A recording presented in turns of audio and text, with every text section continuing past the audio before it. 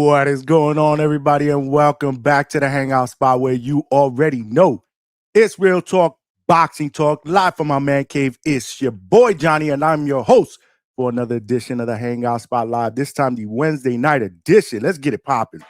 Let's get ready to rumble! Here's Johnny. Yeah, and I just want to thank everybody for rocking out on this Wednesday night, man. We had an epic show on Monday, man. If you guys were on board, I appreciate you guys for watching, man. We had a great interview with undefeated lightweight Corey, Too Smooth Marksman. He was in the building. A potential opponent for our guest tonight, man. In just a little bit, we got my man, my guy, the Prince Lucas Bahdi will be in the building. Yes, sir, man. Another undefeated lightweight who is coming off a victory about 2 weeks ago, about 2.5 weeks ago. We were at Caribbean Royale, live and direct. The Hangout spot was there. Shout out to Most Valuable Promotions for putting together 2 back-to-back cards, Friday and Saturday night. And Lucas won on Saturday night, defeating Roger Gutierrez by unanimous decision in a WBA title eliminator. He will be here in just a little bit. Corey Marksman, who is also undefeated. These guys were supposed to fight at some point last year in November, and Corey had to pull out with a shoulder injury. We'll see if that fight will happen somewhere down the road. I know Lucas wants a shot at a title, but the current WBA champion right now is a bit busy with Jake Paul. That fight's going down in November. But y'all know the deal, man. We doing it up here. If you guys were on board our epic Sunday show in 6 hours, man, we were rocking, man. We were absolutely rocking, man. And this week, the rest of this week is going to be on fire, man.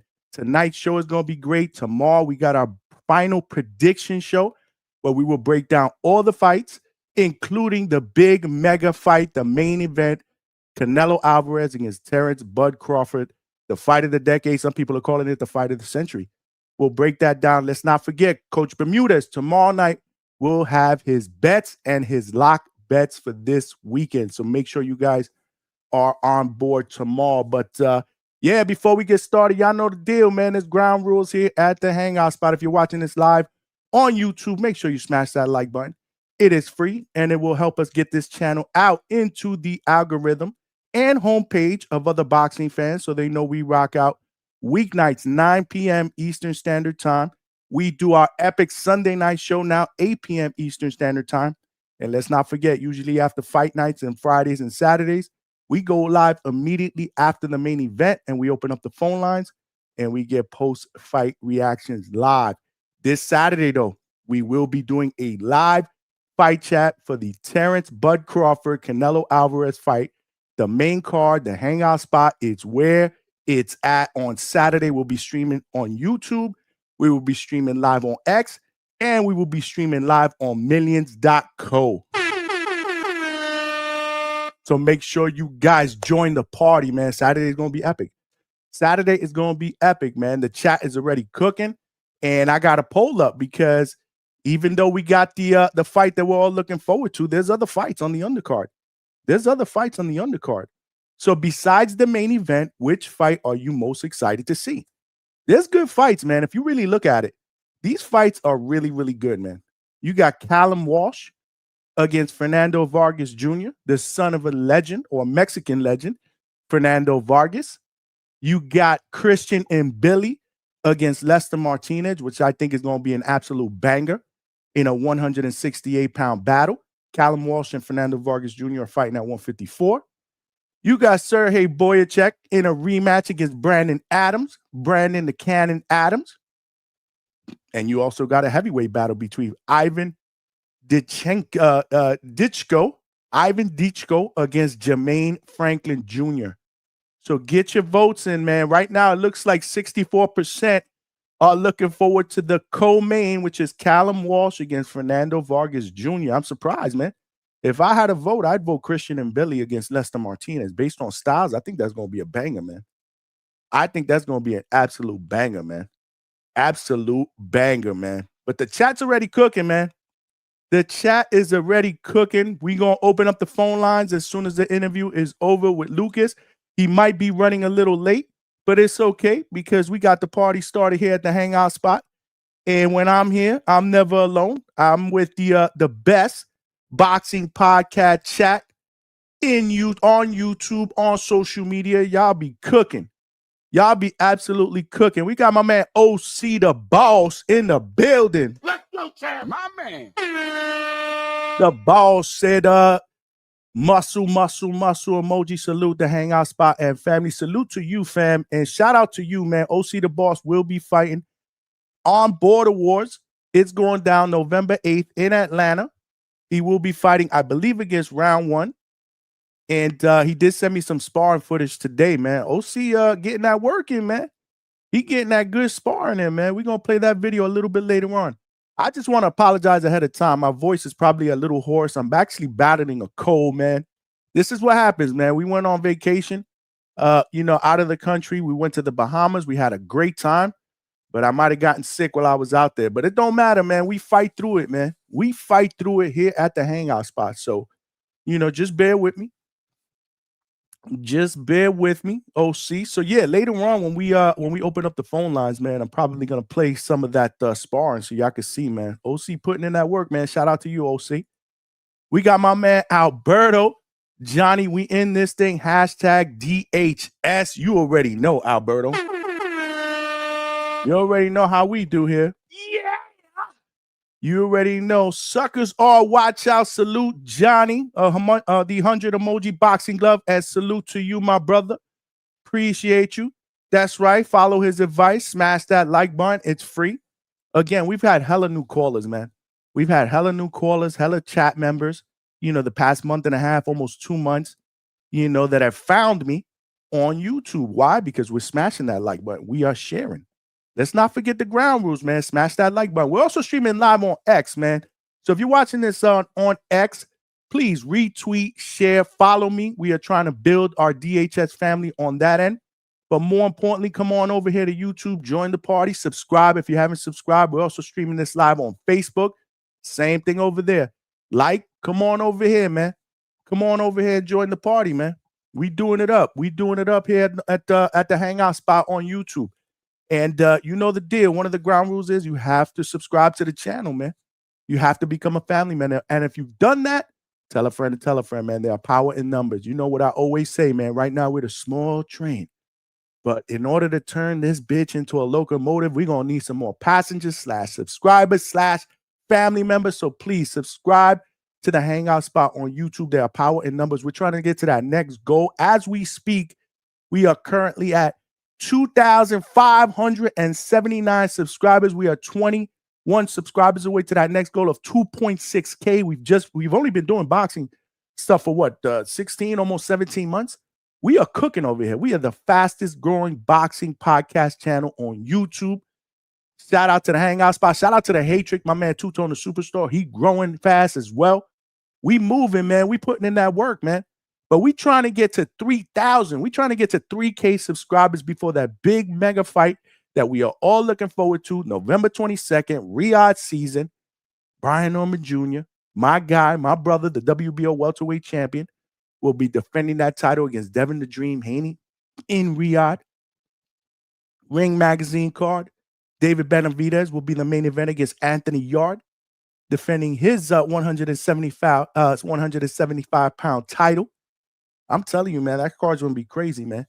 You got Jesse Bam Rodriguez against Puma Martinez in a unification. I think that's probably for Undisputed, if I'm not mistaken.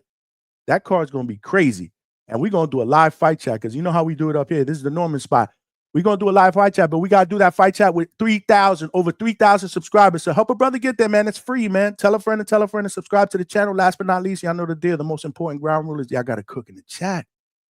Y'all got to cook. Y'all got to interact. I got the best boxing podcast chat out there. I'm sorry, man. Yeah. I firmly believe that, man. I got guests that come here. Y'all know the coaches be on here. Coach Bermudez, Coach Brian Norman Sr. He be reading the chat, and they be giving y'all props, man, because y'all be cooking it up. Y'all be trolling each other, and it's okay. I love a little bit of trolling. Y'all be trolling me, but it's all good, man.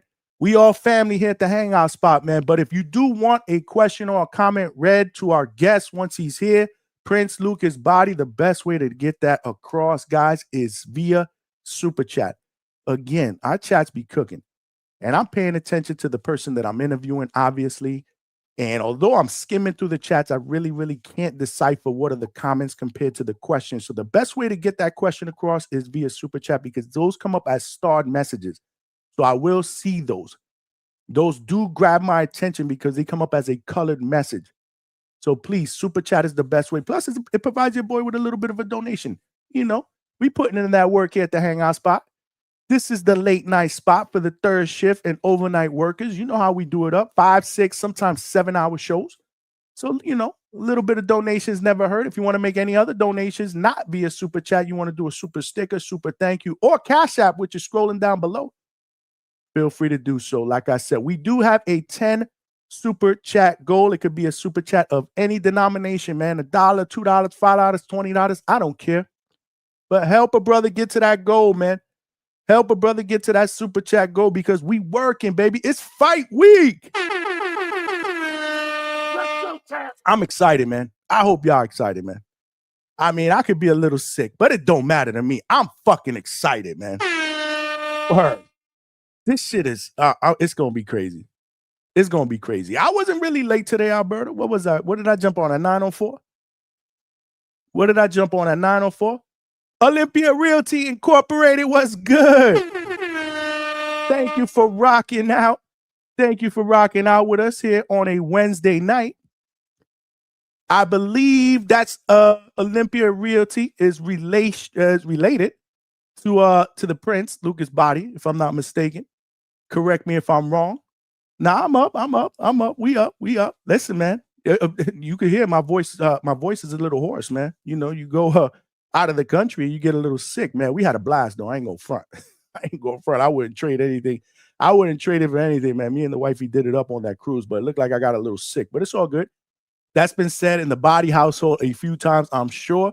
Okay, so that's what I'm saying. There's some familiarity. We gotta wake up. Lucas Bahdi, though. I don't know where he's at. I send him the link. Let me see if I can get him on DM. But yeah, while I'm trying to get let me make sure he got the link, because sometimes I'll be forgetting the link. Yeah. Hold on one second, y'all. Apologize for the dead air here.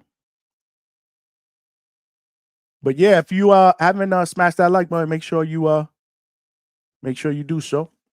Let me send him a reminder. You know what? I'm gonna resend the link just in case. So just bear with me. We are here fight week, y'all. I'm excited, man. I'm excited, man. All right. Yeah, I think he got it. Yeah, he'll be jumping on in just a few minutes. True Power Media was good. Hit them likes for Johnny. You got it. Cameron Fields was good, my sister. Salute, peace and blessings to you and the chat. Salute to you, my sister. Thank you for rocking out on a Wednesday night. Who should Lucas fight next? Well, we're going to find out. We should be getting him in here in just a couple of minutes. He just responded. Lost track of time. That's all good. Olympia Realty said, and Billy is an absolute animal. You ain't kidding. That's what I'm saying. I think that fight based on styles and entertainment and action, I think that's going to be the fight of the night, man. I'm sorry, man. We got Coach Brian Norman Sr. with the first super chat of the night. Coach, we got to throw the woo for you.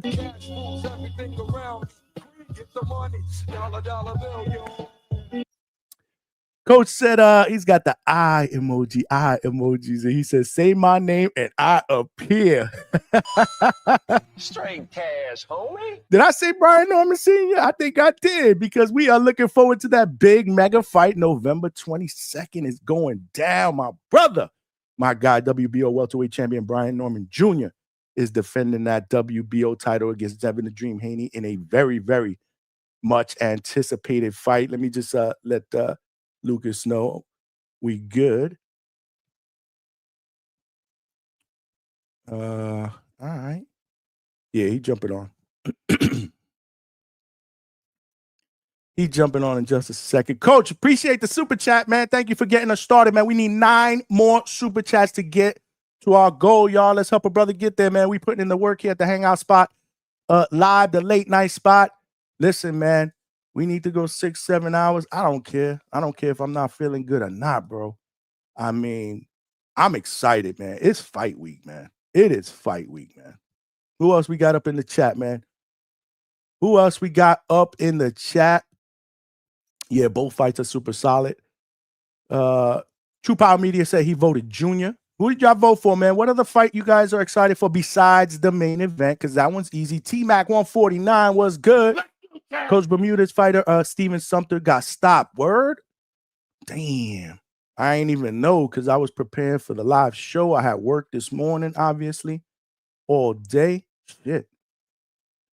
That's crazy. Yeah. T-Mac 149 is reporting the news, man. Was Coach there? Yeah. If it happened in Vegas, he was in Vegas. He was on the show Monday already. Because remember, Nelly Hernandez is fighting tomorrow on tomorrow's card. He was called in as a replacement, so he will be fighting on a card. So Coach Hector Bermudez is already in Vegas. Coach Brian Norman Sr., you be in Vegas, right?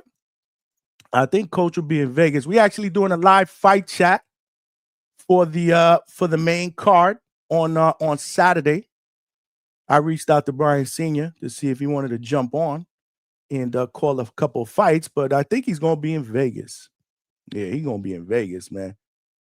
Yeah, Coach was in the ring. Yeah, he's there. He's there. If that shit happened in Vegas, he's definitely there. Damn, Steve something. Yeah, bros. He got outclassed and stopped. Damn. No bueno. Alberto said, damn, that's unfortunate. You can't win them all. It is what it is, bro. This is boxing, man. Absolutely, man. You're going to win some, you're going to lose some, but it's never a loss. It's always a lesson, man. Never a loss, always a lesson. Alberto said, tell a friend, y'all. That's right with the muscle emoji. That's the ground rule here. Tell a coworker or cousin or even a stranger at the grocery store. Let's work. I love it, Alberto. Let's work, baby. It don't matter, man. Tell them all, man. We doing it up here at the Hangout spot, man. We doing it up here at the Hangout spot. Smash that like button, man. Again, if you guys got a question for our guest, the best way to do that, our chat is already cooking, man. We streaming on 3 platforms right now. YouTube is a main platform. Make sure you subscribe. And we streaming on X, and we also streaming on Facebook Live. So, yeah, man. We got to get this party started. But, yeah, so it looks like my guest is here. Like I said, without further ado, man, I want to bring in my guy. We've had him on before. He's family here at the Hangout spot. He's undefeated. He's 20-0 with 15 wins via night. He is ranked in all the sanctioning bodies. In fact, he is coming off a unanimous decision victory in a title eliminator against a former champion. I was there, live and direct. He put him down and won the fight. And now, let's see what's next, man. Hopefully a title shot. But without further ado, I want to get my man in, Lucas Prince Bahdi, a.k.a. Mr. 3-Piece and a Biscuit. What's good, champ? What's good, man? Welcome back to the Hangout spot. Thanks, brother. Good to see you again. Yeah, man. Good seeing you, man. It was a couple weeks ago, man. We were at Caribbean, man. You did your thing, man. How you feeling, man? How's everything going? Good. Feeling good. All recovered, healed up. Back to training. Man, that was going to be one of the questions I was going to ask you. You ready back in the gym? I mean, it's been 2.5 weeks, though. So, right? About 2.5 weeks? Yeah. Since the fight? Okay. So you're back at it. That's what's up. Before we get into some of the other questions I got, let's go back 2.5 weeks to that night. Again, unanimous decision victory. Tough dude, Roger Gutierrez, former champion. Your first 12-round fight. So first thing I wanted to ask you is, how did you feel? How did you feel after going 12 rounds for the first time, and overall rate that performance for you? I felt good. I mean, it's not too much of a difference between 10 and 12. I mean, if you could do 10 most of the time, you could do 12, no problem. My performance, it was a good performance. It wasn't my best, but I would say about a 7.5 out of 10, maybe a 7. I think I could have done a couple things a little different. Could have stepped on the gas maybe a little bit more at times. But he's a tough dude. And I think after I knocked him down in that 6th round, the last 6, he was more just there to survive. He wasn't trying to even win, so he wasn't engaging as much. So he didn't give me the openings that I was looking for to get that stoppage. Yeah, I mean, you put him down with a hell of a right hand, man. I mean, a hell of a right hand. But unfortunately, it happened pretty much towards the end of the round. Yeah, So you didn't have an yeah. opportunity to try to finish him, man. Do you think if there would have been a minute left, that fight would have been over? If there was 20 seconds left, I would have finished him. He was hurt really, really bad, and he recovered really well over the minute break he had. But yeah, I think if I had a little bit more time in that round, I would have finished him. I was going to ask you. So, what is that one thing that you feel that you could have done better in this fight? I think I could be a little bit more busier. I think that's one thing that I need to work on is just throwing more punches, getting that punch output out there, and yeah, I just gotta be a little more busy. Is there any specific reason why you weren't as busy? Uh, no, no, it's more like habit. It's habit. I gotta get in the habit of just letting the hands go. Got you, got you. And there was a clip that I saw. I don't know who posted it. It might have been MVP on their IG, and it was Coach Bailey. Shout out to Coach Bailey that was giving you specific instructions that was right on point before that knockdown. Yeah. So what exactly was he telling you again? Do you remember exactly what he was telling you? He was telling me I gotta use my jab, use my feints to get him to engage too, right? And yeah, I fucking walked him right into that right hand. It was a beautiful shot, nice timing, and just caught him really fucking clean. Right on the button. You were Yeah, surprised that he didn't get. You were surprised that he got back up. I know you were. We spoke after the fight. yeah, yeah. Just because where it hit him, it threw his equilibrium off, and I mean, you could see in the video he fell on the one side and then stumbled and fell to the other side. And usually those are hard to recover from, but he recovered from it. So what's going through a fighter's mind, like your mind? I'm always curious about that. When you see when you knock a guy down like that, and then all of a sudden he gets up. It's almost like what's going through your mind? Like, really? Like, what the fuck? Like, what's going through your mind? I knew he was gonna get up. I just not because I didn't land the punch clean enough. I just knew that he was gonna get up just because of the type of fighter he is, and the type of guy he is. I knew that he's not gonna it's not gonna be an easy one. He's gonna get up and it's gonna be tough. So I was prepared for it. Did you you finished the fight very, very strong. And I know that you had expressed that if there was some more time in the 12th, that you might have been able to take him out as well. Yeah, yeah. I started to land some good shots there as well too. But he's a tough dude, man. He's not there to lay down. He's there to. I mean, he was a world champion for a reason, and this was his opportunity to get back on that world stage and get into that contender status again. Yeah, for sure. We are here with the Prince, Lucas Bahdi in the building, undefeated lightweight, our guy, family here at the Hangout spot. Make sure you guys smash that like button. So I didn't know that that you have a passion for wings like me until that fight night. Did you get to eat those your wings after the fight? I did, yeah, I did, of course. That's what's up. So I got a couple of wing questions for you. That what are your favorite flavored wings? When I eat wings, I like to mix up the flavors because I eat a lot, and I'll get sick of one flavor if I just have one. So I like to have a little mixture. So give me your three flavors, your three sauces of choice with your wings. Just a regular a hot honey, and salt and pepper. Okay, okay. Yeah, those are probably my favorites. Blue cheese or ranch? Blue cheese. Okay, same here. I don't know how people Yeah. eat ranch with wings, but whatever. That's for another Yeah. day. And then the last wing question. You got to settle this debate: flats or drums? Doesn't matter. For me, I don't Which care. which you think is better though? Whatever has more meat, whatever is bigger. I say that. I love to ask people that like wings because I do, and I like the drums. That's just me. My wife likes the flats though. Most people like flats. Birdman in the chat. Birdman in the chat said bone or boneless. Bone in or boneless. Bone. I think boneless is like I don't It's even think not they're real wings, wings. Yeah, they're right? not even real wings. You gotta have the bone. No bone. Absolutely. You got it. You got to have it bone in, man. And somebody said, somebody's like, pause. Come on, man. We mature over here, y'all. What's going on? What's your favorite wing spot? Fuck. That's a good question. That's a good question.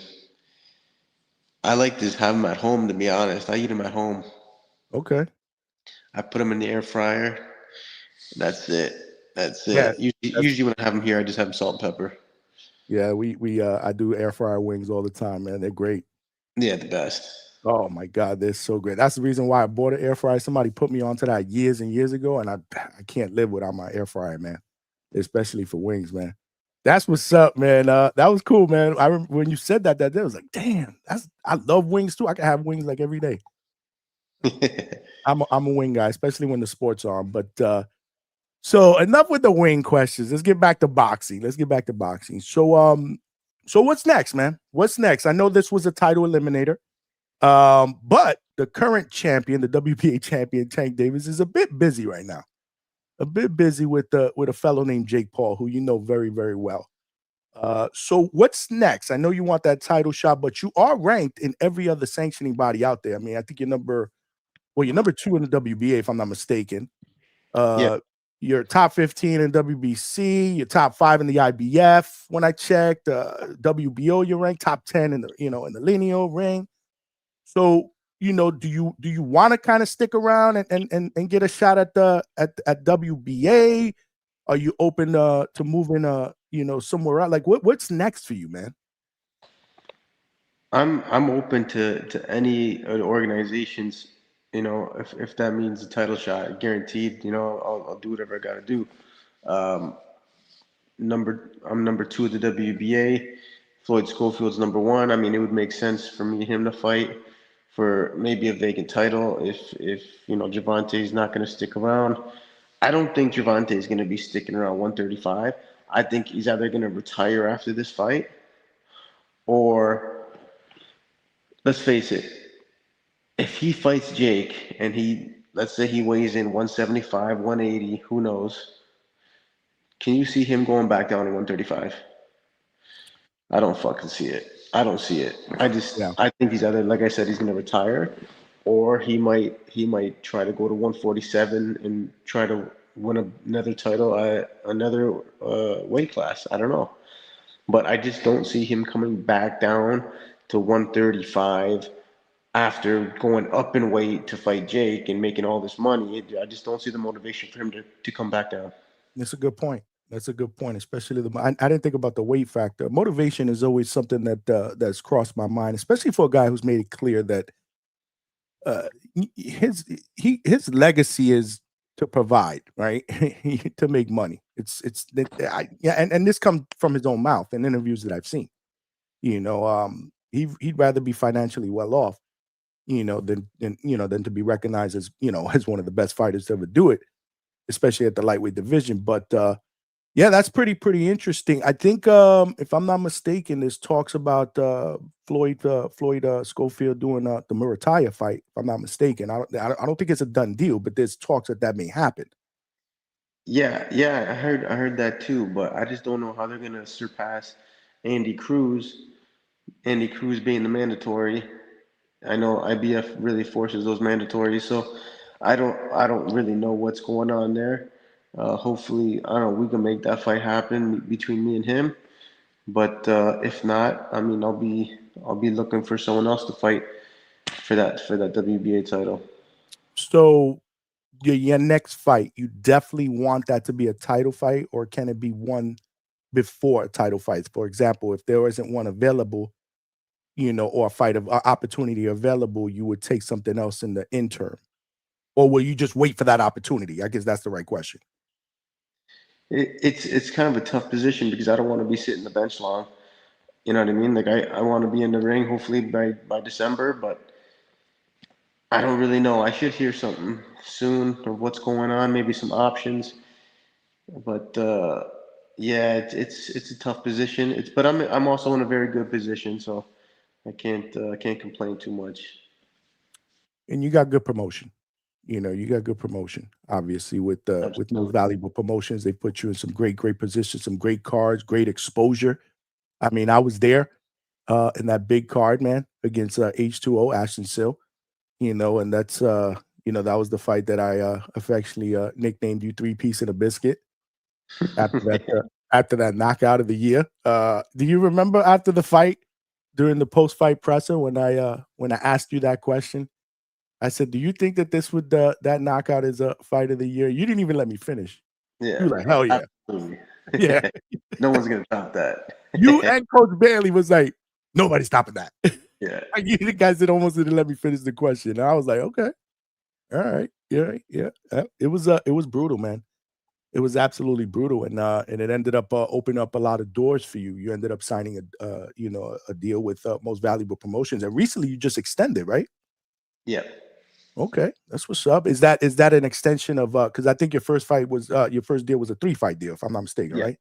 So Exactly. is this another 3-fight deal Or or okay, got you. That's good. How's it been? How's it been with Most Valuable, man?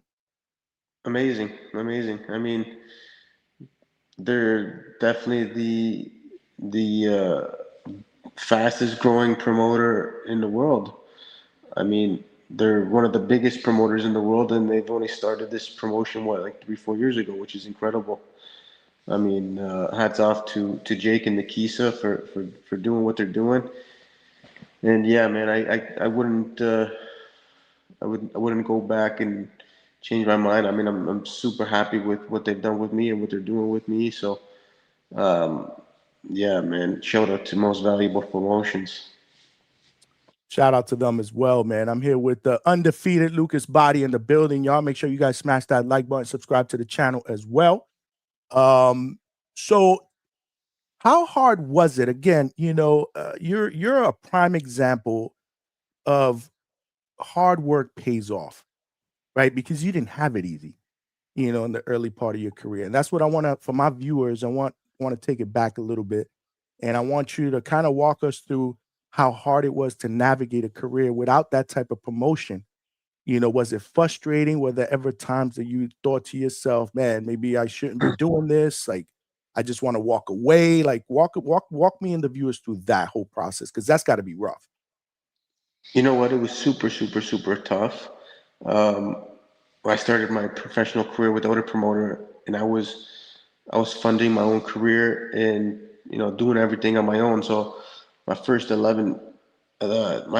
fights, 11 fights actually, I did by myself. I I picked the card that I wanted to be on, whatever. I bought my slot. I paid my opponent. I did everything I had to do just to get me fights. And in Canada, it's very very tough. And it wasn't. I saw my first promotional deal. Maybe I was 13. No, yeah, 13-0, and I got 3 fights with that promoter, and basically that contract expired. But in Canada, my whole goal was like just get me, 15 and 10, 15 and sign with a big promoter. And I honestly thought it was gonna happen earlier than that, but it was tough, man. Like the American promoters don't really look at Canadians. They don't really care because there's a million guys that are 10-0 in America. So many good talents just right there in front of them. So why would they come to Canada to pick up a guy like me? So it came to a point where my promotional contract ended with my local promoter here in Canada, and then boom, I get this phone call to fight H2O, and I was just like, oh my god, this is crazy. I'm like, this is my calling. This is it. This is how I make my breakout to America. How I make the world stage now. Took the opportunity, 3 weeks notice, boom, knock him out, and then I get my opportunities. I get all the promoters calling me. I, every major promoter called me, and I obviously I picked Most Valuable Promotions. They were the best suited for me. They gave me the best deal as well, and I'm super happy about that. But yeah, it was very very tough, man. I mean, I've been pro since 2019. I signed the deal with MVP in 2024. So it was 5 years of just fucking grinding and spending a lot of money and making fuck all, making nothing. And yeah, now things turned around for me. So it's a blessing. I worked really hard, spent a lot of money, and fucking believed in myself 150%. Man, shout out to you, man. That's what I'm saying, man. Just perseverance, man. You know, not giving up, because I'm sure there were times where you're like, fuck this, man. This shit is not worth it. And Not to mention, in 2020, I broke both my hands and had surgery on both my hands. You know, a lot of people thought my career was over. A lot of man, people thought I was finished. Not one fucking negative doubt I had in my head. Not one. I was just like, I'm gonna heal these hands and I'm gonna get back to fighting. And my right hand was very complicated. No doctors could figure what was wrong with it. Because even after it healed, it was still messed up. After a full year after that fight where I broke my hands, that's when I had the surgery. So I was out of the ring for a year and 6 months. wow. And so, like I said, a year after the fight, I had the surgery. 6 months later, I was back in the ring. It was a quick turnaround. And it wasn't until like about a year after that until my right hand was fully healed. I was still having a lot of pain. Now I got no issues, knock on wood. But yeah, it was a struggle, man. It was a struggle. Yeah, that's what's up, and that's why I wanted you to kind of talk about that, because I interview a lot of young fighters that are going down the same path as you, right? They're not lucky enough to have a major promoter, you know, out of the amateurs, and they're trying to move their way up. And the biggest thing about them is they want to stay busy, but it's not easy, you Yeah. know. But so, what's one piece of advice you would give to that same fighter that went through, or that's going through what you went through today? You know what? It's all about mindset. It's all about mindset and just believing in yourself and working extremely fucking hard and never giving up. Because I never gave up for one fucking second. I knew that it was only a matter of time. It's only a matter of time. I'm doing everything right. It's only a matter of time, and it all works out at the end of the day. That's what's up, man. Lucas Bahdi's in the building. Y'all smash that like button. And again, man, just opportunities, man, when they come around, man, because H2O was supposed to fight Floyd Schofield, if I'm not mistaken, That's right? what I'm saying. Like this, there's a huge story to be told if me and that That's Floyd, if we get matched up. There's a huge story there. you Now know we're how both not how how soon was that again that you knew that you were gonna fight him? What was the time frame? H2O. Yeah, 3 weeks. 3 weeks. Wow. Yeah. That's crazy, man. This is why I love these stories, man. This shit is incredible, man. You go in there, you get the opportunity of a lifetime, you take advantage of it, and look at us now. Yeah. You know, look at us now. You're on the cusp of getting a title shot. You're hanging out with me at the hangout spot. That's what's up. My man Lucas is up in the building, man. Somebody put in the chat. Toledo Tree said, "How's it going pro during COVID? How was it going pro during COVID?" I turned pro 2019, so Yeah. I almost less just under a year uh, prior to COVID. But I fought every month for 9 months straight, and then COVID hit. So I had 9 fights, 9 months, and then boom, COVID hit, and then I was like a 9 month layoff, and then I said, "Fuck it, I'm going to Mexico." Went to Mexico, and then I broke both my hands. Oh, then that's when you had the layoff, right? The year and a Yeah. half. Okay, got it. Got it. Well, what a journey, man. That's what I'm saying, man. When this is all said and done, you got to write a book. Yeah, everyone's got their story, right? I mean, it's pretty Everybody's got a crazy. story, man. Make sure you put the 3 piece of the biscuit in there, though. Olympia Realty Incorporated, which you are familiar with, correct? Yeah. Very familiar with, if I'm not mistaken. Lucas is a tough guy, man. Bring Schofield a body and see what happens with the bomb emoji. Okay. Okay. Appreciate you. Appreciate you. We're here with the Prince Lucas Bahdi in the building. Damn, what was the next question I was gonna ask you? Shit. Did you so real quick, and I know you touched on this before, but I'm sure there are a lot of people in the chat that did not get to hear this the last time you were here. Just real quick, when did you start fighting and what inspired you to be a fighter? Like when was my first fight? I was probably like Well, no, like 14. when you started fighting, and then when what inspired you? Like when did you say, "This is what I want to do for a living. I want to become a professional fighter"? Was there a certain age where it clicked? Probably like 2011. I would have been like 16 is when I really wanted to focus on boxing. But at the time it was Olympics, right? I never really thought about turning pro at that time. It was just for me it was just Olympics, and then it wasn't until like years later is when I thought, the pros would be great. I have the professional style, and yeah, it was all about Olympics before that. Well, and you won about what 3 nationals? 3 national titles, yeah. 3 nationals. Were you always a big puncher, even in the amateurs? Yeah.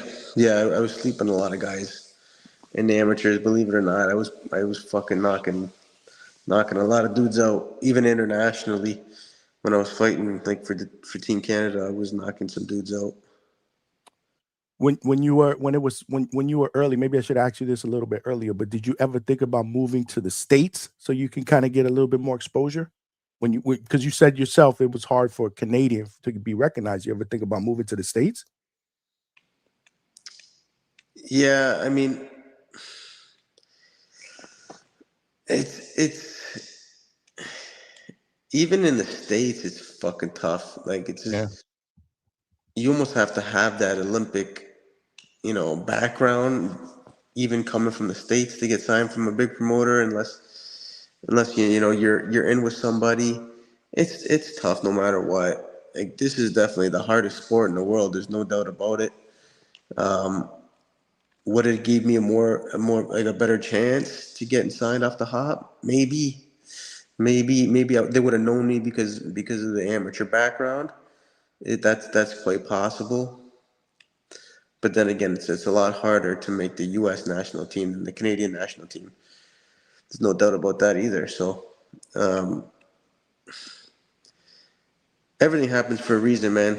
Everything happens for a reason. So I'm happy to be in the position I am right now.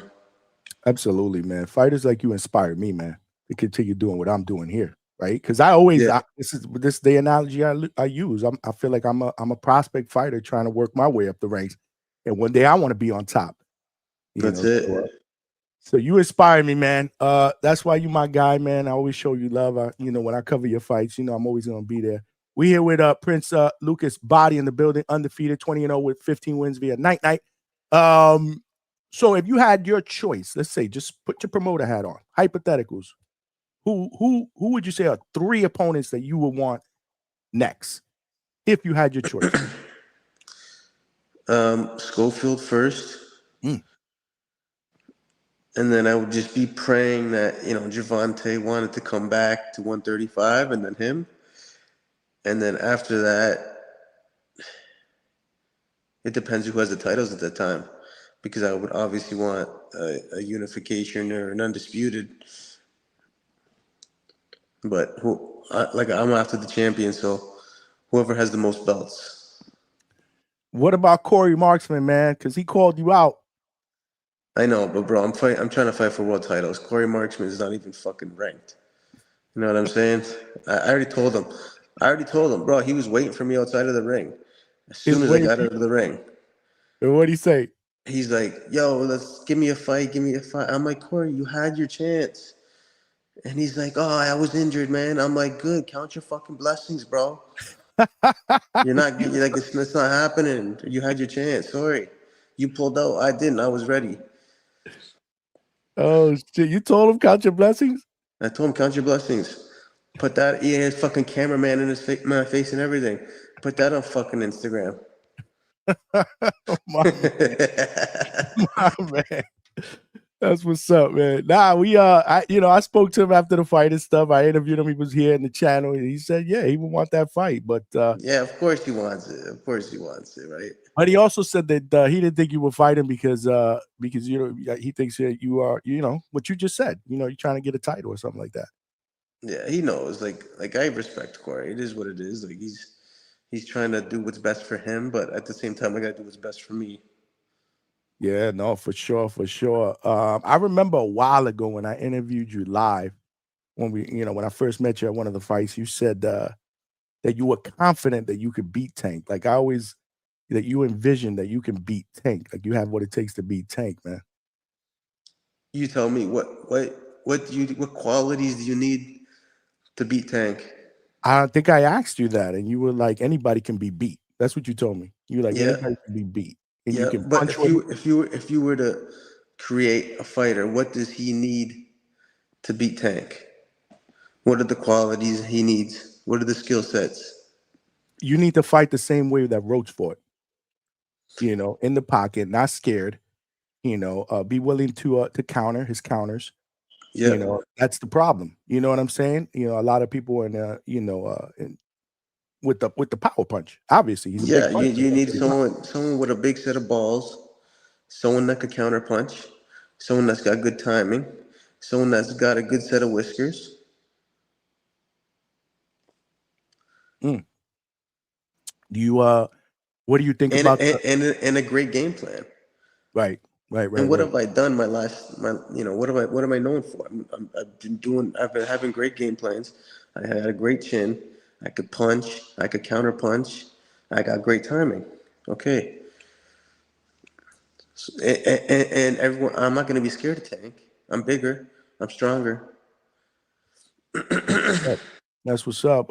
Yeah, man. Hopefully, you guys can make that happen at some point. I don't know what's gonna happen. I mean, I was thinking maybe he would, but then what you said earlier, I'm thinking, damn, that's true. I never thought about that. Maybe the motivation and gaining all that weight. He wouldn't want to come back down. That's a good thought, man. But we'll see. What do you think about that fight though? Like what are you expecting? What do you think about that fight? Him against Jake Paul. Jake's just too big and strong, bro. So do you think he knocks him out? Knocks out Tank? I think Tank could survive because he's got great feet. But I mean, if Jake catches him, fuck, bro. Like, I would not want to get hit by a heavyweight or even a cruiserweight. You know what I mean? Just the weight behind it. He's gonna be flying all over the ring every time he gets touched. It's true. There's weight classes for a reason, man. I mean, but then again, like Jake's got to be careful too because that little fucker could punch. He said that little fucker could punch. He can't punch. That's what I'm saying. He can punch. Wow. Yeah. I don't even know what to expect, man. I honestly don't even know what to expect. It's gonna be interesting, man. It's gonna be a great fight just to watch and for entertainment. It's great entertainment, and that's why that Jake Paul's the best promoter out there. Yeah, no doubt. And he puts together good undercards. Is there a possibility you could probably be on that undercard? I don't know. I wish I knew more, but it's getting close, and they haven't gave me any options there yet. So, but you fought twice already in 2025. Do you want to get one more in before the year's out, or do you? I do. I do. I'd like to get one in December. Okay. Got you. That would make sense. Lucas Bahdi's in the building. Y'all make sure y'all smash that like button. It's a fight that I always liked. I thought would be intriguing. Prince versus Prince. You against Albert Bell. Now that he's at 135. You know who Albert Bell is? Yeah.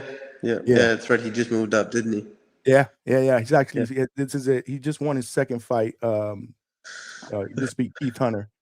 He's a good fighter. Albert. He's a good fighter. Yeah, man, the Prince versus Prince, because his nickname is the Prince. That would be something. I'm surprised we ain't got somebody in the chat, Toledo Trees, who's a big Albert Bell fan. I'm surprised he hasn't put that in the chat. Maybe he did, because the chat is cooking right now and I didn't see it. But that would be a fight that intrigued me. Prince versus Prince. That would be dope.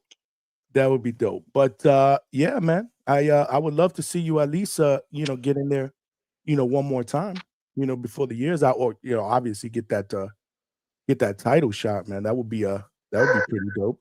But so what do you are you so I want to get your predictions on a couple of fights. And maybe the dog wants to give me those predictions. I hear him in the background. But that's a big dog. She's a big girl, yeah. Yeah, I can tell. I got small dogs. So are you a fan? Like when you're not boxing, you're not training, are you you watch the fights? Or you like will you be tuned in this weekend? I watch it. I watch every fight. Okay, so you're a fan of boxing when you're not fighting or training. Yeah. So break down who you got, man. Break it down for me. Who you got, Canelo or Crawford, and why? I'm a huge boxing fan. However, I'm fucking terrible at predicting fights. Which means you're probably gonna pick the winner. Because we're gonna overthink it and get the shit wrong. My heart's is set on Crawford. I just think Crawford's based at what they've shown in their last few fights. Crawford's he's still got that dog in him. Canelo doesn't as much. He looks like he's sparring. And I think that's going to be the difference in this fight is Crawford wants it more. So you got Crawford winning the fight? Yeah. By decision? Yeah. You don't see any world where he knocks out Canelo or stops him? I mean, I wouldn't put money on it, but it could happen. It could happen, but I would say I would lean more towards the decision. Olympia Realty agrees with you. Good pick.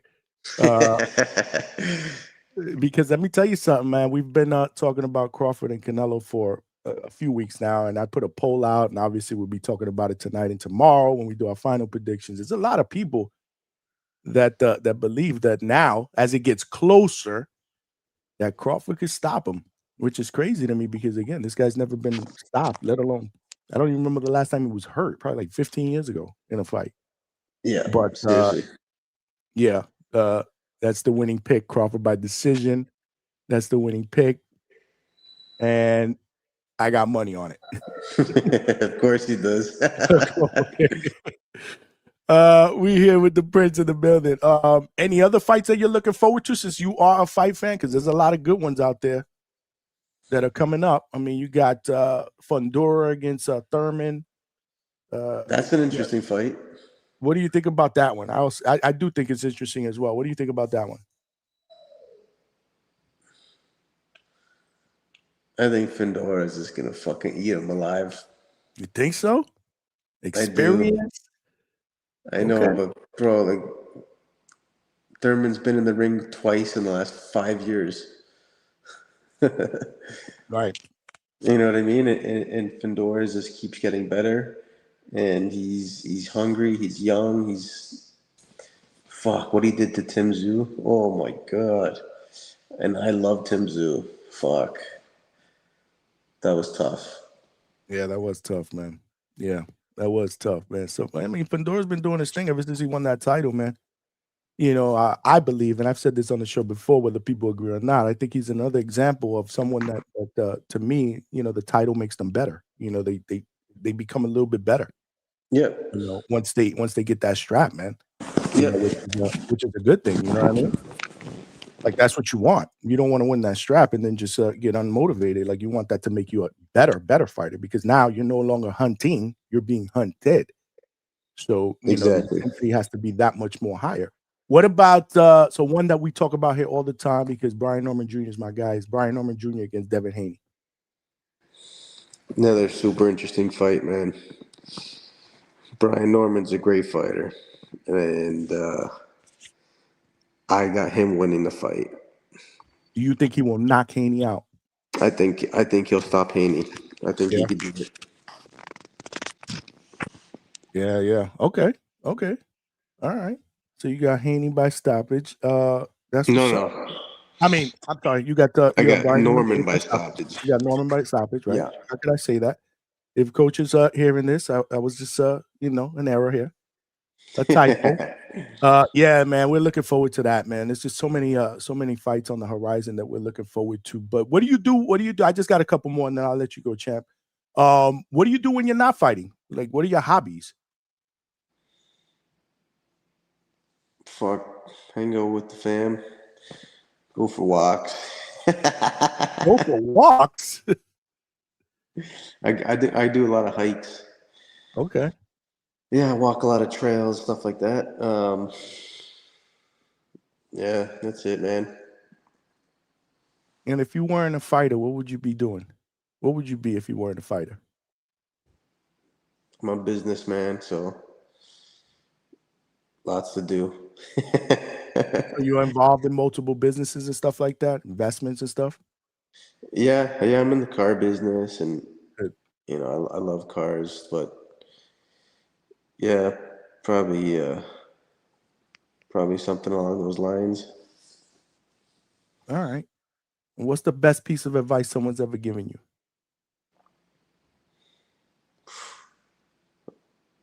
I don't know. Man, That's you a good gotta question. get that because that gotta be in your book. That's gotta be a scripture in your book, man. I'll have to think a little longer and harder about that one. Never give up. Never give up. I mean, you are the perfect example of that. Taking advantage of all the opportunities. I mean, hard work pays off. I mean, they all sound cliche, man, but they all fit you like a glove. Yeah. And on top of that, you're a great dude, man. And I appreciate you always showing me love. And this has been great, man. This has been great. What do you want to tell your fans, man? If you don't know me now, you will know me very soon. Hop on that bandwagon if you want, because I'm coming for the titles. That's what I'm talking about. And now, so you feel one more. Since you say that 135, you feel good there? Do you feel like you're gonna be there for a while? Do you feel like a move to 140 is close and near? No, I could make 135, no problem. We'll see. Maybe go down to 130 after I win the title at 35. Go down. I'll probably be the first fighter ever to go down after winning. Shit, and then I'll jump back up to 40. you think you could do that for real? I think I could do it. Do I want to do it? No, but I think I Right. could. Damn. It's definitely a possibility. You're punching at 135. You be punching at 130, boy. Yeah. That's crazy, man. Where can they find you on social media, champ? At Prince Bahdi. On IG? I'm mainly Instagram. I'm not too active anywhere else. That's what's up, man. Well, you know you family here at the Hangout spot, man. Thank you, bro. It's always great talking to you. Always, man. I'm always rocking with you, man. You're always welcome back. You got to come back once something gets announced, man. Hopefully, we'll get you back when something gets announced. We can talk about it. Let me know. Keep me Absolutely. posted. Tag me on whatever, so I can tag on my social media and promote and make sure that the Hangout Spot family, we're gonna follow you and show you love, man. Perfect. I appreciate it, bro. I appreciate you, man. I'll let you go, man. Thanks for the interview, champ. Appreciate you. I'll keep in touch with you. Okay. Have a great night. All right, you too. Ciao. There you guys have it, y'all. The Prince, Lucas Bahdi in the building. Undefeated lightweight, 20-0, 15 wins via knockout, and he's just coming off a unanimous decision victory 2.5 weeks ago. We were in the building. The Hangout Spot was in the building. That was the weekend where we were boots to ground on the Friday and Saturday, man. The weekend where we put that work in, man. We put that work in, man. We got a lot of good content that weekend. If you guys haven't checked out all that content, make sure you check it out at the Hangout Spot on YouTube. While you're there, Text somebody and tell them to subscribe to the channel. We are close to 2.6K. Let's see if we can get there tonight, man. Let me see where we at. We needed 21 when we started. Come on, man. We ain't got no subscribers yet, man. Y'all got to hook a brother up, man. Come on. It's free. It's free, man. It's free. There are power in numbers, man. We got to continue to build this DHS family, man. There are power in numbers, man. Look at what we're doing, man. We're getting all these interviews. This is actually the second undefeated fighter that we've had in the same weight class this week. We had Corey Marksman on Monday. We had obviously Lucas Bahdi on Wednesday. I did ask him about a potential fight between each other. But Lucas wants a title shot. He wants to try to maneuver a title shot. His win against Roger Gutierrez this past 2.5 weeks ago in Orlando was supposedly a title eliminator for the WBA strap, but we all know the WBA champ, the current champ, Tank Davis, he's busy. He's busy handling some business, or as others would say, some shenanigans with Jake Paul. But I'd love to be able to see him fight Floyd Schofield, man. I think that's a great fight. Olympia, I agree with you, man. Thank you for rocking out and being active in the chat. Thank all of y'all for rocking out and being active. We doing it up here at the Hangout spot, man. This is where it's at, man. This is where it's at. Smash that like button, y'all. Smash that like button, man. You know the deal, man. We working overtime. Subscribe to the channel. Make sure y'all subscribe to the channel on YouTube. It's free. We trying to get to that next goal of 3,000 subscribers. Help a brother get there. I thought it was a fantastic interview, man. It just I love chopping it up with Lucas, man. Great dude. Always shows me love. Coach Marcus Walker in the building. Floyd Schofield Jr. would be a great fight. Yeah, I would love that fight. I would love that fight. Absolutely, I would love that fight. Vega's in the building. Well, it's up in the air right now. He did mention some possibilities of people that he'd like to fight. But we'll see. He did say he wants to get one in before the year is out. I think that's a good idea. If he can get one in December, if he can get on that Jake Paul and Tank card, I know that's in November, right? That's in November. Might be too quick of a turnaround, or maybe not. I mean, maybe not. We're in the what? The beginning of September. So yeah, let's see. Hopefully, he's fought on that platform before. He was on the undercard of the Jake Paul Mike Tyson, the big one over there in AT&T Stadium in Dallas. He was there, as a fill-in. This is what I'm talking about, man. Fighters that get opportunities, man. 3 weeks, called in as a late replacement. Schofield pulled out.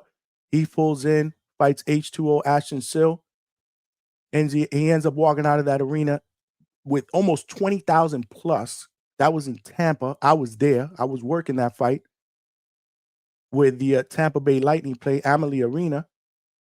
Almost 20,000 people up in there, and he lit that shit up. I never forget the sound of that crowd when he got that knockout over H2O, man. Whew, it was crazy after that. Changed his life. You heard him after that. Phone calls the next day.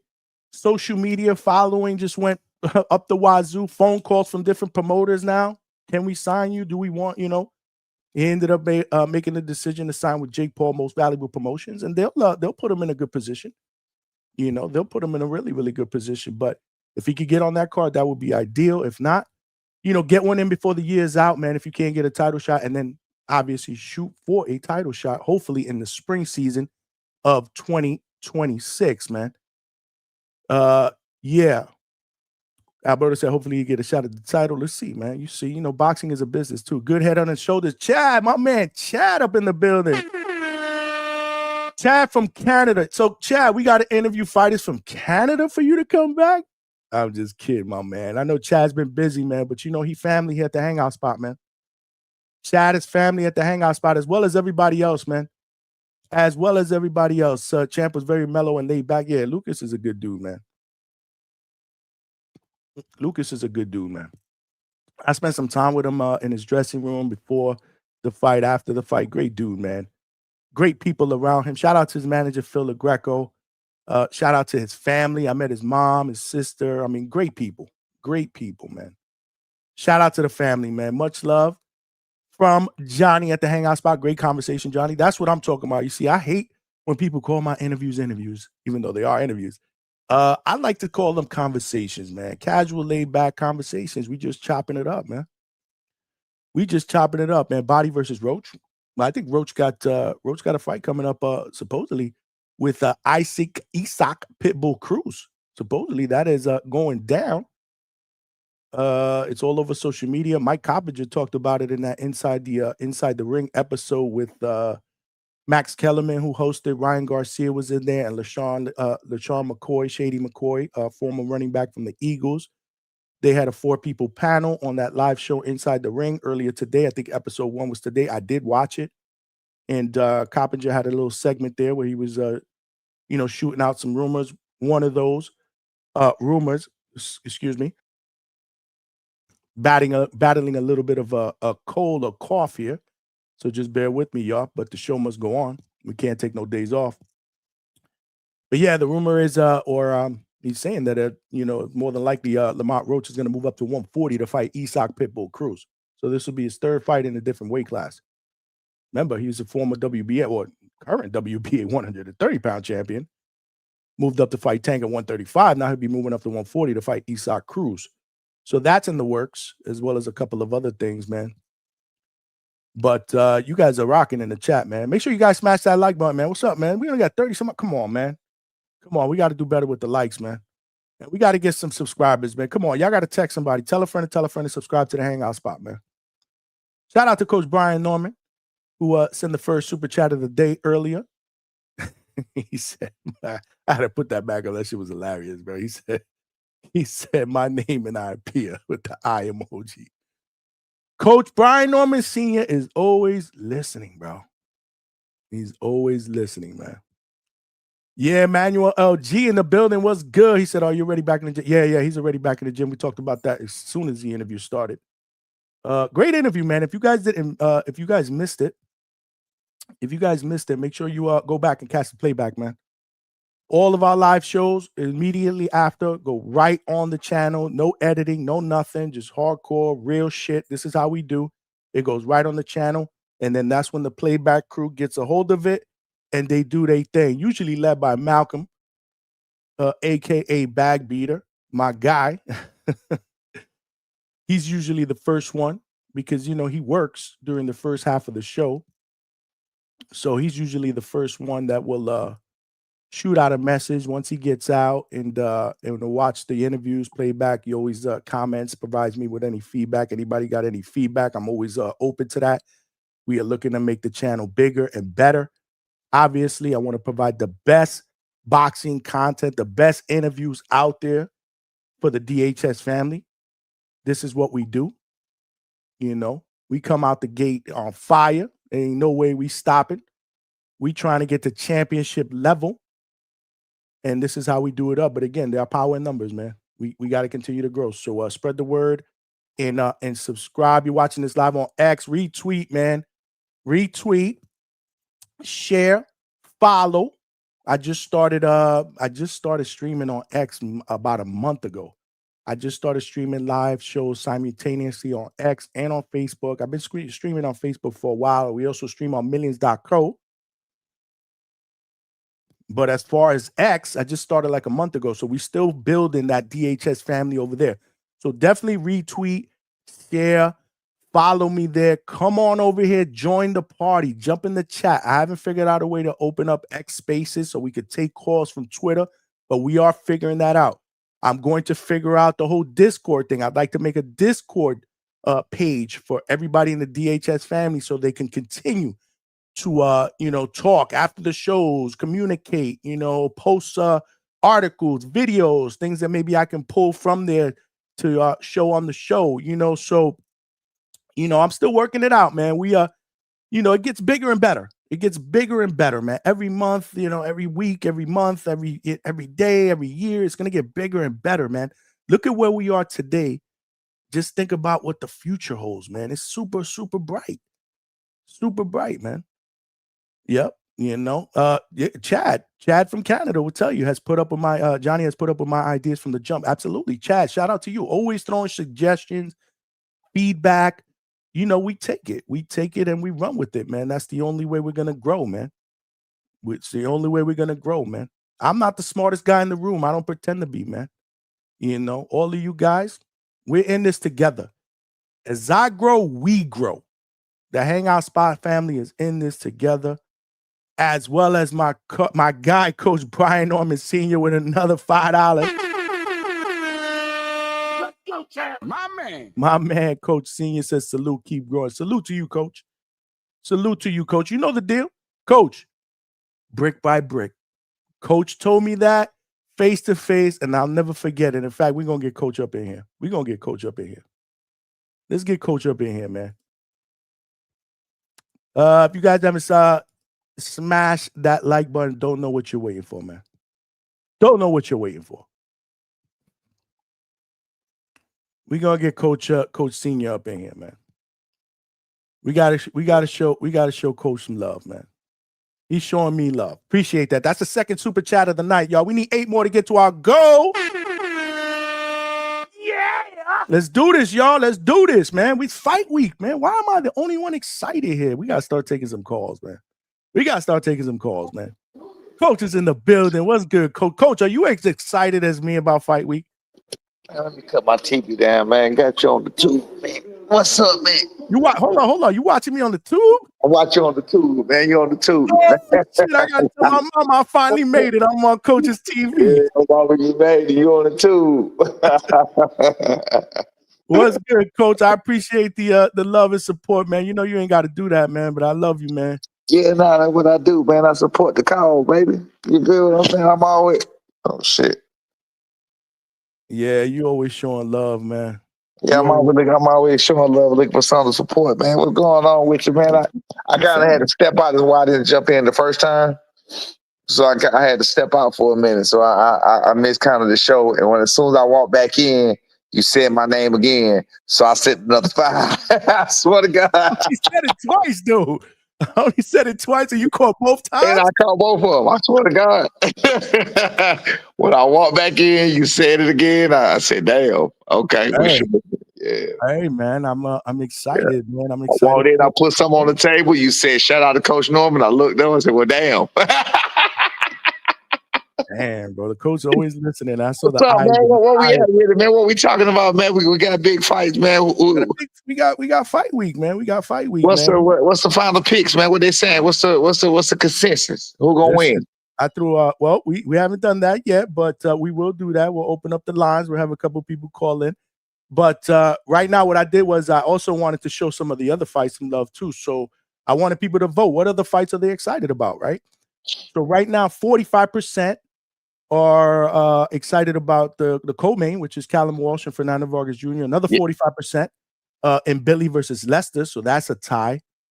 10% Boyacek, Sergey Boyacek against Brandon Adams, the rematch, and nobody's excited for that heavyweight fight between Ditchko and James Franklin Jr. Wow. Okay.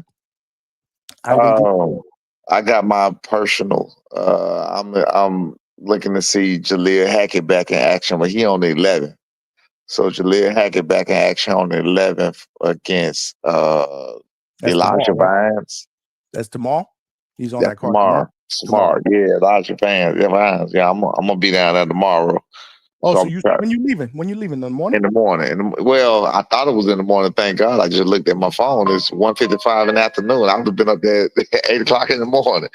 So I thought it said 11. So I'm blind. Why you ain't got your glasses on? It's true. You be wearing glasses lately. That's what I just put on the table. That's what I'm telling you. I walked back in. I left. I had to get my glasses adjusted.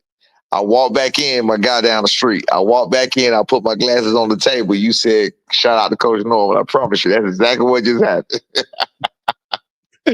So anyway, but yeah, so anyway, I thought it was 1:55. I thought it was 11:55. It's damn 1:55 tomorrow. So anyway, I'll be there. And I'm gonna try to go to the fight with Jaleel Hackett at the Fountain Blue Thursday night, tomorrow night. And I think it's supposed to be some fights again Friday night. I'm gonna see how we work that out. Then I'm gonna go over there to Ness at the watch show with Ness where Ness at. You know what I'm saying? You're gonna stop by at I think that's in a sports bar. Yeah, but you can't really say the address right now because I don't even know it yet. You Yeah, probably don't even know it I either. don't know it. Yeah, I don't know Yeah, that. everybody just said you don't know it either. Shit. I don't know it. I'm not gonna be there. It's some kind of Yeah, bar. Or something. yeah, it's I a don't even private know the name of it's it. a I don't private even know the name location. of it. I don't even know the name of it. I don't even know the name of the place, to be Yeah, honest. that's what I'm saying. It's a private location. So yeah, I'm gonna swing through and holler at Nest until probably up to closer main event time, and then I'm gonna go ahead and go to the fight because I got to. I end up giving tickets to the fight late. How the hell did you get late tickets like that, man? Hey man, listen. See, this is what I'm talking about, man. You need to start Listen, hanging out with man. the people you hanging out with. Listen, man. This is what happened when your son Just is the know, champion of the world.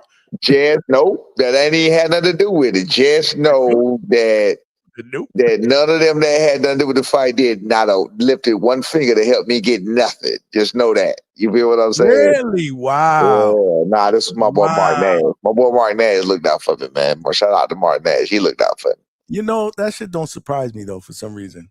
Yeah. It doesn't, it does surprise me for some reason. That's crazy. You would think they'd Yeah, be they all were saying over it. this is the first one that's being promoted by Dana White, so he a cheap Oh, state. right. Yeah, shit is shit's different. Exactly. I'm talking about they was tripping, bro. They wouldn't even giving. I think Teofimo, even though I don't like his ass, I think I heard them saying that he probably couldn't even get a ticket or whatever. I'm not sure if he ended up getting one or not or whatever, but Wow. nah, they tripping, they wilding, man. But it is what it is, you know what I'm saying? Yeah, I heard that dude doesn't even want Suleiman, Mauricio in the ring or none of the sanctioning bodies in Right. the ring. That's what man. Look, it is what it is, man. We're gonna get our fight on, we're gonna do what we do. And hopefully Dana White ain't got nothing to do with what we got going on. Hopefully. And it is what it is.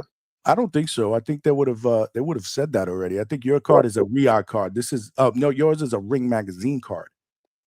Yeah, well, I don't know what it is. So I thought this was a Ring Magazine card. I don't know. Is this a Ring Magazine card or is this Turkey a on the Riyadh shit got card? something to do with it. I mean, why would it not be? I don't know. Is it I mean, Ring? common sense you would think. Listen, just like with Shakur fight and Berlanga fight, you would think that we were there. They had us there. They had us in great seats. We were ringside. We did a press conference and everything else.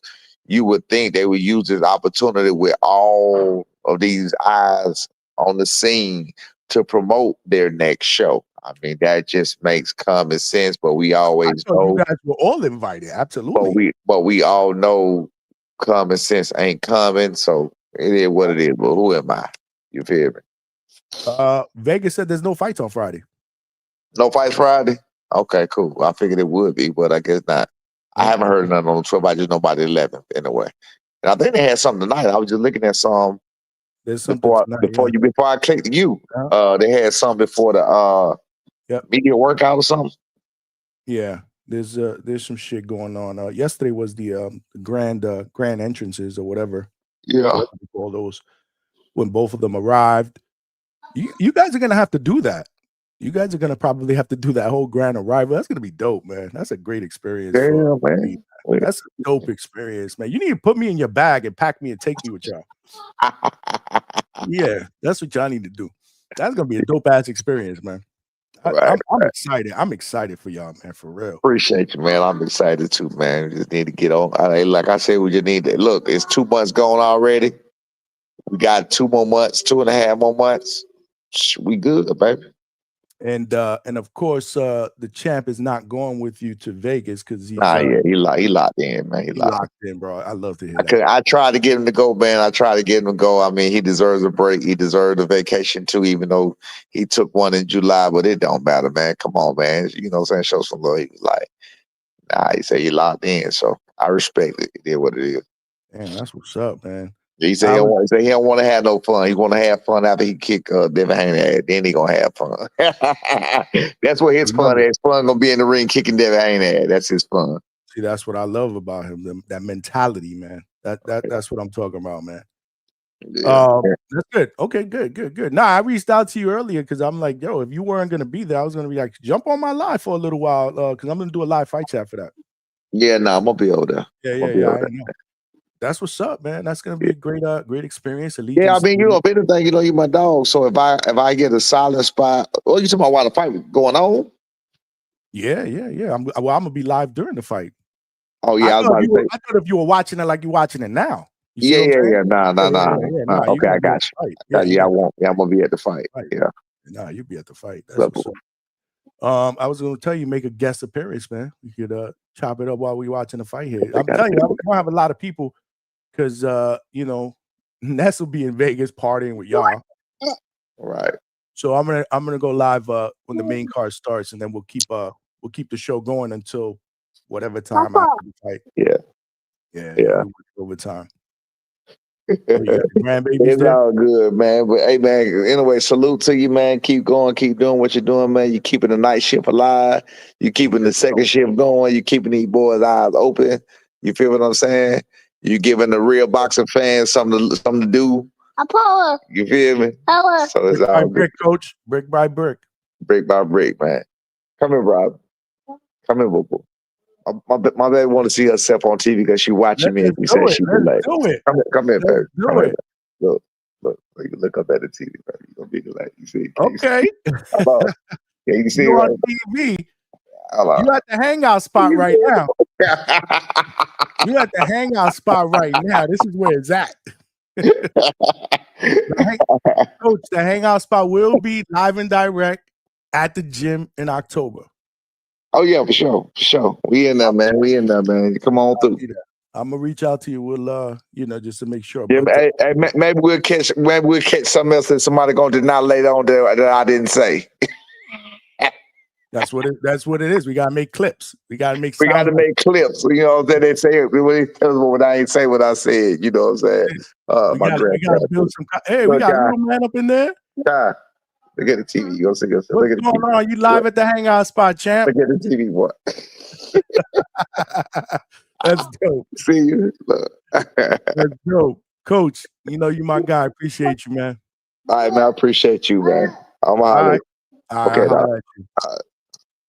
there you guys have it, y'all. Coach Brian Norman Sr. up in the building, doing it up. We live, y'all.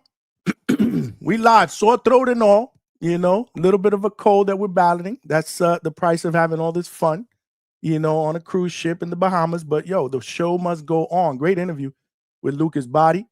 And now we're gonna talk some boxing, bro. Fight weekend is ahead. I think it's a solid undercard. I'm excited about it.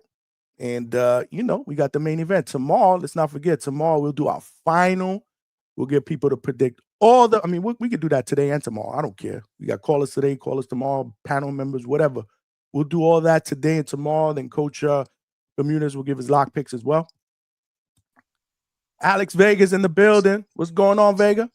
What's going on? How are you? Good, bro. What's going on with you? Chilling, man. Just taking these dogs out for a walk. I only like to jump on when there's a coach on, but I was just deprived of that, and I'm just fucking with you, bro. Oh, is that what it is? Okay.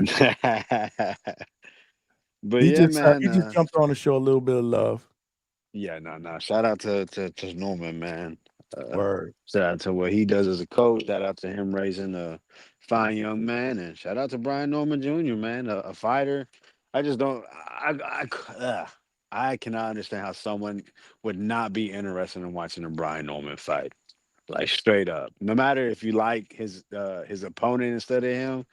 That's the one thing I can't stand about boxing fans, man. It's like you don't have to pick and choose. You can like Haney and you can like Norman Jr. So shout out to them young dudes, man. In their prime, fighting each other. Absolutely, that's a fire card. But I'm sure you believe this is a fire card coming up, huh? You're excited, huh? Yeah. I'm trying to get I'm excited. I'm not as excited as I am for the November 22nd card, but it's a big fight weekend, man. So I'm already getting into that mode, man. So yeah. We're trying to mold into that mode, bro. Yeah, I don't think it's that big. I think people want it to be big, but there's no buzz. I don't get no messages from my family asking me about it. Nah, nobody's saying, "Yo, are you throwing a party?" Not one single person has mentioned this fight to me at all. Yeah. It wasn't big. Jake Paul and Mike Tyson. I got stopped in the store a couple times. That's crazy. Yeah, I believe it. I believe it though. Not this. Mayweather, Canelo. That was a big fight. I remember. When where I was working. Customers speaking about it. but not this. Not this, man. It's unfortunate. But that's why these fighters, man, they got to come on the hangout spot. They got to talk to their managers to get them sponsorships. They got to put their voices out there. A lot of these cats have great character and personalities, and you don't got to do crazy stuff. No one's saying you got to get arrested or throw money down the toilet, get into car accidents, run from the law. Just be yourself. Speak, man. We want to hear from you, man. These other athletes, the only reason why they get pushed is because there's leagues that push them to be put out there. That's why I'm telling you, a league will be good for boxing. They have these sponsorships. They get these guys on Wheaties boxes and Axe commercials. They have those relationships. When you're just with Top Rank is just, hey, nah, man, we're cool. We got Bud Light, we got Twisted Tea. We don't. There's no. You don't. They don't have athletes in Twisted Tea commercials. You know what I mean? They're not gonna put a boxer there, right? Yeah. You got to get with these other cats. I'm telling you, a league be good for boxing. Stop worrying about their paychecks. You want boxing to be bigger? You stop worrying about their paychecks. Worry about exposure, and that's what a lot of these boxers don't do. Come to the hangout spot, man. You a boxer right now listening? Yo, DM Johnny. Let's get you out here, man. Let's get it, baby. Let's get it. We interview them all. They all welcome here, man. They all welcome here. We Shout out man. Lucas can't catch another body, man. Shout out. Here we go. Good interview though, man. He's a good dude, man. He's my guy, man. He's my guy. Always seems like a nice dude. He boxed a lot man. more last fight too. Shout out to him, man. Yeah. Showing that he can do more than just punch, like he did the last two fights against. Who were those guys again? What was that? I said shout out to him for showing he can box. He's more than a puncher. I heard that the part. last two times he was like the last two times when he fought against who? Can't remember those guys' names. Gutierrez, former champion. No. Before that. Wasn't it? What's his name? What's his name? Can you spell that? Spell it, tough guy.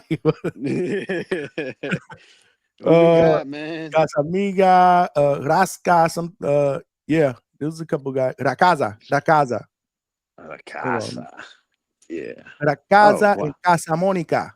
And the Casa Monica was the one in the AT&T. That was the first fight under the after he had signed that most valuable deal. That was on the Jake Paul, Mike Tyson undercard. Those guys have never been seen again. The two guys he fought? Yeah. He retired them, bro. You could say he retired them. or they're fighting at some small little show back in Canada or in California. That's my story, and I'm sticking to it. No, it's good. Hey, no, that was a good pivot there, bro. Nice. That's my story, and I'm sticking to it. But I get it, man. Listen, I'm just trying to excite everybody that's not excited about Saturday. I'm trying to pump everybody up because you know what? We here. Mic check. We gotta be pumped up. Talking about pumped up. We're about to get pumped up right now. What up, bro? What up? We'll be quiet for 10 minutes. Go. Listen, what's up, fellas? How you guys doing? You go. Doing? There you go. Let me just remind you, breathe between, every 2 minutes, try to breathe. Bro, go ahead, brother. I haven't heard you in a while. Yeah. What up, Johnny? Just that every time I respectfully, bro, every time I try to hop on, it seems like you got a loaded panel, and I'm like, yeah, man, I probably won't fit in there respectfully. You feel me? But yeah, man. What's up, gentlemen? Good evening. How you guys doing? Good evening, brother. Well. It's been a while, man. You know what's funny, Hugo? What other night, I think it was Sunday or whatever. Before I logged off, there was a Hugo that called in. I thought it was you, but it wasn't. It was so. I was like, hold on, man. Somebody, the chat was calling him the Timu. Yeah, but he was just Hugo. Real? Shout out to Hugo if you're listening, man. Call in later. But yeah, man, what's going on, man? What up, brother? What you think, man? What you think about Saturday? I love it, bro. I just got finished watching the workouts right now, bro. Shout out to Lester Martinez, bro. He looks ready. He looks savage. He's coming from a third world country. You feel me? He's ready, bro, and he's gonna take that WBC interim strap. And I have faith in him, bro. My money's on Lester, bro. My money's on Lester, and I think we could get that knockout, bro. You know, I believe in him, bro. You know, he's a true underdog, man. He's a true underdog. Shout out to B&B, you know, shout out to Bud Crawford for bringing him over, bro. You feel me? I would honestly, respectfully, I'm gonna just say it. I would have wanted him to be with the Canelo camp instead of the Bud Crawford camp. It didn't play out that way, and let me tell you why. He's from Guatemala. Mexico is the next door neighbor. There's always tension between those We two don't get countries. along. Who's we, brother? Mexicans and Guatemalans, bro. Brother, I'm Mexican American. My wife is Guatemalan, my brother. So I'm not with that, man. I'm not with that right there. You feel me? Baby. I'm There not you with go. that, brother. I love my Chapin brothers. You feel me? There's always tension because of the soccers, but those are drunks, man. Those are drunks. That's why I told my wife last time she wanted to go with her brother, my cuñado. He's a drunk. He's included. I'm like, I ain't going with that dude to the soccer game.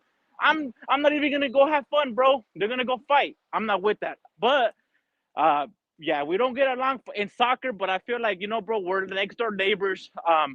Who we don't get along with, and I can vouch for this, is maybe like the Salvadorians. You feel me? Like the Salvadorian fools are like, whatever. But the Guatemalans, will give them a pass. We'll give them a pass because of me, because of juice, bro. There I'll you give go. them the pass. I'm Mexican. Let's get Anyway, back to boxing now. yeah. He's talking about cola champagne.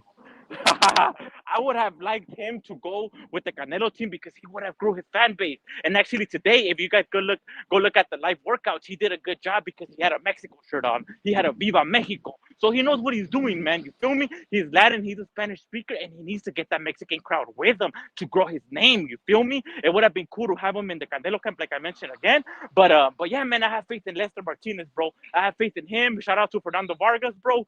Man, he did like a 20-minute workout right there. He had all his brothers there, bro. I'm pumped, man. I'm pumped. Canelo, I thought he was gonna come out with Terrence Crawford, but it didn't seem like that, brother. But over here in Cali, man, at my job, you feel me? I work with with a lot of Mexicans, I guess. Yeah, I mean, man, are they talking about it? Not really. But am I reminding them about it? Of course. I'm like, hey, make sure you guys watch Canelo and Crawford. They're like, is it gonna be free? I'm like, it's gonna be free, man, on Netflix. You feel me? They think we're still in the HBO days, but yeah, man. I mean, I'm trying to spread the word out. And yeah, brother, I'm excited, man. I'm excited. I already got it lined up. I think I'll be watching the prelims and everything. But yeah, man, shout out to Marco Verde. He's gonna take on the guy that beat Nico Ali Wash in a top rank card. One of the L's he took, he's taking him on his third fight. But yeah, man, how you fellas feeling? You know what's funny? Before I open it up to you guys, I remember about 3 weeks ago when you called in and crashed out. Yeah, I know. Because of this damn undercard, bro. Do you guys remember what I'm talking about? He had them fucked up mics, right? Bro, like we had to like take the headphones off because it was like really loud and he was crashing out, and I'm like, damn, bro, like what's going on? And look at him now, bro. Look at him now, fight week, bro. Bro, you gotta get with it, brother. You gotta get with it, brother. You gotta just get with it or get lost. And I'm getting with it, bro. Because I'm not gonna sit here and lie, Johnny, and say, fuck that, I'm not watching this card. We didn't ask for it. I mean, did I want him to fight Terrence Crawford? No. I would have liked him to fight Benavidez like everyone else, but if not that, he could have gave us like a Pacheco, an Mbili, even a Lester. Fuck it, beat up on him. Terrence Crawford is like a goddamn, like they're not gonna give him credit, but it is what it is. We're here, fight week. Let's get it on, man. Let's get it on. I'm excited for the fight card tomorrow. I don't know if you fellas are gonna be tuning into that one. Well, I'm going live tomorrow, same time, 9 p.m. Is it what time does it start? It starts at 8 Pacific Standard Time. If it's still the time it said, because on the zone it said 2000, so that's like 8, right? That's like 8 Pacific Standard Time. So it's gonna start pretty late. So I'll be live. So I'll have it on. Sure. Yeah, I'll have it on the on the TV here, and then it'll be like almost a live fight chat, I guess. Yeah. 8 o'clock. That is ridiculous Pacific time. That's 11. Yeah, man. My Oh time. man, it's gonna be Absolutely 11. not. You sure it's not 8 o'clock Eastern, Hugo? I think it's Eastern, Johnny. That's what I'm thinking, man. Nah. Well, look on my the zone it said 20. Why? And I'm gonna tell you why, because yesterday when Coach Bermudez was on, and I said, you gotta give me your picks because I don't think you'll be on Thursday. He said, nah, it'll be over early. So it's probably 5 o'clock. Okay. All over right, there. yeah, I mean that makes sense. That makes sense. I seen it 8, and they didn't put Pacific or Eastern. I automatically go with Pacific because you know how they always cater automatically to Pacific. But I could be wrong, fellas. I could be wrong, but just keep a lookout for that one though. Yeah, yeah. No, we'll be on. We'll be live here, man. So we'll treat it as a live fight chat, man. We're gonna be doing final whatever we both days, today and today. Today and today. You hear me? Today and tomorrow. Yes, sir. You know, today and today. You know, we'll do today and today. That's what we do. But yeah, jump in, guys. What do you think? Are you as excited as the crash out Hugo is about the well, we got Vegas take on it. What about you, Alberto? As far as like the undercard or the card itself? The entire, you know, it's fight, you know, the fight card. Yeah, the fight card on Saturday. I mean, we haven't really had a lot of boxing to watch the last few weeks, so I feel like we're just deprived, and any card would do. But the fact that it is Canelo, it is Bud, I'm excited. You know, I have a Netflix subscription, so it's not gonna cost me a thing. And yeah, I'm excited. I want to see how it looks. Like, I've never, like, when Canelo fought Billy Joe Saunders, that was a stadium fight. I could kind of feel the energy through the TV, so I know it's about to be cracking. It's gonna be a good card. I think it's a solid card, man. Vega. I remember a long time ago you said you weren't watching this fight. Are you watching this fight now? No, I'm not watching the main event live. Absolutely not. He's not so, worth my time. He's so fucking full of it, bro. Cap. Why am I full of it? I'm dead. Don't ass, worry, bro. Vega. Don't worry, Vega. You probably we'll be keep you on the updated. panel with me. You probably be on the panel with me. How much you want to put on that? So if I was to Vega, reach out, be like, "Damn, Vega, you're not coming on the panel. You just diss me, right?" Colin Walsh versus Fernando Vargas Jr. is the main event. This guy, bro. What is After wrong that, with you, it's man? bed- You're a What do you Vega mean? cat. What's wrong with you guys? How about that? Like, how many So times is Vega, Canelo gonna fi- No, what's no, no, the no, no, favorite? no, no. What's your How favorite many card? I mean, times are we what's your gonna favorite watch fight on the card? fighters? My favorite fight on the card is Yeah. and Billy versus Lester. Okay. Yeah. That's a good one. How you got that one going, Vega? I gotta lean in Billy. He's just more Okay. experienced. He's just Yeah. gone through more fires. But I mean, I wouldn't be surprised if Lester won either. He's a big, strong kid. Yeah. For sure. Well, let me ask you a question. I know you're a big boxing fan. What did you think about Billy versus Derevchenko? One-handed Derevchenko, man, Derevchenko. just Derevchenko's is just a guy that can really box. I mean, he showed you even with one arm that he understands on how to move around the ring, and he's showing you why IQ is so important. And that Billy's just gonna do what he does. You stand there near him, he's gonna throw bangers. If you can move on him, you have a chance. So what's your second favorite card? I mean, fight on the card. My second favorite, Canelo against Bud. I guess the Colin Walsh Vargas. I mean, that's a cool fight. I mean, see, so this is the part that I'm not understanding. Everyone, including myself, is always asking for hot contenders or prospects to fight each other in their prime. Right. Undefeated. Wouldn't you say that this is one of those fights, like an undefeated contender that could elevate them if they perform the way they should? Like, isn't this one of those fights or no? What are you talking about? I never said anything was wrong with that fight. No. Okay. Well, I guess I just thought that you said it's like a whatever fight. But I actually like that fight now that I really think about it. I don't know what everyone else thinks. I said it was cool. Cool. That's what's up, man. That's what's up. It's the main event I have a He problem just hates with. the main event. Yeah, I think it's disgusting.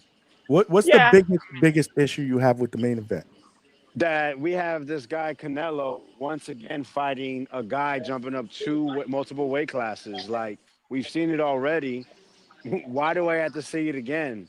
I just don't understand the hula. Like, it's obvious the fights to make is to move up and fight Evolve. And then or fight Benavidez. And the thing was, the Benavidez fight could have been happened, and he literally fought Munguia, he fought Charlo, and he fought Berlanga instead. Undefeated. Yeah. Fight. Okay. Did you want to watch Benavidez or Munguia? Well, Benavidez moved up to 175. I mean, come on. Let's Okay, not for add sure. up to, no. Cut the fat. You're saying all these other words except for pick. Okay. Did you want to watch Benavidez or Charlo? Benavidez, bro, of course. Okay. Now did you let want me to ask watch you a question. Benavidez or Berlanga? Well, I was low-key pumped for Berlanga, but Benavidez, of course. Benavidez topped Okay. everyone. Okay. Now, So remember the Manny Pacquiao and Floyd Mayweather saga? How frustrating that was, right? well, yeah. I mean, Okay. I was, So yeah, so yeah. we're just gonna allow someone else to put us through frustration, right? No, of course not. Of course not. Now, I Okay. have a question for Okay. you, though. Do you think that there's more believers in Crawford than there was in Charlo? So I know what you were saying that he's bringing up a guy from like a lower weight division, which you were talking about Charlo. But wouldn't you say that Crawford, in the eyes of everyone else, including myself, could potentially offer a more serious threat? Or no? Or do you think it's kind of like the same threat?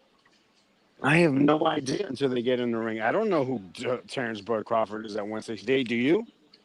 No, but from Okay. his previous experiences and like the people that believe in him and stuff What like that, experience you does don't he think have it's at 168? none. Okay. So how can I forecast something that I've never seen? Well, yeah, I mean, I'm with you there, brother. I'm So I with you have to there. I'm just wish trying and to get. hope again. Just like when he fought Munguia. Well, Munguia is undefeated. So hey, he knocked out John Wright. At least we saw him at 168. The Yeah, Berlanga true. was, I mean, that was disgusting. That was gross. That is another example of what's wrong with boxing. Who did Berlanga beat? Right? Because that was something that we always used to say. Well, Munguia, he knocked out Ryder when he couldn't do it, right? But when it came Yeah. to Berlanga, what was the hype about? What inside the ring did Berlanga do that had you hyped to watch him fight Canelo? The first round knockouts, I think. And Yeah, when there did you go. okay, Mexico and against okay, the Puerto first Rico. round knockouts. There you Okay, go. name Mexico against There okay, you Puerto go. name Rico, three the people he rivalry. knocked out. Go. Name three people he knocked out. Go. McCormick, That was the first Angulo. round. That was There the you first go. Oh round. no! There you go. He didn't knock out First round. Angulo. So you're 0 for 2. Thank you. You're proving my point. Go, Alberto. Come on, I can't Alberto. name Come them. on. I can't name them, bro. Exactly. Come So on, what was really dog. exciting about it? I can name them See, all. I can name them all. you If guys he sound sends like me a name super chat, whores, and I this can is name what's them wrong all. with boxing right here, is that you guys eat shit and then get mad when you get shit, right? But if you're Ooh, eating shit, what else are you gonna get? You're gonna get shit, right? who eats shit? Who are you talking about? Eating You shit. guys just said, "Oh my God, it was the knockouts," but you can't even name who you knocked out. I can. My boy, right? Johnny, Go, come go on, Johnny. ahead. You Three, still, three, but you three, three. haven't Go. said it. You're like, hold on. I can name them. Just give me a second. But their names are gonna come to you. Let me talk. But you haven't even said one name. Somebody, hold on. I got to read this super chat verse. Yeah. I mean, it's not even a super chat; it's a regular chat. Dominic, Dominic said, with that logic, it's not even a super chat. So I got to read it. With that logic, Hagler versus Sugar Ray Leonard was a bad fight to make two. Answer that question. Was that a Moving up. bad fight? I don't know. I didn't live during that time. I don't know about it. Word. Well, I mean, he moved up 2 weight classes. It was a much Right. anticipated fight. Right, and they were fearful for his life. Actually, I've heard that. Who? And he Sugar Ray Leonard changed the rules. He lowered the rounds.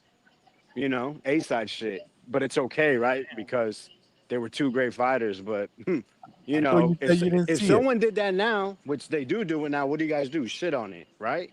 That's what Well, boxing fans do. They just shit on everything. They say, "Oh, Tank puts Look, everybody on rehydration clause. Canelo does catch weights." But this has been happening. But Sugar Ray Leonard's praised for it, right? When you eat shit, you get shit. Remember that. I'm never gonna forget that. The same guy Dominic said Vega killing the vibe. Boot him. Boot me then. That shit don't matter to me. Listen, it's a super All right, fight. Vega. Why? Vega. Because you're told I it's have a a super question. fight. Because when Bud Crawford was being well, remember, I know you've heard this before. When it was being mentioned to him before, he said there's weight classes for a reason. As soon as that check come, I can beat Canelo. Then Ness says it all the time. The fans are saying y'all trying to get him beat, but as soon as the fight gets made, now he can beat him and stop him. Shit. I gotta see how the poll is that I but put out yesterday. Vega. If Canelo beats Crawford by unanimous decision, 8-4, are you gonna give Canelo credit or no? No, absolutely not. It's another guy that he brought up. 2 weight classes. Like, If he knocks him why out, didn't you? if he knocks him out, No credit. would you give him credit or no? Nah. No Nope. credit. Oh, Mm-mm. all right. No credit. Okay. but I see I so know many. Vega. I knew Vega wasn't gonna give him credit, but what I Crawford want gets is all the credit. all the people that are predicting or are saying that this is a 50-50 fight. Those people I want to come back and say we give Canelo credit if he beats Crawford. I don't want them to come back. Not the people like Vega that don't want us, that are shitting on the fight because of the fact that he's moving up 2 weight classes.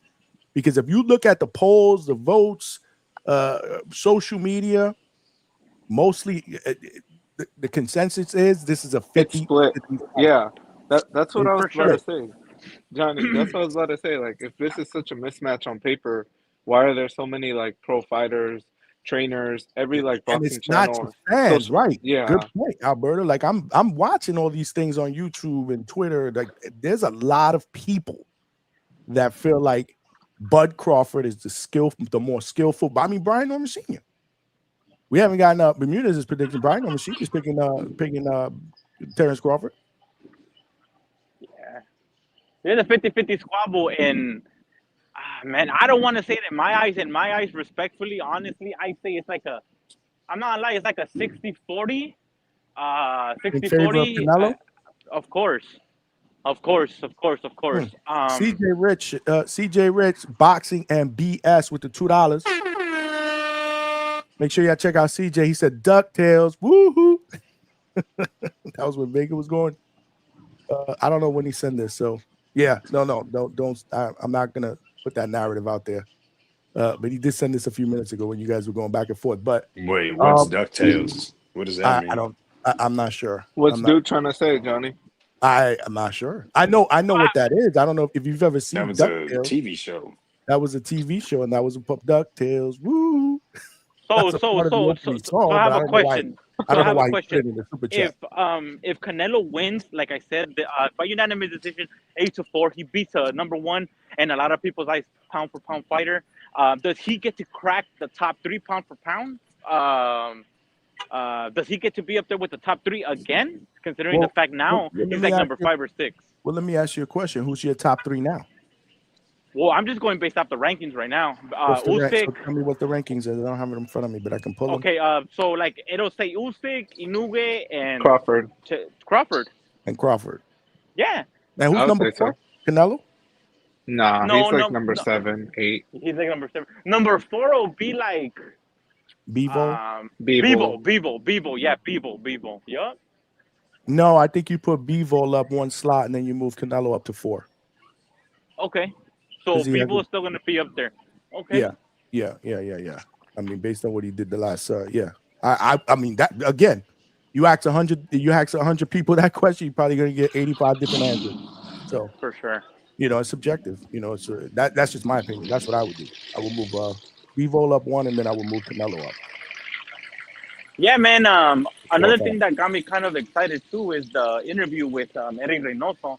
I mean, he did say that they want to end Mr. Canelo Alvarez's career with the rematch with Bivol. So hopefully he'll get the dub right here. If he gets it by knockout, I would love for him to get a little, I would call it tune-up with a little hot contender, Pacheco, fucking throw him Lester, or the winner of that, and maybe rematch Bivol. And hopefully he could make people happy with that fight. Okay. All right. That's what's up. Hold on a second. Let me see what we got in the poll real quick. So we only got like 50-something votes though. So cast your votes, guys. I'm just curious to see what other fight most people or what's the other fight other than the main event that you're most excited about. It 54% believe it's the Mbilli against Lester Martinez fight. 38% Callum Walsh, Fernando Vargas. 8% Boyacek, Brandon Adams, and then nothing for that heavyweight fight. What about are you guys excited about the Brandon Adams and the Sergey Boyacek rematch? I am, but only 8% of the voters are. I'm excited to see Boyacek anytime. I think he's an entertaining fighter the way he fights, and this is obviously Vega. Yeah. What's up? Vega. Are you excited for the Sergey Boyacek and the Brandon Adams rematch or no? Yeah, it's a cool fight. Kind of felt like that rematch. It would have been best if it happened a couple years ago. That's true. That is true. Yeah, it's kind of strange timing, but I mean, with Bohachuk, his last fight, a lot of people felt that was a lot tougher fight than expected. I felt Brandon Adams kind of felt like he deserved the win over Cats. It was a competitive fight. So I mean, it's a decent fight to make. Bohachuk not getting the Virgil rematch, even though it was ordered. It's like, what's the point? So this is a fight. Hey, I get this get back, and hopefully on the bigger and better things if I can win. If not, Adams, now he gets his name thrown on there. They're in the What same about you, division, right? Alberto? So Yeah, that's true. The Boachuk fight against Yeah. Adams. I mean, I think it's because like Vegas said, I think Boachuk kind of was underwhelming against like Michael Fox. Dude's kind of like a journeyman, been through the ringer, and he it was more competitive than people thought going in. People thought, he gave Virgil a good fight, so they thought he was just gonna steamroll dude. The pressure was gonna be too much, but I did. yeah, no, same here, Johnny. But yeah, so I think that explains this kind of like, I wouldn't say it's a soft touch, but it's kind of like not. It's kind of like a lateral move. They're not really stepping him up, and I think he could get him because I think when he got the dude knocked him out, right? Adams. Mm-hmm. Yeah, I Yeah. think that. And then or he looked down and something caused him, like he got distracted and then he got knocked out. I don't Damn, know, but he got stopped. I may need to go. Yeah, I may need to go watch that. Yeah, that y'all fight, gotta brush 'cause I up on didn't see that history. fight. But Yeah, yeah, for sure. I think No, but I did Boachuk. see the Fox fight, and that shit was boring. Respectfully, that shit was whack. Yeah, and then it was like on a low budget, like I think it was like a UFC Fight Pass card, so like the fucking Yeah, angles and it was they just were kind of a whack. rough Yeah, yeah, overall. Yeah, it yeah. It wasn't was like on one of those 360 promotion cards. The Tom Loeffler. Right. Yeah, yeah. Yeah. No, I think it'll be a pretty good scrap. I do agree with Vega though. I wish it was much sooner, but I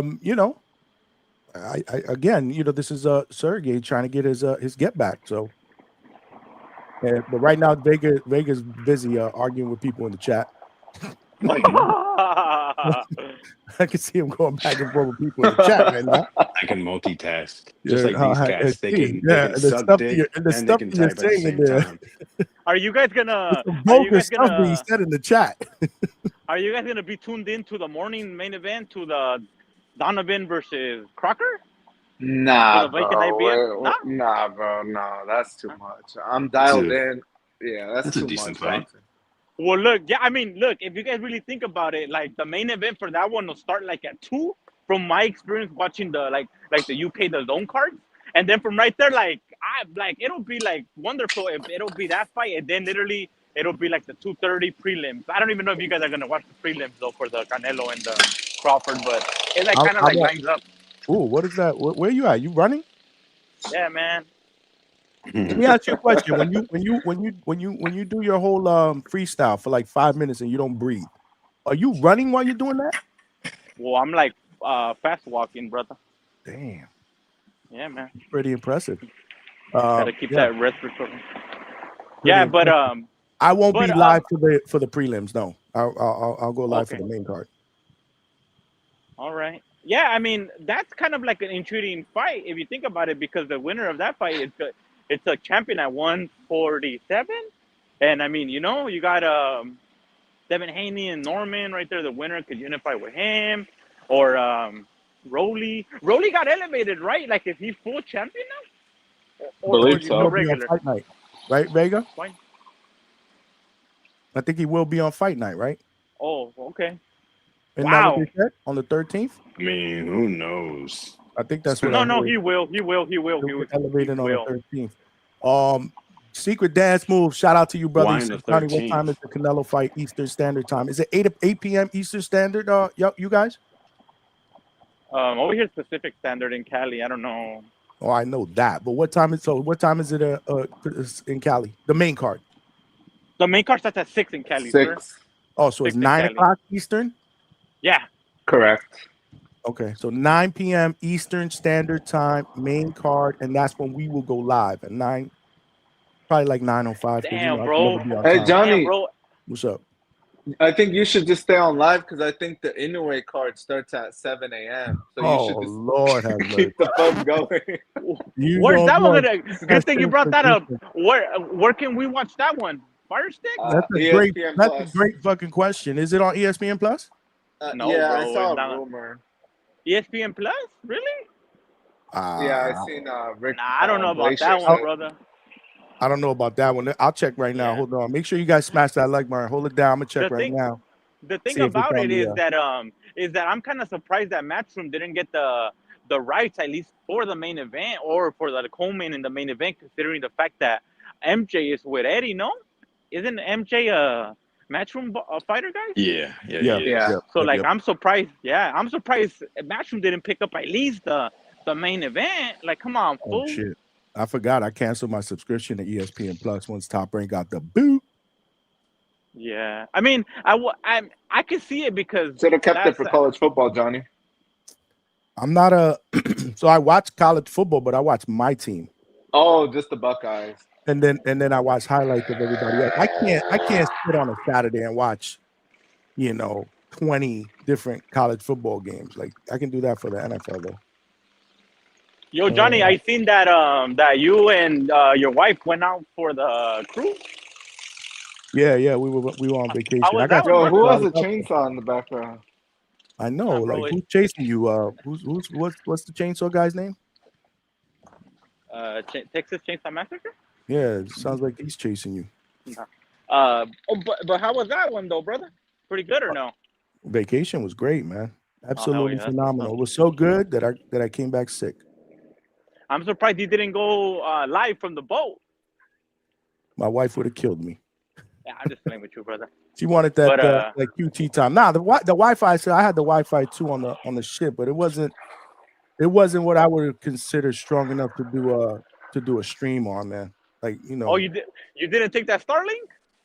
Nah, I don't got a Starlink. I don't have a Starlink. I'm not Nestor Gibbs. I'm not putting it on the roof. Oh, did you guys see about the new Ring page? It's called like Ringside or something.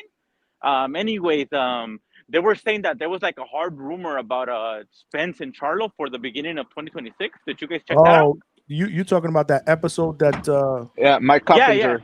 At Mike Coppinger and Coppinger was shooting The out Ring Magazine podcast. What was it called? In the Ring, right? Yeah, in Ringside the ring or something. Oh, yeah, in the ring. Okay. Yep. That was he actually spit that out. And what was the other one that he spit out that you guys just that I said earlier? Pitbull. The Inuge. Oh, Pitbull. No. Okay. Pitbull against Roach. Okay. I mean, it's like official or like really like going down if they're spitting it from the ring. You feel me? Yeah.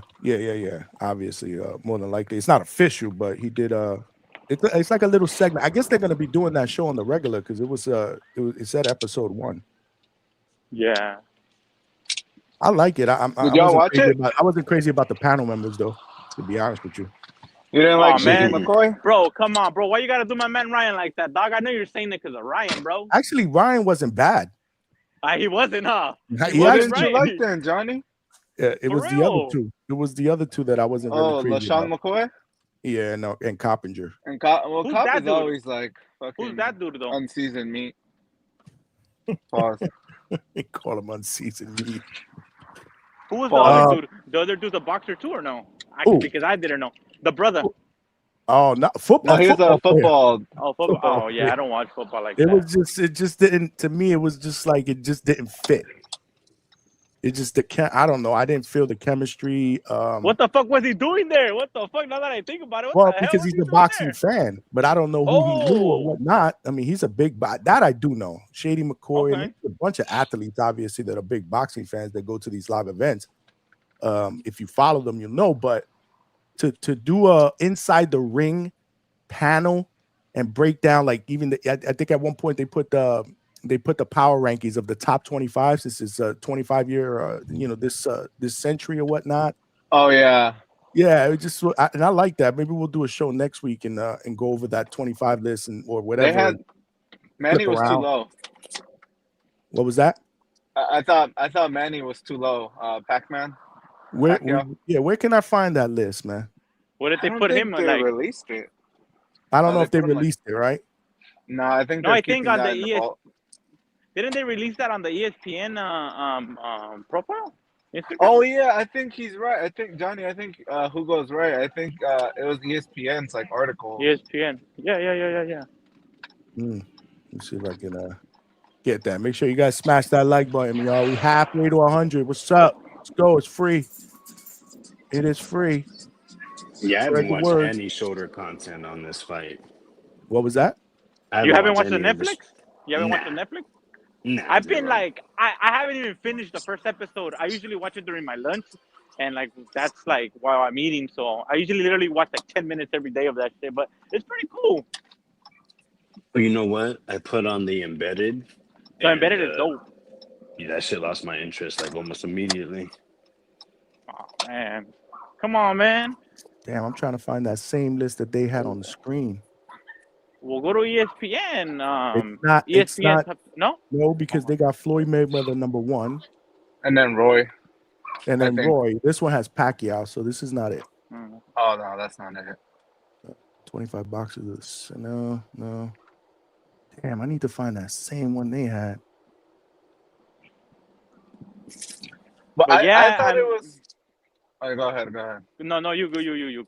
Yeah, well, I was just gonna give my final thoughts on like, cause I saw the whole like podcast in its entirety. I thought it was cool because they kind of like spaced it out well. I thought they did a good job of putting in like the little clips of like the interviews with like Dana White. They had like the Crawford. I did like that. Yes. Yeah, because like sometimes if you just hear like the podcast, that you kind of like zone out. At least for me, so it was like, oh, okay, they kind of like spiced it up a little bit, kind of like gave you different segments. For sure. No, that was good. That was good. I like the concept. But I think they should have did like, you know how HBO used to do like the face-offs. I think that's where they dropped the ball. Like, why the fuck is Max interviewing them like separately? Like, they should have had them sitting across the little table, and then they're you know just looking at each other. I think that creates more of like a more I don't know. I feel like it creates more of like you can see them like pop their shit. You know, if the man's in front of you, you're more likely to like. I think it creates more drama, better TV. I tell you though, they made the right decision to have Max Kellerman do the interviews and not Coppinger. Oh man, yeah, he's the GOAT. If they would have had Coppinger do those interviews, I would have probably just turned it off.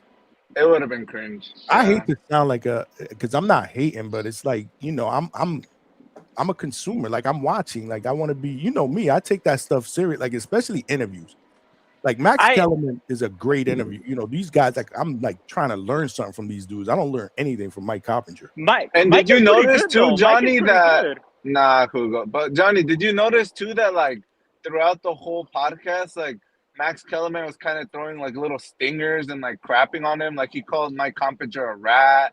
And then he's told like Turkey, hey, don't give Mike Coppinger the news anymore. Tell me, okay? I did. He was throwing like what do you say that in Spanish? Indirectas. Yeah, little indirect. Like, some shit like that, right, Vegas? That's how I go. Yeah. No filter type of thing. No filter. Yeah, he was throwing little stab jabs at Coppinger. I'm not a big Coppinger he called Mike Coppinger a rat. He called him basically a bochinchero. Yeah. Yeah, I mean, he's good. I like him. I think it's just because I'm so used to like hearing good news from him, as in like, oh damn, this fight's official, or he's good at that. He's good at that. Yeah. That's you know, he's good at. It's like trying to. What's the analogy I want to use? It's like trying to get a defensive coordinator to be a good head coach. Sometimes you just a good defensive coordinator. Like just because you're a good like exactly, Johnny. Because like I don't know if y'all watch the NBA, but in the NBA they used to have the dude named Shams, and he would just drop the bombs like, "Oh, LeBron is being traded to da da da da." Like, just because you got a good like you're a good journalist doesn't mean you got the media person. I feel like he doesn't have the charisma or the charm to be on camera. Yeah, I mean, exactly. You gotta have personality, man. You gotta have personality like that. You have to draw in the crowd. Like you just, I don't know, man. I watch all that stuff. I overanalyze that stuff. Secret Dance who said, Johnny, you're supposed to be hyping us up for Saturday. Your guests are downers. I'm not a downer, brother. I'm hyped up. Let's fucking go, Nah, man. Canelo Crawford, Hugo's brother. hyped up. Let's Hugo's talking go, about brother. Vega. Come on, man. Hey, Hugo, give us We're a not- 5-minute What are soliloquy, you bro. talking Pump about? up the fans. They talking about Yeah, you. man. They say you're a Debbie Downer. What are they gonna Vegas? do about it? Oh shit! Well, now he's fighting with people in the chat right now. So I mean, November 8th, I'll be in Atlanta. I go to boxing events. I get invited to come on channels. Word. I'll be around. Who is that directed to? Is that directed to E92? It could be directed to, whoever that. It could be directed to you, Hugo, to your Me? neighbor. It don't matter. What Me? the hell I do, I'm bro? throwing jabs at me. At least, no. I said it could be. It's whoever. Holy It's smokes, whoever. bro! Like, It's I think whoever's- you forgot what Put the show he's record on, bro. Hey, man. Put the record Damn. scratch. Put the record scratch. It's Yo, guys, whoever did he has an forget what issue. show he's on? Y'all gotta It's chill, man. funny. I seen It's that. funny. Some of these guys, they want to complain, but yet they're still here, still bitching. Like, it's crazy how gay some of these people can be. Like, you just want to listen to my voice. They just want the back and forth. And some nights, I have time. I have the energy. Yeah, give it to him. Yeah, Oh, why Lord. not? And the other times, it's like whatever. But yo, you want my time? Look, I can multitask. It's not a big deal. See, they're Speaking getting about, upset.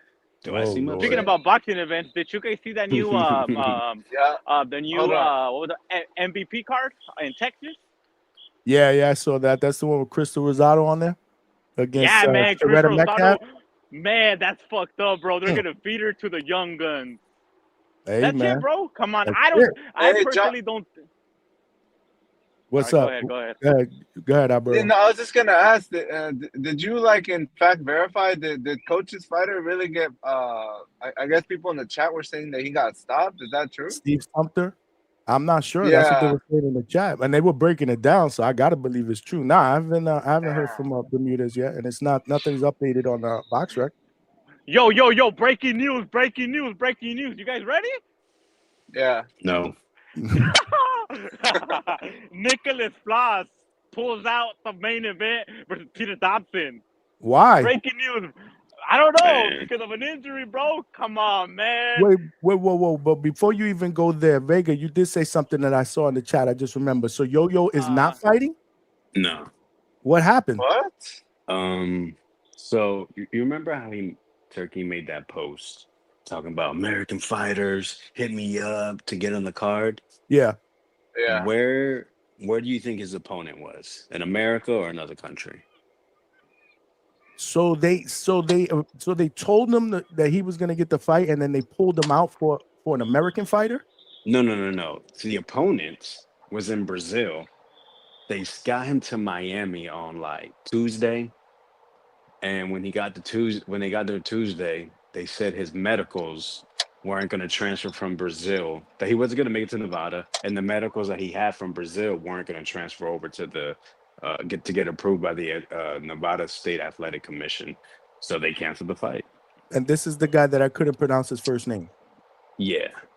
Wow. Falcao. Mm-hmm. That's horse shit, man. That's crazy.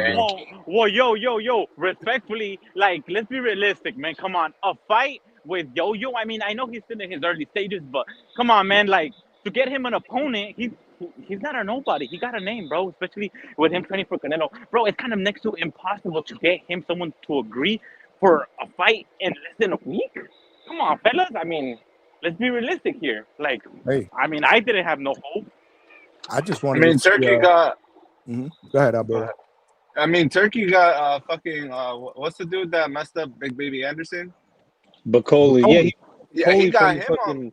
Jungles of Bro, Africa. you're talking about millions, brother. You're talking about millions versus. That don't matter, bro. You're underestimating how money hungry these fighters are. They're all hungry for shots. That's why that sparring event in New York was absolutely jam packed. That's why everybody was like, "Oh, how dare Turkey do this?" I'm like, "What do you mean? These guys want shots. They're willing to do what it takes. They're hungry." Well, give me a boxer that went to the sparring event in New York that's on this card. Well, they did Kurt Scooby wrong. We've been exactly. Jaleel Hackett is the only one. Okay. Well, remember, Jarrell Miller was supposed to, and then all his opponents dropped out.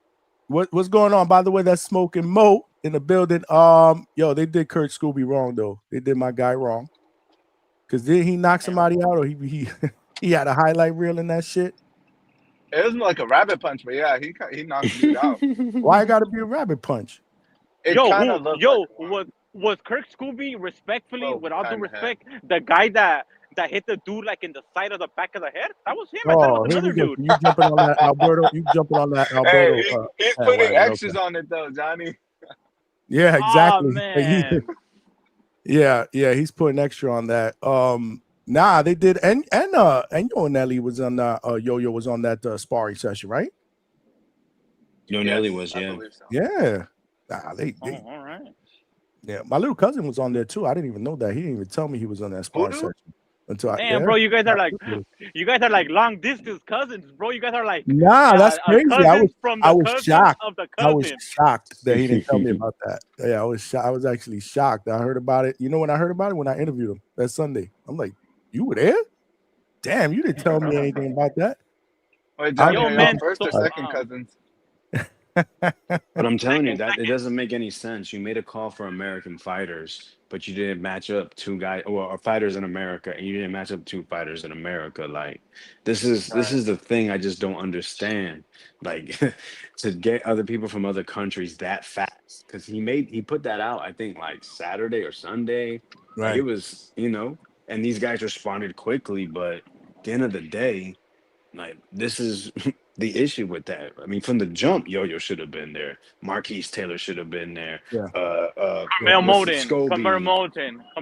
Oh, Moden's Well, with he didn't. PBC. He didn't go to the Moten should have sparring. been there because of us. I'm talking about Vegas talking about the people that actually deserve to be there based on the sparring and stuff like that. Right.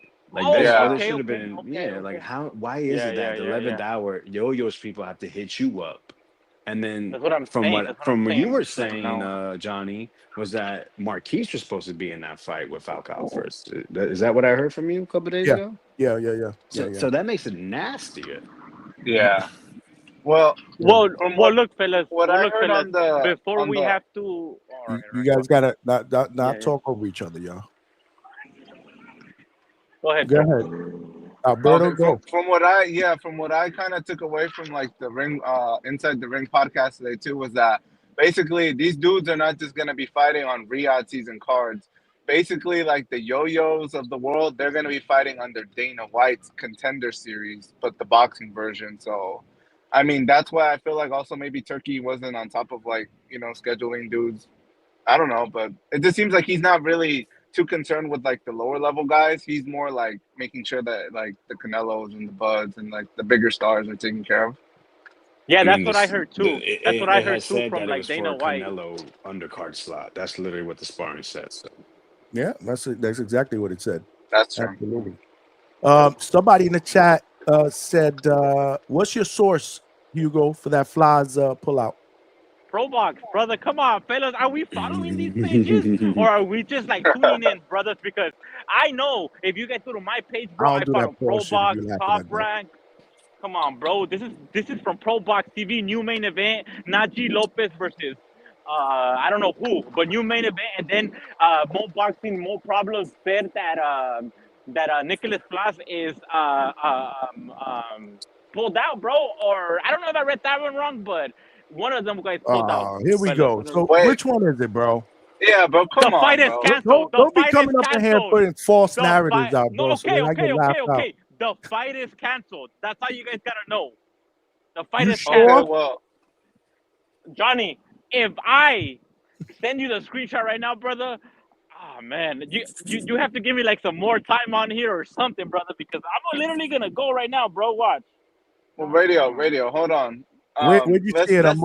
More problems, more money, more problems. I was about to say. More boxing, more something. There.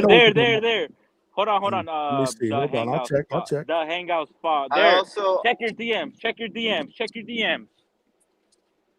Cool. Can we also, real quick, can we debunk one of the rumors? I told Johnny about it like on Sunday, but yeah, basically dudes are saying that not Canelo, Bud's been going through like dealing with like a bum shoulder throughout his camp. And then you heard today Terrence Crawford mention, both of my shit out there, bro. Up.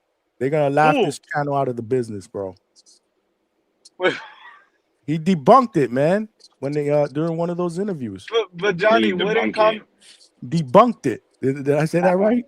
No, He how? debunked it. Hey Johnny, you remember Ryan How did he Garcia before the debunk it? Tank fight? He said he He didn't had a have a mole. rib injury He either. squashed That it. turned out to be false. So Like, I Well, don't think Bud I would have know I'm saying acknowledged that it, Johnny. I'm saying that sarcastically because of course they're not gonna say yeah, but I don't know, man. I think it's a deeper, darker criminal link. It's a deeper, darker. Hit the I soundbite, think so. Johnny. I can't It's be a letting soundbite. It's a you soundbite. people spread false narratives here. Look at this. Then What are you they know saying? they can't be talking shit about us on the on social media like we spread false shit out here. I mean, we're But not trying to spread false rumors, Johnny. I think it's just we're trying to give people the most like up to date, insider. up to date bullshit. I know. But to Hugo's point, he did send me the screenshot, or actually the pro box. So yeah, there's a new main event. So Najee Lopez is sliding into the main event. So he'll be the new main event, and then the co-main. Yo, so they took Blast out of there too. Oh man, that's terrible, Johnny. Well, I mean, Oh shit! it's I didn't notice that. I it's a didn't notice Emiliano. that. That's true. That's true. Don't No, tell I me don't they think took so. Blast out of I there. don't think so. I don't think so. I don't think so. Text him, man. Don't you know Yeah, your fellow? I'm gonna send him a Slovenian? message. I'm gonna send him a message.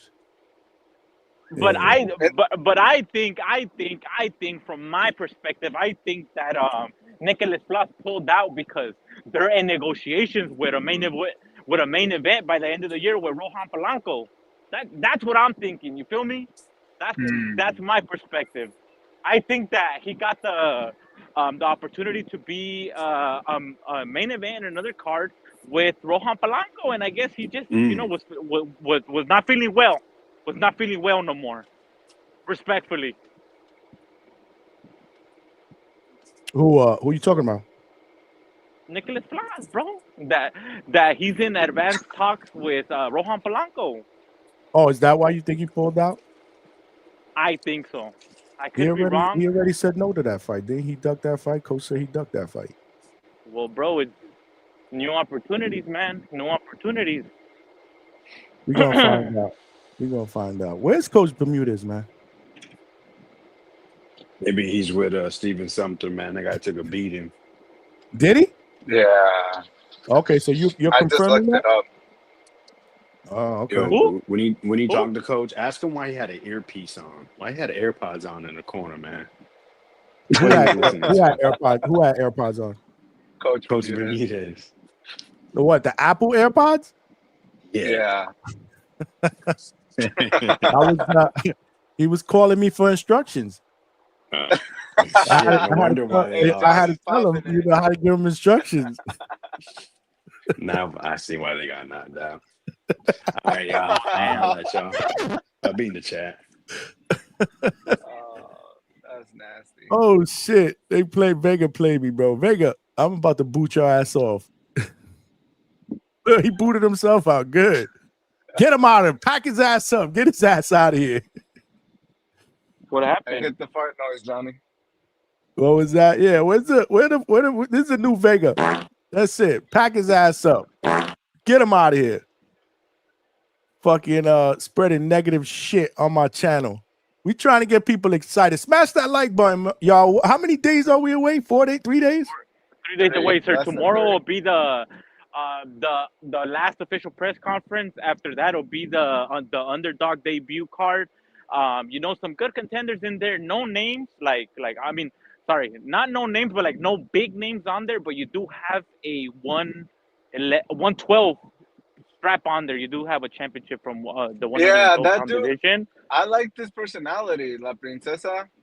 I'm La gonna check him Princesa. out. Honestly, that is a weird name. Respectfully, you feel me? That was nasty work, bro. Let's just call it That what it was is. pause. Yeah, that was pause. I was No, damn, no. bro, La this dude's Princesa. really doing that. And then Max kept pressing it. I'm like, Well, yo, guys, you guys have to. He's half Japanese and he's half Latin. So yeah. Look, respectfully, like I said, like that's not the name I would want to be given, But there's definitely like a meaning to that name. Maybe like I don't know, like What his you dad. mean, bro? Or, It just means princess. well, What yeah, kind of bro. meaning But you I'm just mean? trying to. This is I don't know, bro. I'm trying to give him the benefit of the doubt, bro. I mean, you never know. Maybe I don't know. I don't know. Anyways, you got that one, and then do you have Brian Leon on that card, or did he fight today, guys? Or you guys don't know who I'm talking about? Brian Leon. I don't see him. I don't see him on that card. Oh, okay. Can you Yeah. give me like a name that's like record? Oh, hold on, man. I'll go check it out myself right now. Reito So we could talk Tatsumi. about. Tatsumi is on that card. Oh, The Japanese. Tatsumi. Oh, Japanese. the 2-0. The one that they keep putting on those. He was in. on the I think he Ryan made on the Times Square. Yeah, he made his pro debut on that card. Tatsumi, right? Man, I thought So he they was want gonna to be on make him the the. next Inouye. Yeah. I thought he was gonna be on the card on that Saturday. narrative. For sure, they pushing that They're narrative. pushing him down our throat. Pause.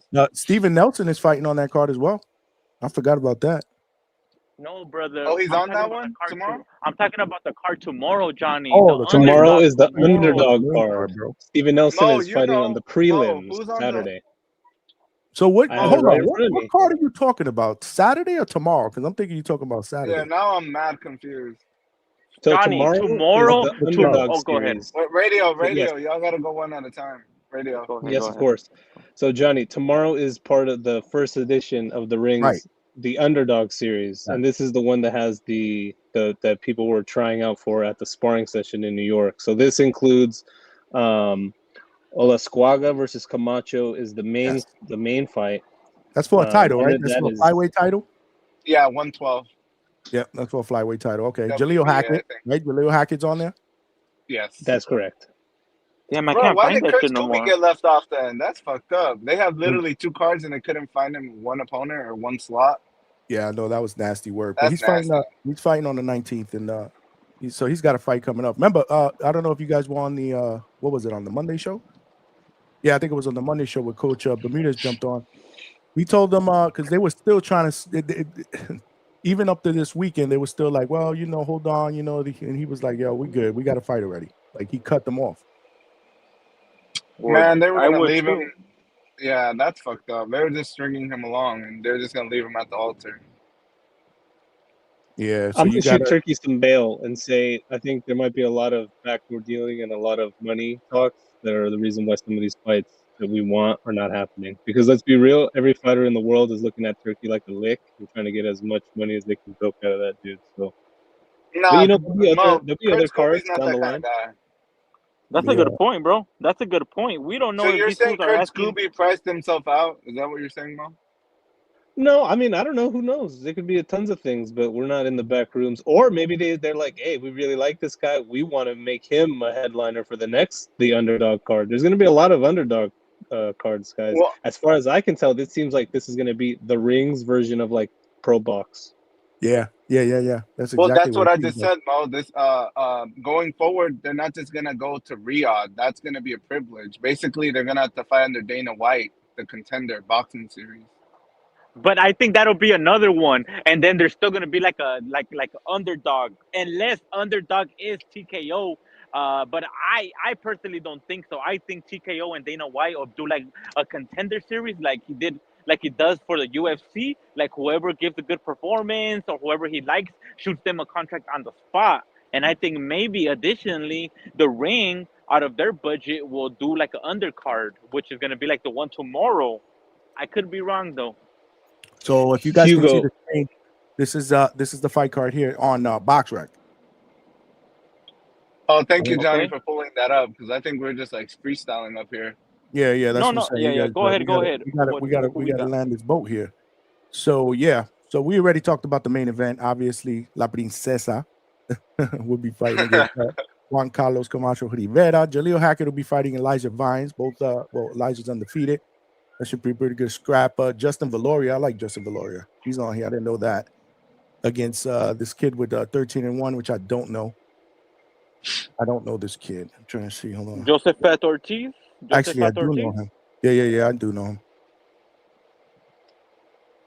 See, I find it so frustrating the way people are shitting on these cards, these minor cards. When Nah, man, I think all this I shit ever is gonna be hear, good, man.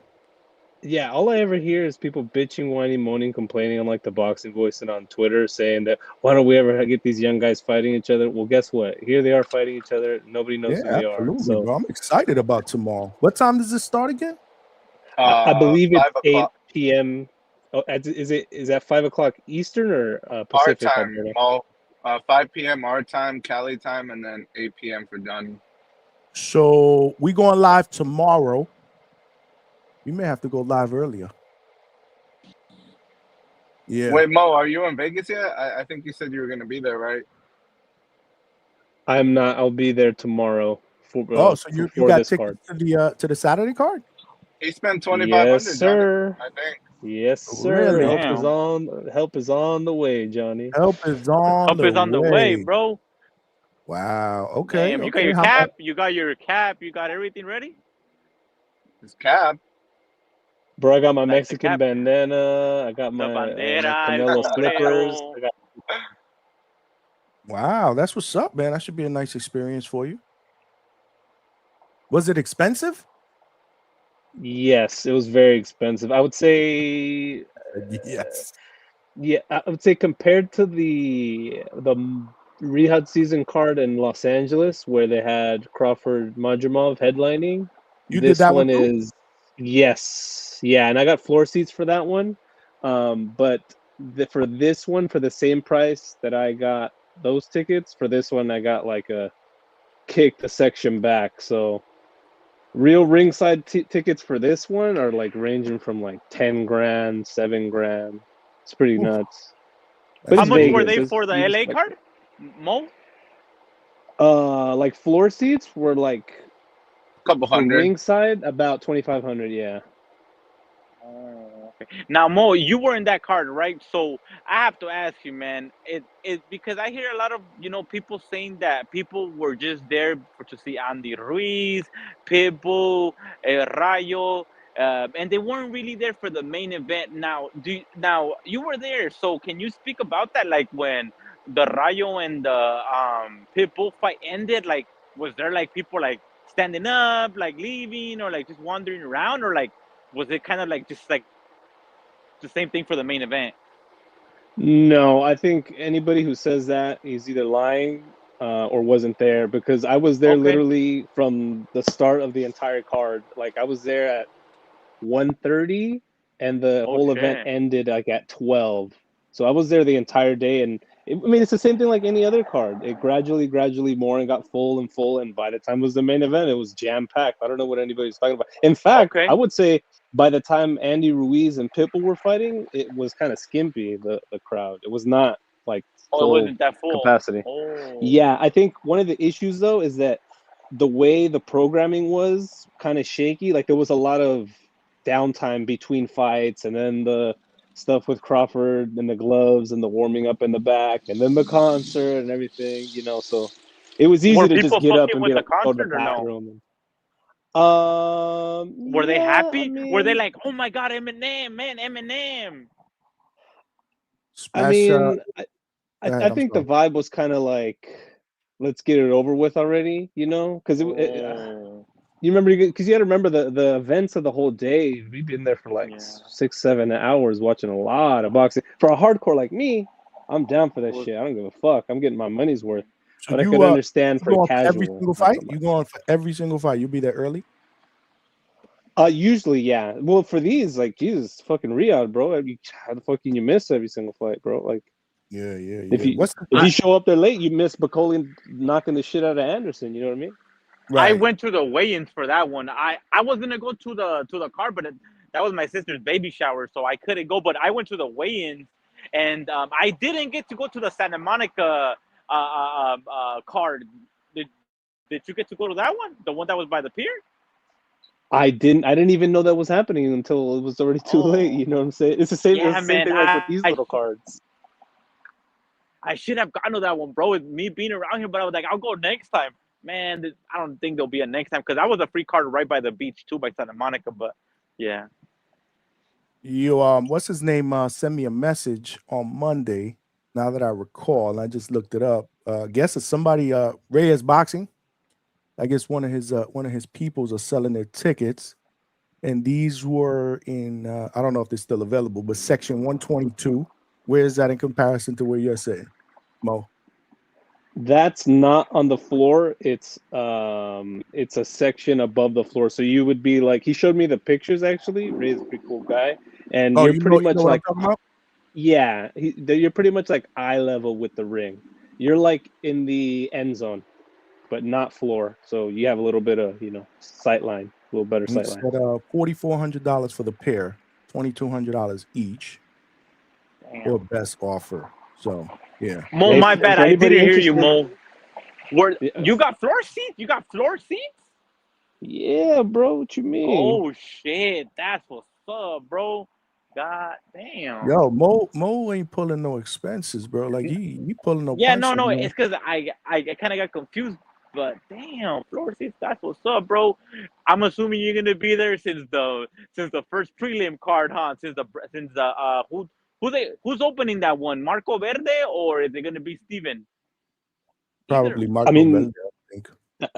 who knows, dude? Because with Yeah, these prelims, they plug and play. Who the fuck yeah, knows if someone's gonna show up late or whatever? So, but I'm gonna yeah. be there. I'm gonna be, I'm gonna have stadium food for dinner and Good for you, subsist on man. Make For sure whiskey sure, and bro. make sure you give us the scoop on Sunday night show, man.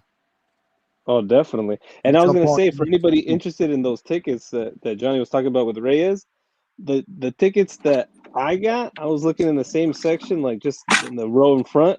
They're selling resale for like double. So there's people out there trying to sell the tickets I got for 2,500 a piece for like Hmm. $7,000, $8,000. So that is a steal. Like if you got the dough, it's a pretty good view, and that's probably as good as you're gonna get.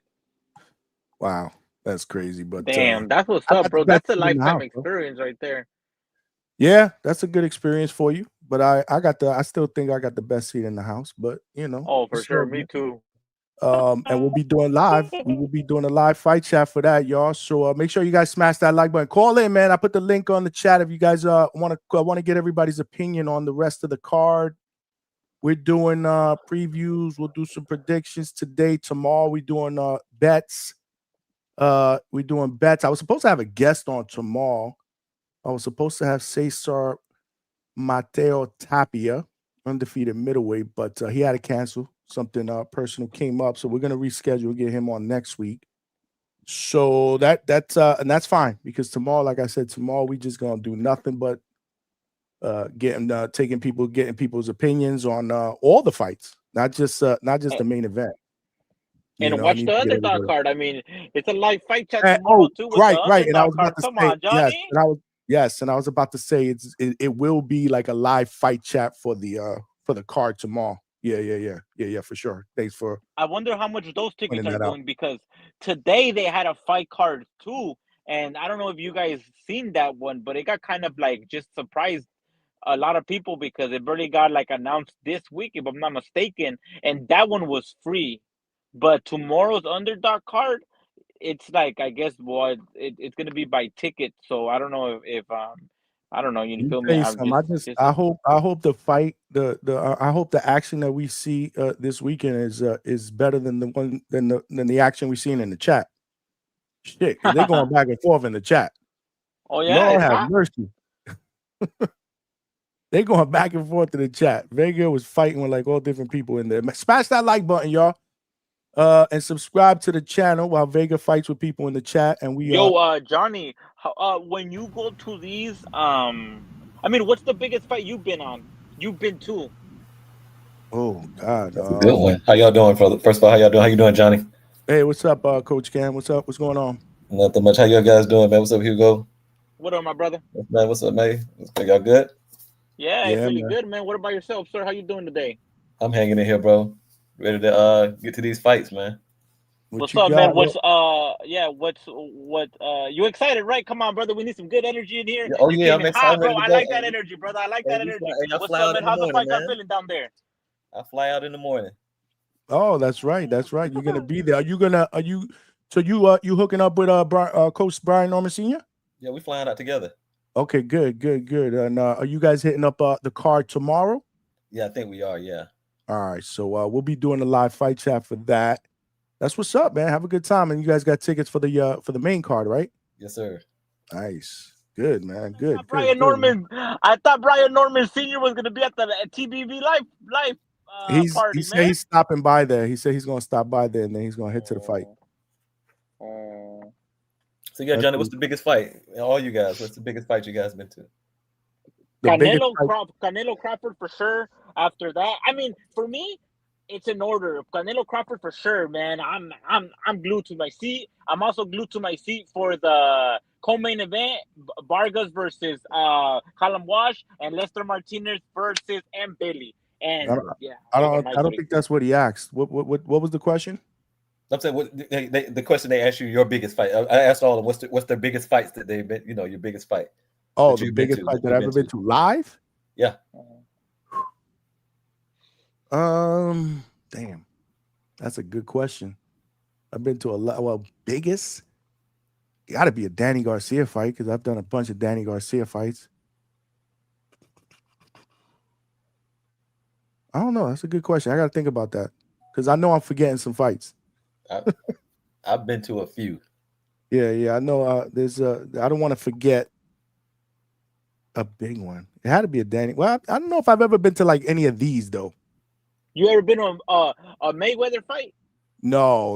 I've never been to a Mayweather fight. Most of the fights that I used to go to, well, now I work the fights here in Florida, but nothing of this magnitude has been here for me to work. And then when I lived in the Northeast and we used to go to fights up in Barclays Center, Danny Garcia fought there all the time. So I went to, Danny Garcia would fights all the time. So one of those fights, probably, they were always, he always drew a pretty good crowd, when he fought at Barclays, that's for sure. But I've never been to any of the big ones, big ones. Like I shy away from these unless I get a credential. It's tough. I've done Mayweather De La Hoya. God damn, bro. Oh, you stunned on us, huh? Man, no, I did. Damn. God bless you, my brother. I did Mayweather Pacquiao. Oh man. Oh, nice. Yeah, I did. I caught Holyfield Bow. I caught two of the Canelo Triple G's. The two good ones, right? Yeah. The first two? First two. Because the third one was, where's the fart button? First two. I've caught a few. I've caught,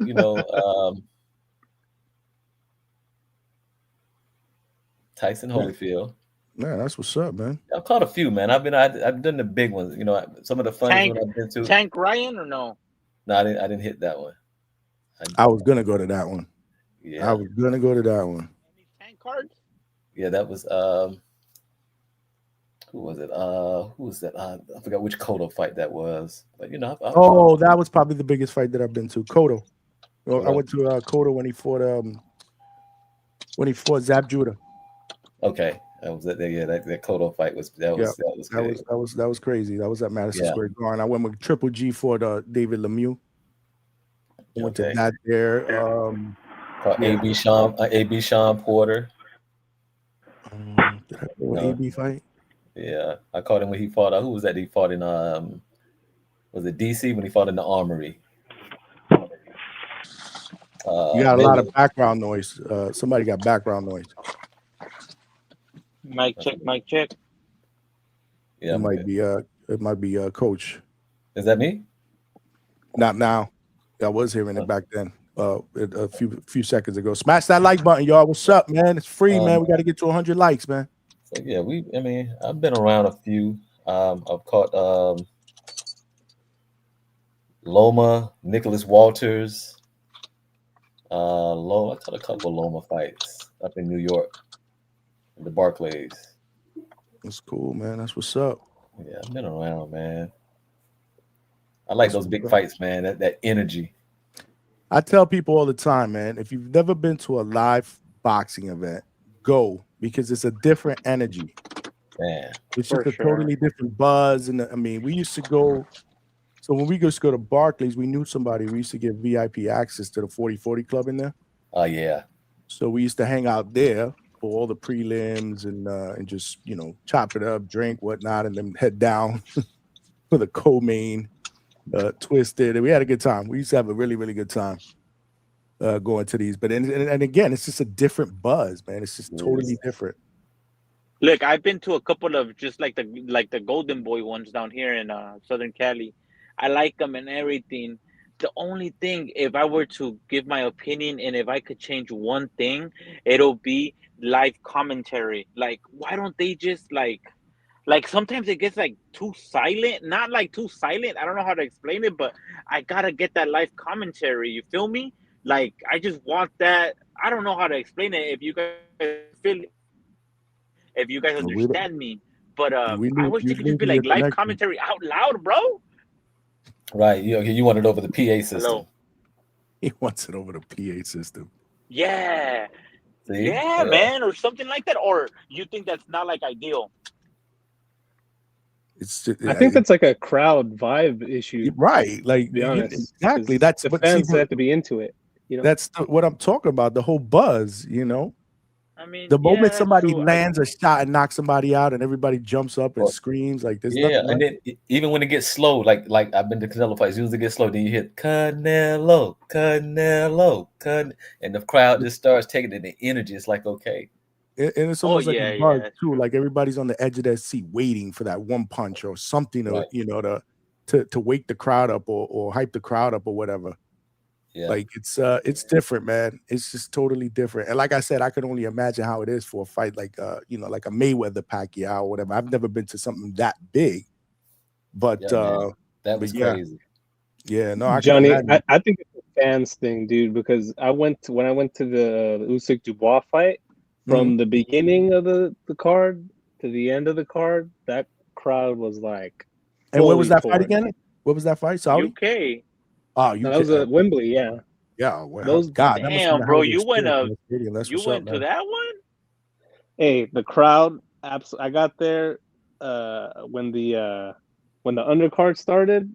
The crowd absolutely pissed drunk. Everybody was hammered, but they were like full torque. These motherfuckers were doing the wave in the middle of matches. It was crazy, like a bro. soccer game, huh? But that's a part of that's the whole part of the experience, man. That shit had to be dope. Like I love that shit, man. But I bet you nothing could top. Energy, I mean, I don't think like a energy like that would like such a big stadium like that could happen over here in the US. Respectfully. Yeah, well.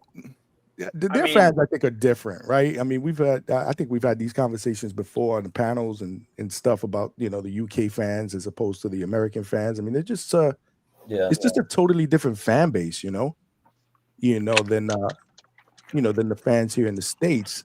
But I like that shit, man. I love to be around that energy, man. I'm not really a guy that'll get up and start yelling and screaming like that, but I like to be around it.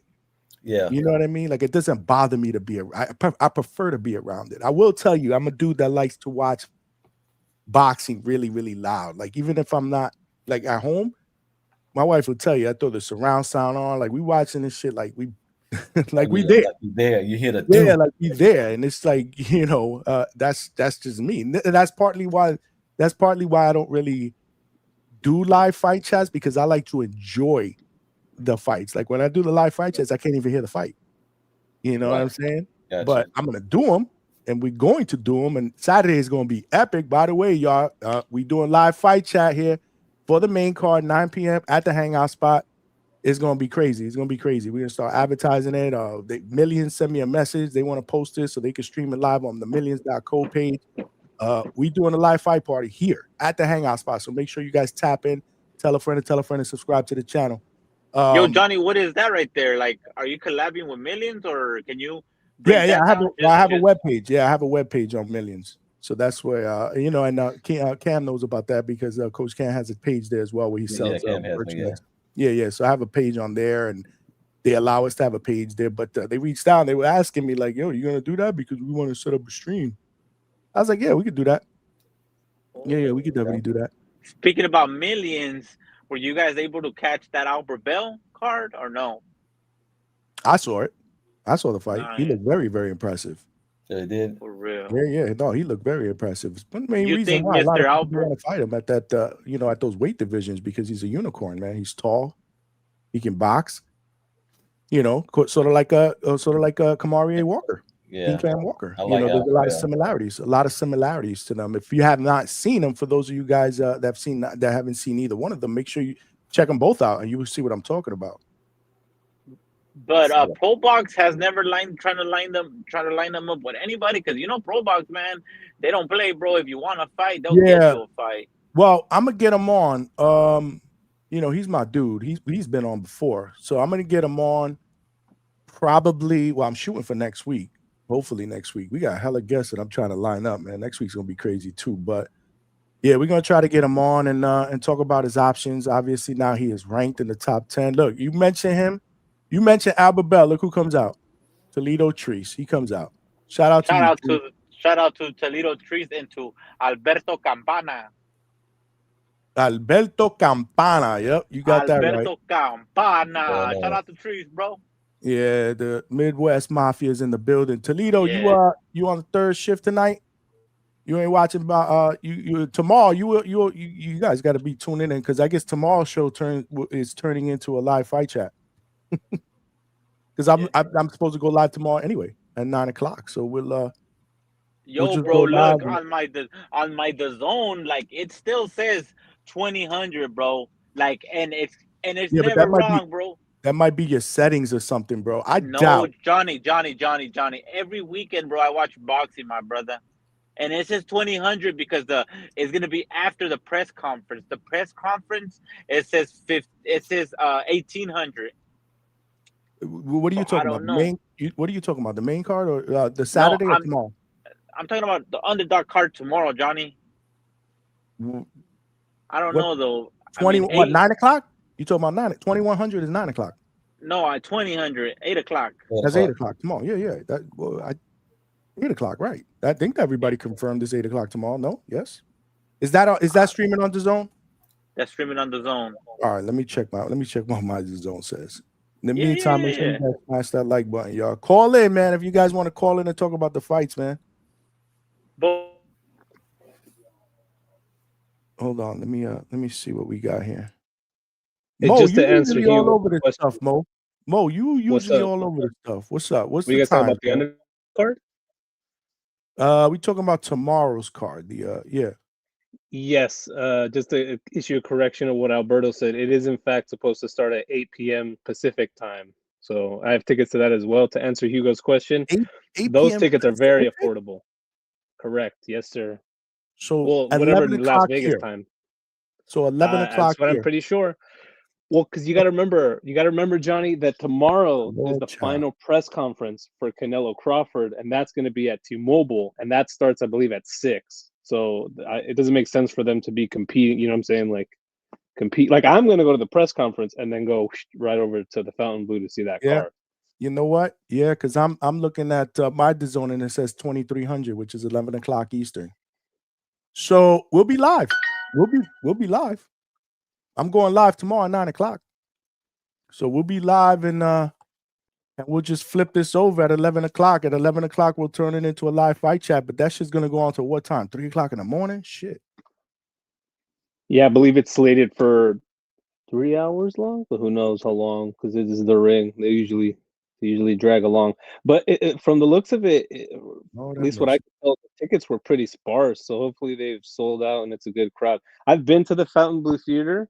It's a beautiful theater. I was there for the Sandy Ryan, Michaela Mayer rematch. It's a great venue. So. Oh, right. That was there. Yeah. Look at Vega. Vega said, "Don't worry, Johnny. You will be on past the card." Yeah. Well, you know what, Vega? You might not be wrong. Yeah. 3 a.m. Yeah. Usually on Thursday nights we go hardcore, man. We'll be doing bets tomorrow as well. So yeah. So tune in tomorrow, y'all. Hangout spot will be popping with the fight chat. Okay. You guys will be live and direct. But we'll be here putting in that work, y'all. I might call in from the fight. Let us know what the energy looks like. Yeah, man. But that's gonna be dope, man. I mean, Vegas gonna be lit this weekend, man. I hope you guys have a great time. You coach Mo, obviously Mo will be out there. That would be pretty dope. Oh yeah, man.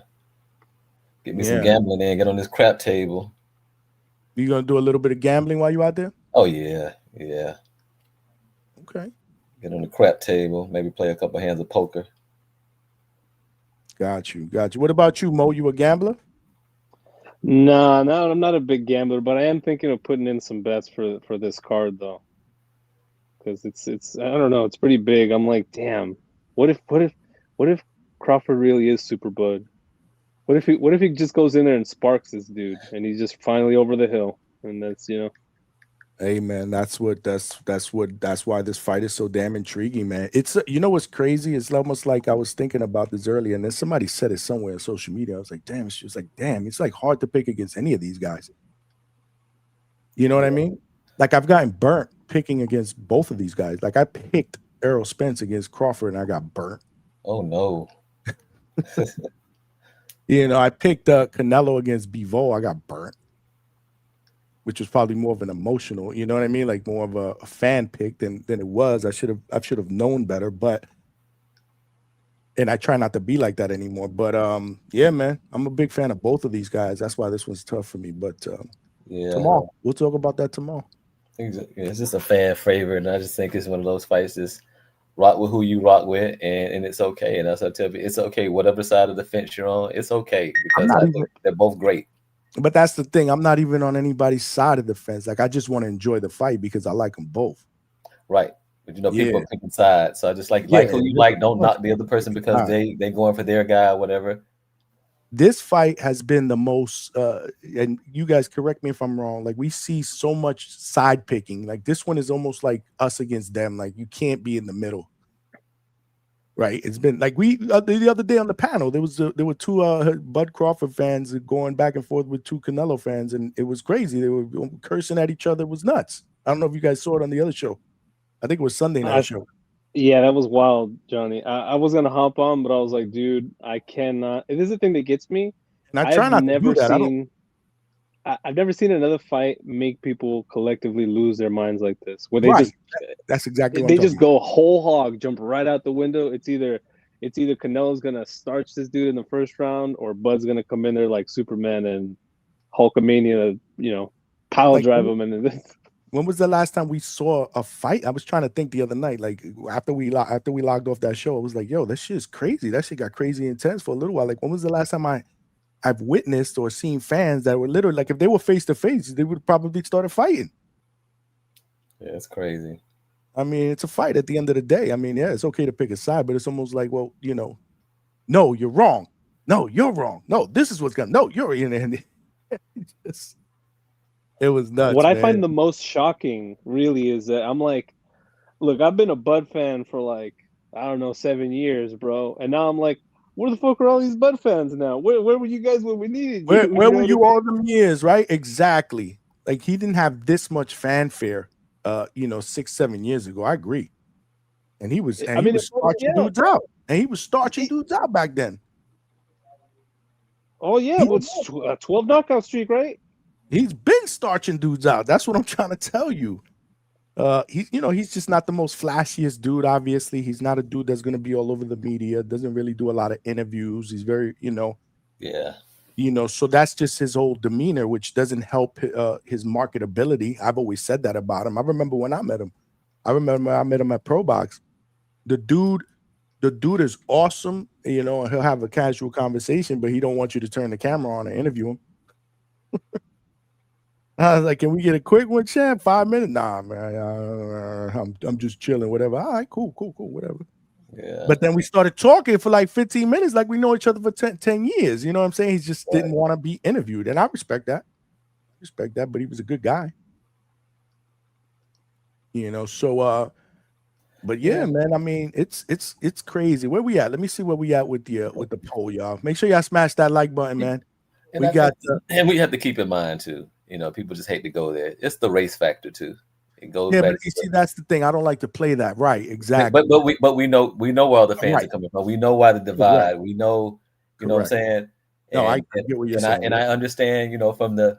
From the Mexican Hispanic side, they want some payback because of the Mayweather situation. And then the people want him to. So I mean, we get it. It's yeah. No, I get Coach, it. I'll challenge you there. I think it's less the race and more people are just sick and tired of Canelo and the way that whole David Benavidez thing, where they're like, if he's the bad guy now, we got to root against him. He's the evil empire. He's Darth Vader.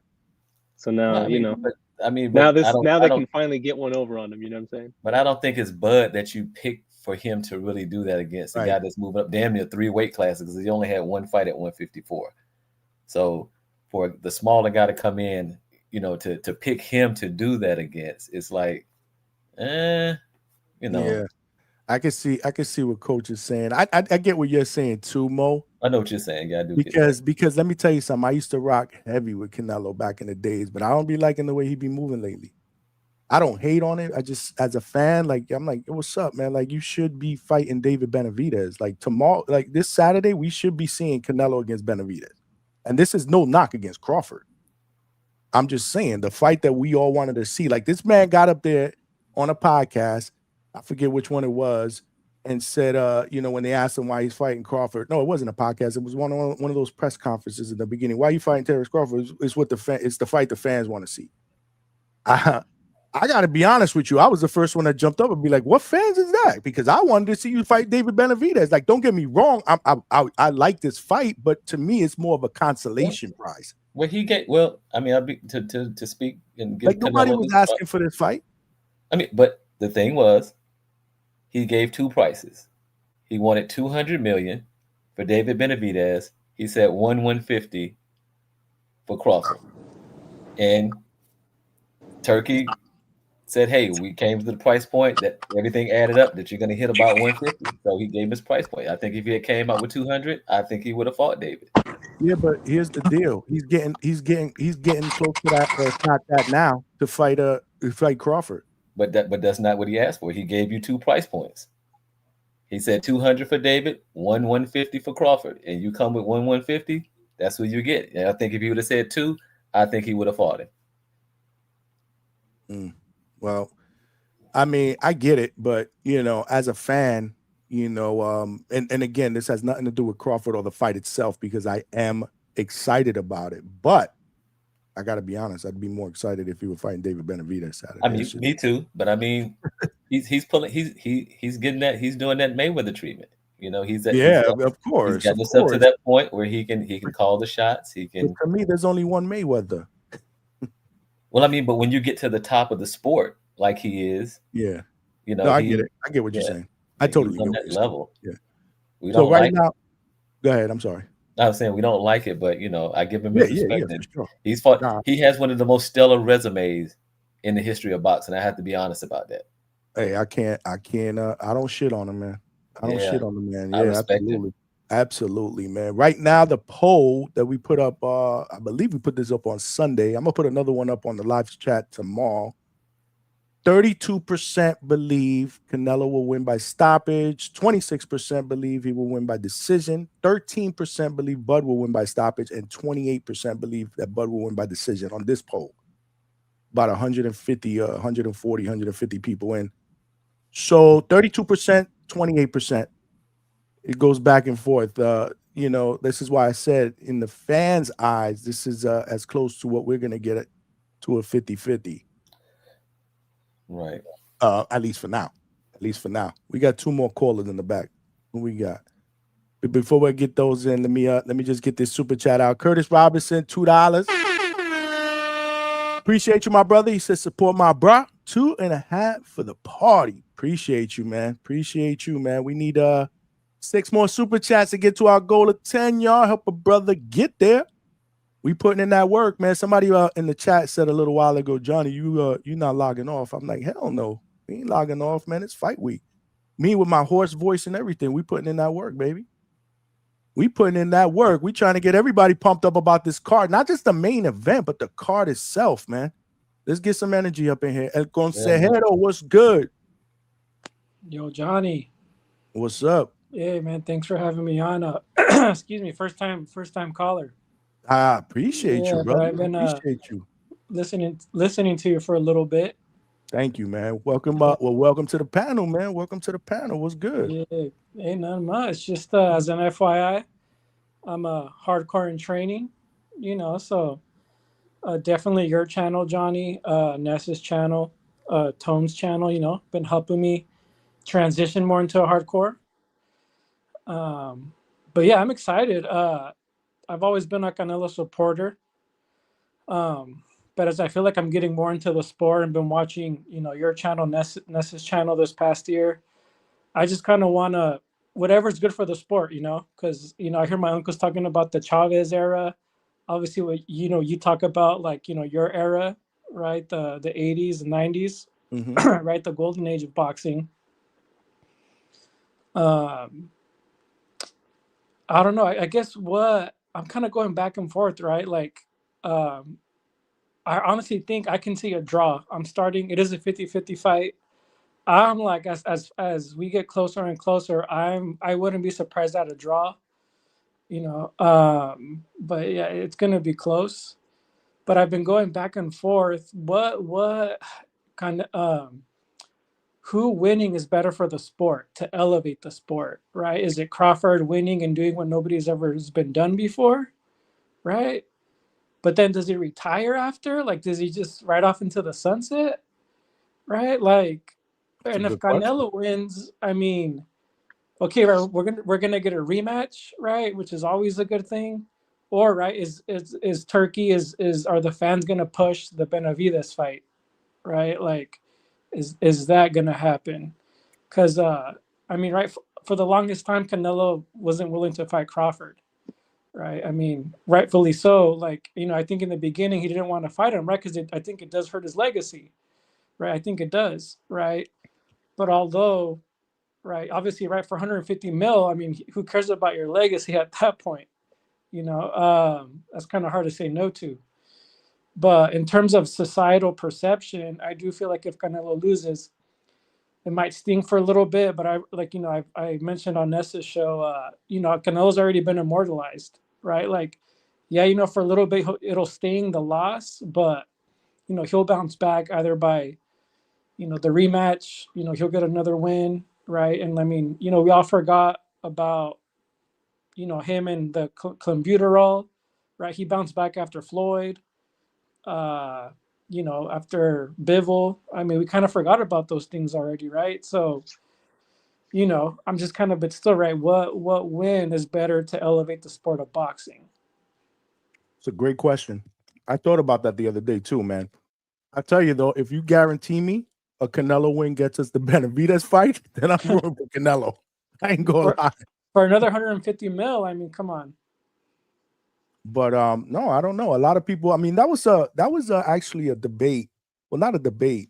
I think H-Town was on the panel. This was a few weeks ago. Said that a Bud win doesn't do anything good for boxing because more than likely what'll happen is he'll retire. This is H-Town. And again, don't quote me here, but I think he was saying some shit along the lines. Correct me if I'm wrong, y'all, and y'all heard it. That if Bud wins, what he's going to do is going to retire, then he's going to vacate, and all the belts will be open. So I don't know, man. I mean, if Canelo wins, then obviously there are going to be a lot of people, including Malcolm, who's on the bottom right now, that are not going to give him his just due because they're going to say that he should have beaten Crawford. I had to throw that in there, my brother. But I'll let you defend yourself. I'm gonna give you your shine. You know that if Canelo wins, he should win anyway because he's the bigger guy. So I don't know, man. It's gonna be interesting. I guess what's most intriguing is how this fight plays out because that's gonna be telling on what the conversation is gonna be about on Sunday night. You know what I'm saying? How it plays Johnny, out. I have a hot take for that. I think, Go ahead, man. Jump in, brother. I think H-Town is thinking with his heart and not his head, and I'll tell you why. He's missing the forest for the trees. So check this out. Watchala. So if Bud wins, more than likely, he's gonna take the titles, he's gonna retire, and those bitches are gonna scatter. And then the stranglehold that Canelo's had on the super middleweight division and the 160 pounders and 170 pounders where everybody's holding out because they want a Canelo paycheck.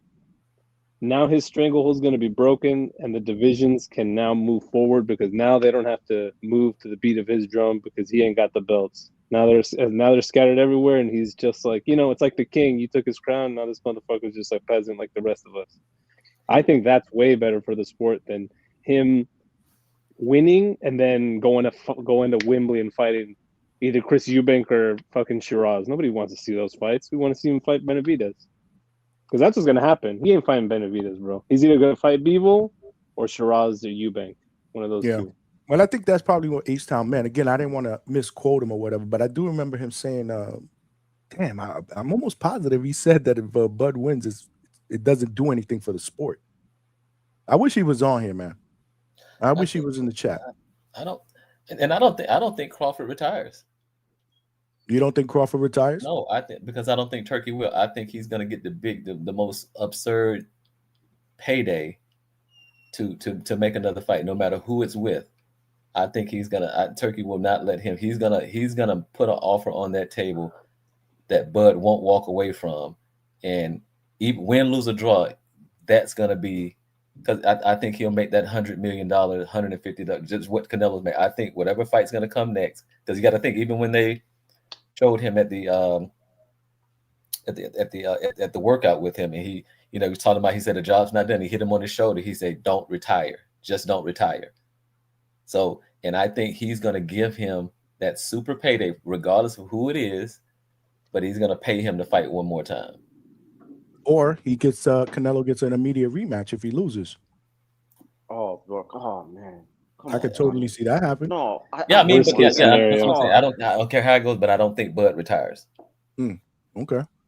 This is atrocious. Before I let you go, Malcolm, Keenan Lofton said that makes no sense. If Bud wins, it proves greatness is possible and it makes the sport interesting. More people will take chances for glory in the sport. Yeah. Okay. He's right, but the sad truth is nobody gives a fuck about Bud. He doesn't really have a big fan base, except for when he's fighting somebody that everybody hates, like Canelo. And I'm a big Bud fan, but I'm gonna be real. Damn. He's a hardcore favorite, bro. I mean, That was does he get a big fan base after the win? Right? I mean, Of course not. Bivol No. did. Bivol didn't either. Nobody gives a fuck about Bivol. Yeah. That It's is that. true. but he wasn't Bud doesn't American. have- Yeah. Bud doesn't have that personality. He's just this. What up to everybody in the panel, by the way? What's going But on? yeah, he's just a competitive guy. He's stale, plain and simple. It's cool to see him be all angry and competitive with everybody else and playing ping pong, but he just doesn't have that. I don't want to say that pizzazz, but he just doesn't have that it factor in terms of being a star. He's just better at just whipping ass. He wants to fight. He could, he wants to he fight. could win this fight. Some people, if anything, he'll win this fight, and people might want to just watch him fight again. But in terms of like following and bragging about him and talking about him all the time, I doubt it, because then he just also goes back to the shadow realm. He's like Godzilla. Godzilla just pops up, does whatever, and then just disappear. Yeah, and then just disappears, and you don't know nothing. You don't know what's going on. Oh, Godzilla! That's all that happens. That's what Bud is. He's Budzilla. So, yeah, and in terms of him in the division, like if he wins all the belts and then decides to vacate and move down, he's definitely gonna fight again. Because besides what Turkey just said, I think Bud doubled back on retiring after this fight, and he just said, like, I think he spoke to Turkey, and he's like, oh, I think I want to do more fights after. So I could see him possibly doing that. I would love for him to go back to 154, and try to clean up that division, because that's personally what I wanted. I'm more into guys cleaning up the one division and going up. I didn't want this fight, but I'm a little happy for it now. But him retiring, yeah, winning all the belts and then the belt scattering like they're the Dragon Balls, I'm kind of cool with it. It'll give some guys some opportunities to become champs, and if Canelo doesn't retire, he could just try to get all the belts again. That's just I can see it going. Malcolm, I like you because you're a really hopeful guy, but let's be real with ourselves. The 154, as big as those names are, they're all a bunch of big fat pussies, and none of them want to smoke with Bud. Let's be real with ourselves. If he goes back down there, none of them are going to want to fight him. The same way how they didn't want to fight him before this happened. Yeah, Charlo will fight him. Either one. Big one or little one? I think he'll fight either one. He wins this fight. Interesting. Oh, I would love to see him get the beats on the big Charlo. That'd be great. The fight that he wanted to make was against the little Charlo, though, right? Correct. Yeah. And he took tail and ran. He's like, no, I got to fight Canelo. He's scary too, though. I'm not gonna lie. During that Spence fight, when he was in the crowd and he's talking about, oh, wasn't he saying, "Look, I got a Canelo fight next"? Ain't Yeah, nobody yeah, I worried saw about that. him, and I'm like, I saw that. yeah. Yeah, yeah. But it's Fedora, man. Fedora just moves weird. I doubt that he'll fight Bud if Bud moves down. Virgil Ortiz, I'm not gonna speak on. Boots, I'm not gonna speak on him. I feel like Xander would actually fight Bud. He'll get cleaned up, but I feel like he would do it for sure. The only thing with Bud, man, moving back down, I don't know how his body will take that toll because now you know what I'm saying? Like you got to do an extremely difficult weight cut after being comfortable at 168. It's kind of like the Roy Jones situation after he moved up to heavyweight. Yeah, that's why I'm thinking Big Charlo. Yeah, That'd be a great like 160. Yeah. I don't see a move to back to 154 because of that. I mean, maybe 160. Yeah. But where did Big Charlo? So Big Charlo fought. He's at 68 now. At 68. Okay. Oh yeah, he's at 68. Okay, so yeah. That makes absolutely much better sense. And obviously, Good. Fight Janny back. Go to 160 and fight Janny back because this guy's the tops on Twitter. That's what I was thinking because the 160-pound division, the middleweight division, is really, really starving for that one guy to claim it. You know what I mean? Well, didn't Janibek starve himself into a hospital trying to make 160? I don't know if he can make 160 anymore, right? He's probably clamoring to go over 168. This is crazy. Yeah. And to Gomez's point, my bad, Johnny. To Gomez's point in the chat, we're saying more about what will happen if Bud wins because there's more of a possibility of just different options if Bud wins. If Canelo wins, we just gonna get Shiraza and Billy next. Like we might not get Benavidez. It's just the way that he moves. You know what I'm saying? Like I'm not even too focused on that.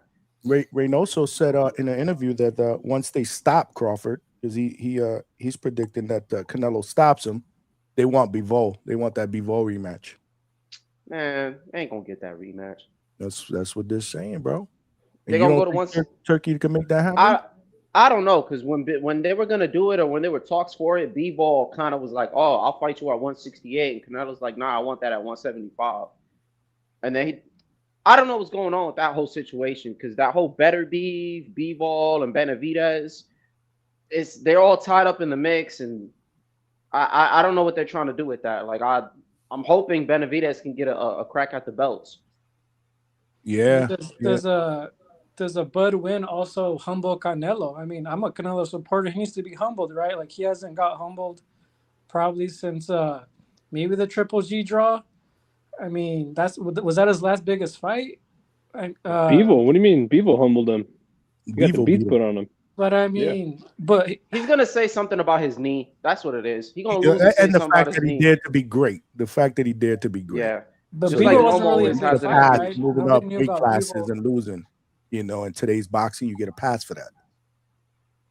Yeah. In their eyes is what I'm talking about. In some of the fans' eyes, right? Well, he dared to be great. There's going to be a lot of Bud fans that are going to say, well, you know, if he loses, you know, well, he dared to be great. And to clear the record, Johnny, you know, because you did misquote, you know what I'm saying? I said that I was going to hate for like 2 or 3 minutes and not give him credit. You did say 2 or 3 minutes. You did say 2. But then I give him credit. But I'm going to come out swinging. You got to let my boy lose. You say you're going to hate for your 2 or 3 minutes while you're drinking your Modelo's. Some shit like that. And I will be on camera drinking a Modelo. Yes. Yes. Oh, Coach Hector Bermudez is in the building. With the salute to you, Coach. Coach, what happened to your guy? What, is it true? Well, it is true. We found out. Shit. What division does he fight in? Sumter. Isn't it 140? I gotta double check. But yeah, coach's got something. Let Cam knock him out. Shit. I'm not sure if it's 140. Don't quote me on that. I gotta check that out. He said let Cam. He lost today. Coach. Oh shit. Yeah, damn, you can multitask, Coach. Yeah, man. Coach Marcus Walker. Wonder who that guy is with the $2. He says, let's go. DHS Fight Week. We here, baby. We are here. And we got, do you guys hear that? Yeah, I heard it. Cam Zen Management LLC with the $3. Yeah, I'll give you another one for that. We are ready. DHS Canelo versus Bud. Yo, I'm hyped up, man. Yes, sir. I'm hyped for the Vargas fight. That so and the Bud Malcolm, is. give me I want to get your Cosero and your take. You first, and then him. What fight besides the main event are you most excited about? The Vargas fight, bro. Like, don't get me wrong. Dude, And Billy and Martinez is gonna be a banger. You know, with the pressure fighter and the counter puncher, for sure somebody might get stopped, but somebody's gonna get dropped. It's just gonna be good action. That's the one fight that you don't want to. While you have your fight party, you don't want to use the restroom for it. You know, you don't want to be macking some shorty or whatever you're gonna be doing. You should actually want to tune into that. The thing is with the Vargases, I watch all their content. Like I watch Emiliano, I watch all their behind the scenes stuff, and I'm gonna be real. Look, as a person who had an active father, I love seeing father-son duos. I love it. You know, especially when they move correctly and they're not doing too much. Me too. You know what I'm saying? Shout out to you, coach. So, you know, me with Vargas, I seen how he's moving, and it's I don't know, man. It's I guess it's a sentimental thing, bro. And I'm just like, I'm pulling for him in his fight, you know. And then they're just saying he's just a name, just because of his pops. You get me? And you know, Ryan brought up a good point, and I didn't think about this. Callum Wash still got that gash that never healed from his last fight. I didn't think about that. Okay. And it never really fully healed. So there's a chance that I could reopen and it could be an advantage on Vargas' side. But, you know, he's punching. You know what I'm saying? My boy got some pop. But, you know, again, it's more of a sentimental thing. And I just fuck with that whole little circle that they got. And I think Vargas Sr., Fernando Sr. said this kind of best, right? Like a lot of, and it's not, I don't think it's us, but it's a lot of people on social media will talk down saying that these guys aren't fighting anybody. But what's the one thing that we gave Fernando Vargas Sr. shit for? That he fought everybody too quick. Correct. You know, Correct. it's Nailed it. Yeah, people are always gonna, you know, they're always gonna find a reason to hate. You know, he's like, look, I'm gonna move my sons accordingly. And personally, I think that this is a good step up. It's Callum Wash, you know. Not saying that Callum Wash is a freaking Teixeira or you know what I'm saying? He's not like one of those top names or one of the more notable names at 154. Not saying that Teixeira is a top name, but you know what I mean? He's not one of the more predominant names, but it's still a good fight for him. And it's for an interim, right? Is that fight or is the Mbili and Lester? Because I know that one is. Because I know they kept saying and the new, so I think it's for some kind of belt. I don't know if it's for a silver. Well, again, I'm not gonna hang my head on what BoxRec says. Right. Oh yeah. Dying to tour with BoxRec, bro. Hell no, I ain't doing that. I'll check it, but it doesn't say it in BoxRec, but I do know the interim WBC at 168 is Mbili and Martinez. And remember, BoxRec doesn't list anything with the WBA. Oh, that's right. So, that's right. Yeah, I don't know why. BoxRec is all jacked up, man. I need to make a new BoxRec. Yeah, Tapology, bro. Also check Tapology. The Hangout rec. Good luck with that, man. Whatever. That's too much. DH, the Hangout rec. Yeah, so I'm just really going for that fight, man. I'll be more mad about Vargas losing than Bud. Yeah, I'm going for Bud. Well. So and you ruined Vargas. You know that. Vargas getting his ass whooped would piss me off even more. And let me just see if I have any other points because I'm about to get off and get ready for work. Oh, I was about to say, where you going, bro? You going to work?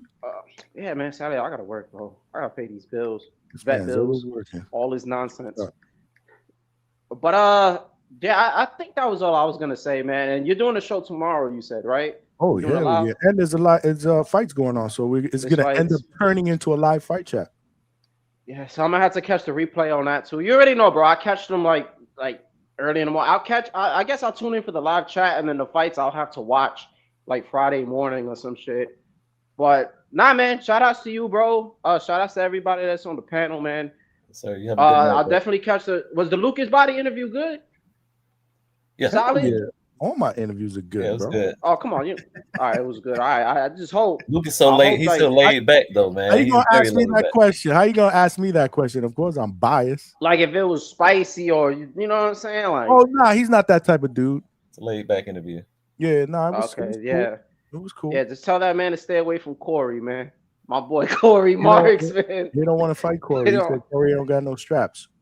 Oh, We man, talked. I brought that up. I had to because I brought it up to Corey on Monday. Yeah, I like Corey, man. Corey's I a good fuck with dude. Corey, man. He was. He gave me a run for my money with my background. Yeah, My he came studio. out dripped out, man. Straight Antonio Brown with it. Like he was going crazy.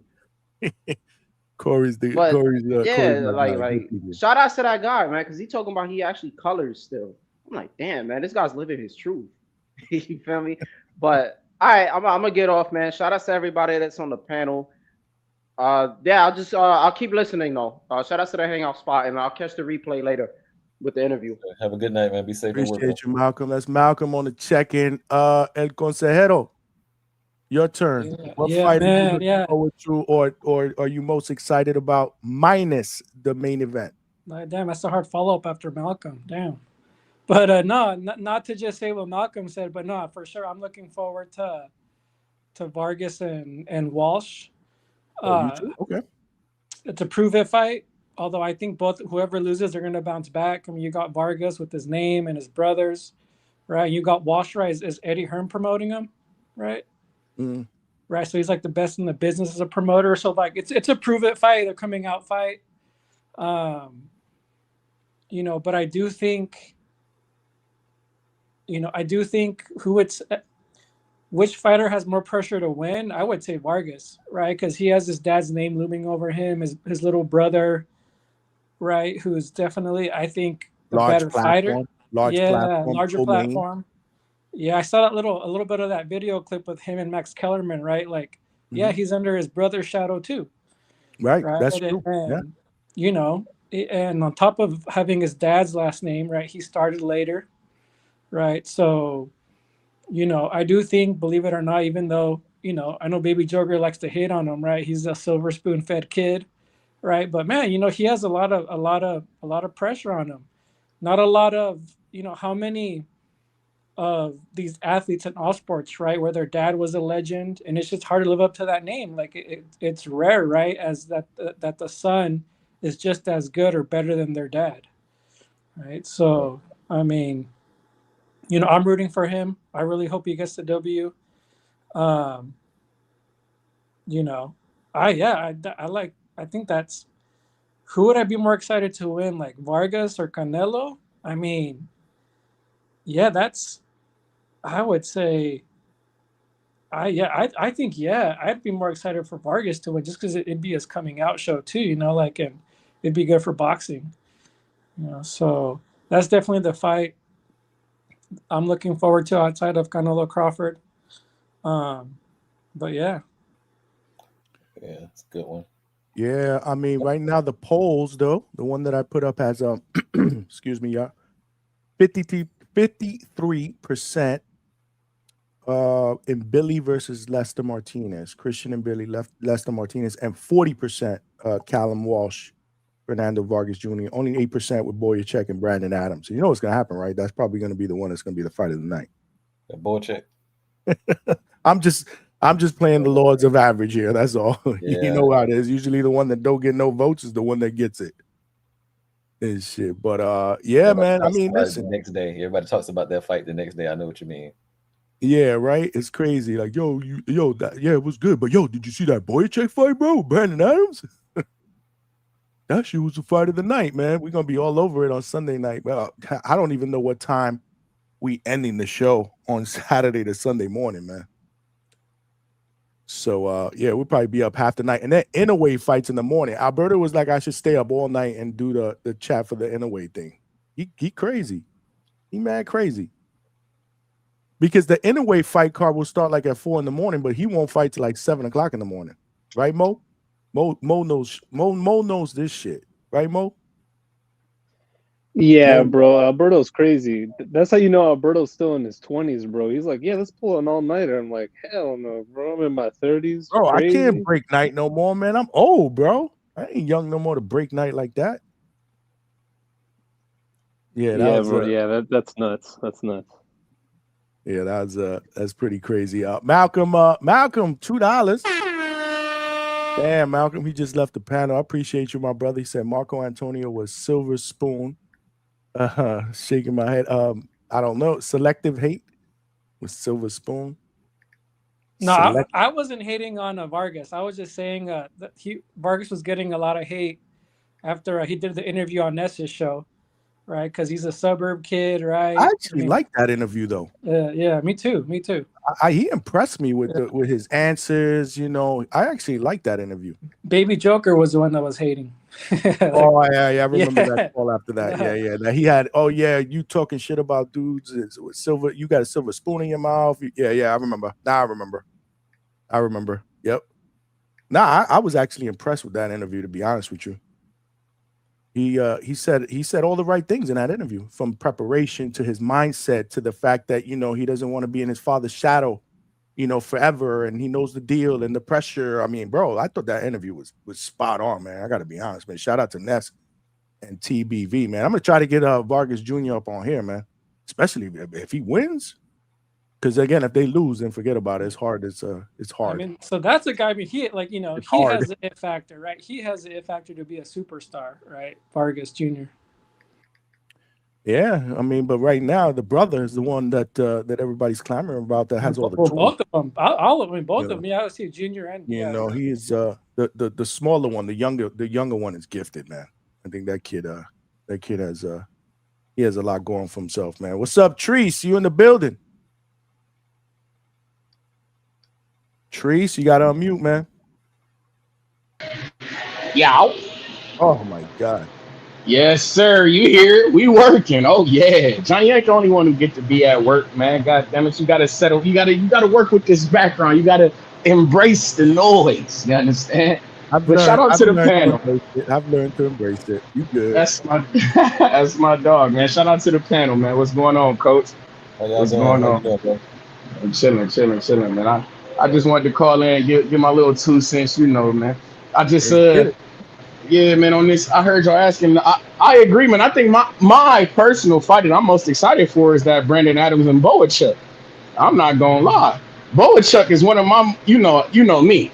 I'm about violence. My guy Boachuk don't provide me no boring fights. So every time I get excited, this guys like him, you feel me, Virgil, the motherfucking Erickson Lubins of the world, Fundoras of the world, these guys they always provide me with violence. No matter who the fuck they in there with is swinging and banging. I'm into it. And then it's like, you know me, because when I told Dev, don't do it, you understand? Stop fucking with that man. They were Devin got to get it back in blood. No, we need Dev to get it back.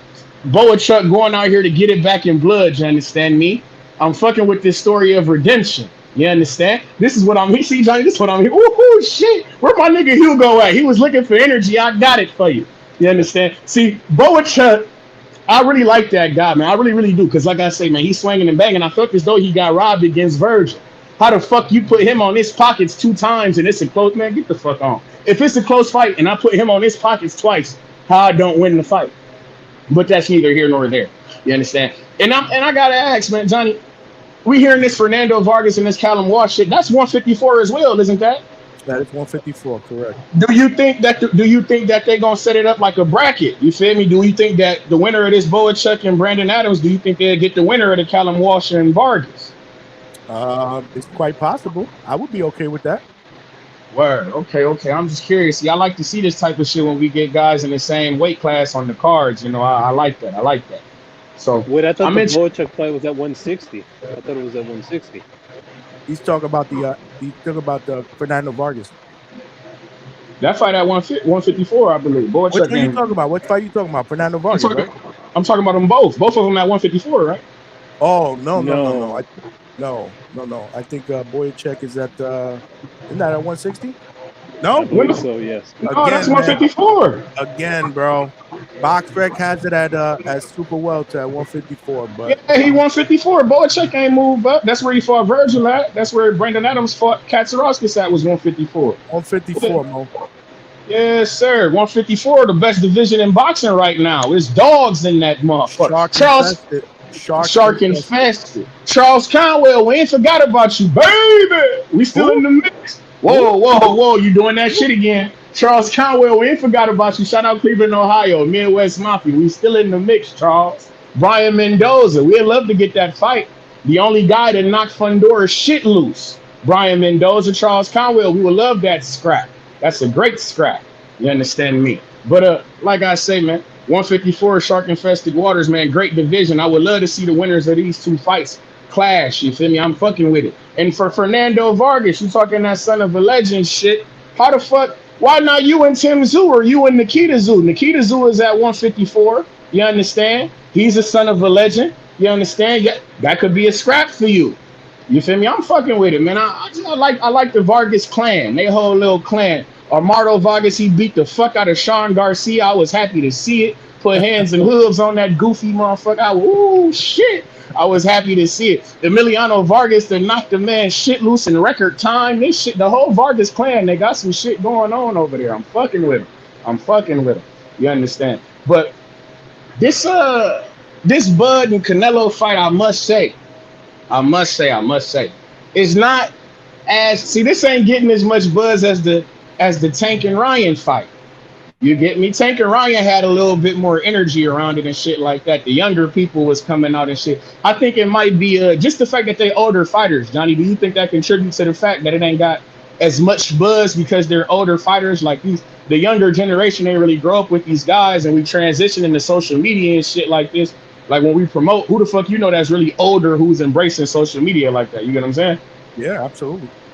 So yeah, I just think it's just the times that we in, man. These are older fighters, you quote unquote.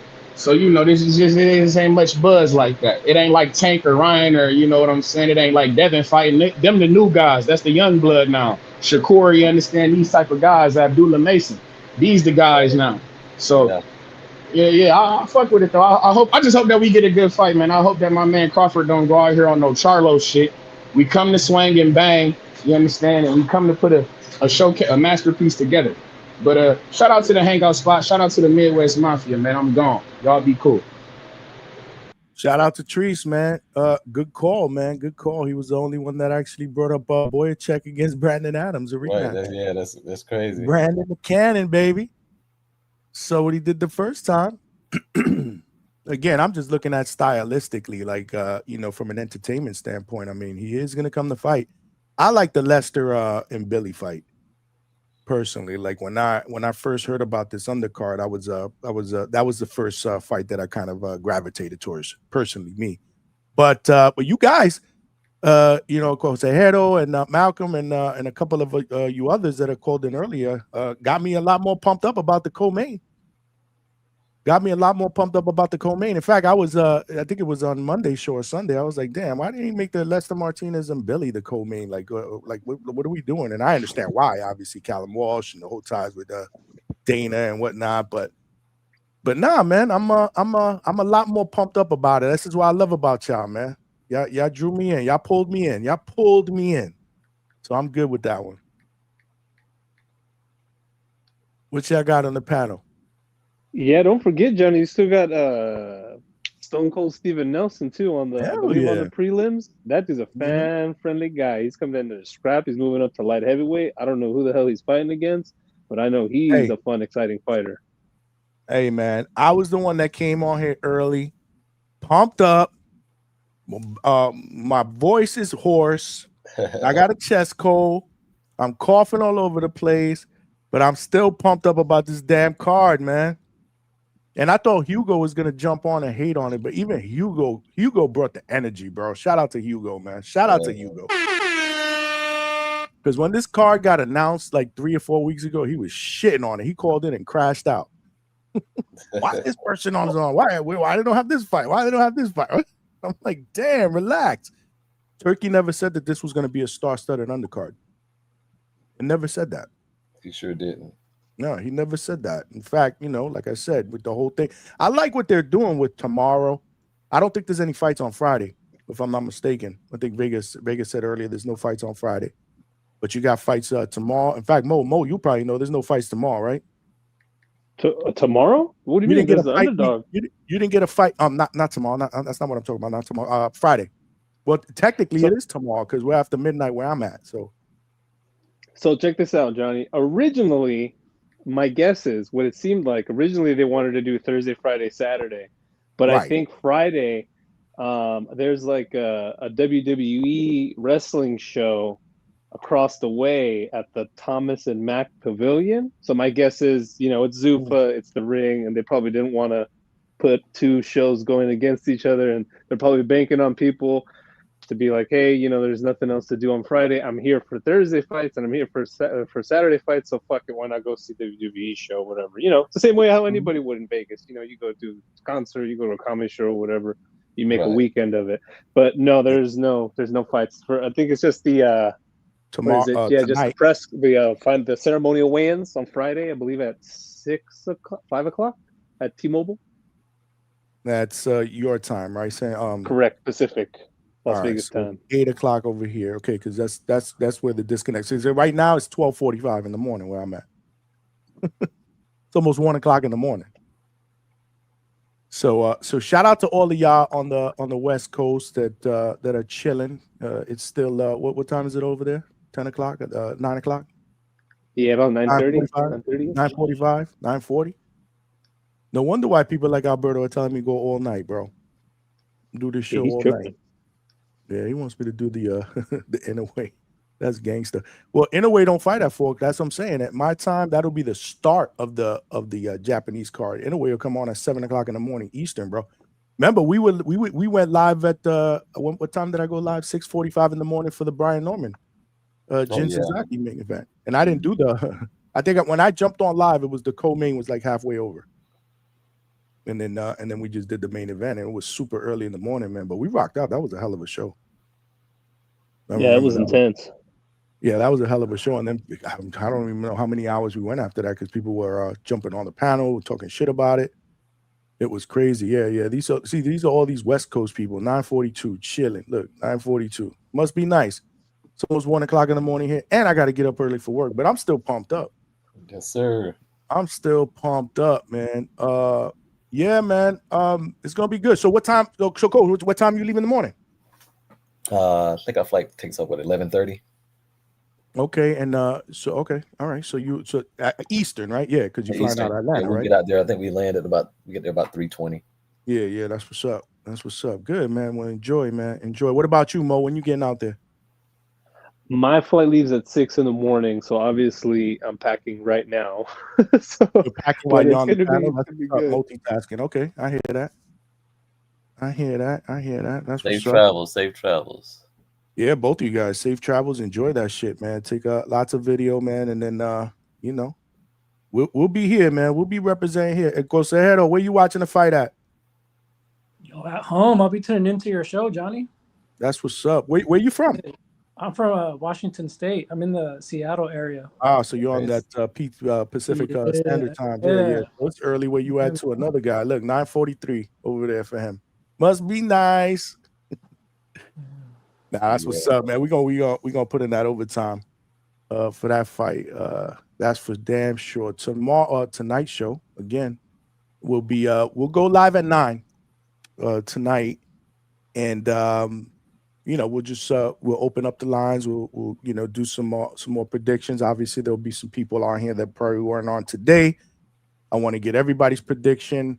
I'll do a little bit of my own breakdown or whatnot, and then we'll have Coach Bermudez will be on. He's going to do his lock picks for the weekend. So make sure you betting guys. You guys jump on them all. So we'll do his picks and his lock picks. And then we'll just keep going, and we'll just do I'll have the fights on here. The fights on tonight, sure. And we'll just go live and call the fights and have a good time. Yeah, we'll have a good time. We'll definitely have a good time. But I'm about to wrap it up, y'all. Alrighty. Yeah, because y'all got to get up in the morning. I got to get up in the morning. And then we'll be right back at it. Of course, ahead, man. Great call, bro. You got to keep calling in, man. Hey, for sure I will. Thank you all. Oh, You I guys have a good appreciate night. you. Thank you, man. Right. Welcome Good to the night, fellas. DHS family, my brother. Thank you, man. All right, peace out. Later, guys. Later. Yep. Mo, appreciate you, man. Both of you guys travel safe. Travel safe. Yeah, man. Great show. He said you call Alberto. You call. Don't end the fun, Johnny. I'll call back in. I'm gonna get on. Yeah, call. You want to call? You want to call in real quick? I mean, I'll stay on for a little bit longer. Yeah, man. We kicking it, man. We kicking it, man. I mean, it's fight week, y'all. It's fucking fight week, man. It's fight week. We got people in the chat. We got people on the panel that are actually going to be at the fight. Shout out to Mo, man. Mo don't play, man. Mo be going to UK, Wembley, Vegas, New York. He was at the New York card. That's what I'm talking about, bro. YOLO, man. You only live once, man. You only live once, bro. These are hell of a, these are amazing experiences, man. Shout out to you. If you could pull it off and you can afford it, fuck it. Do it. You only live once. Smoking Mo Frazier with the $5.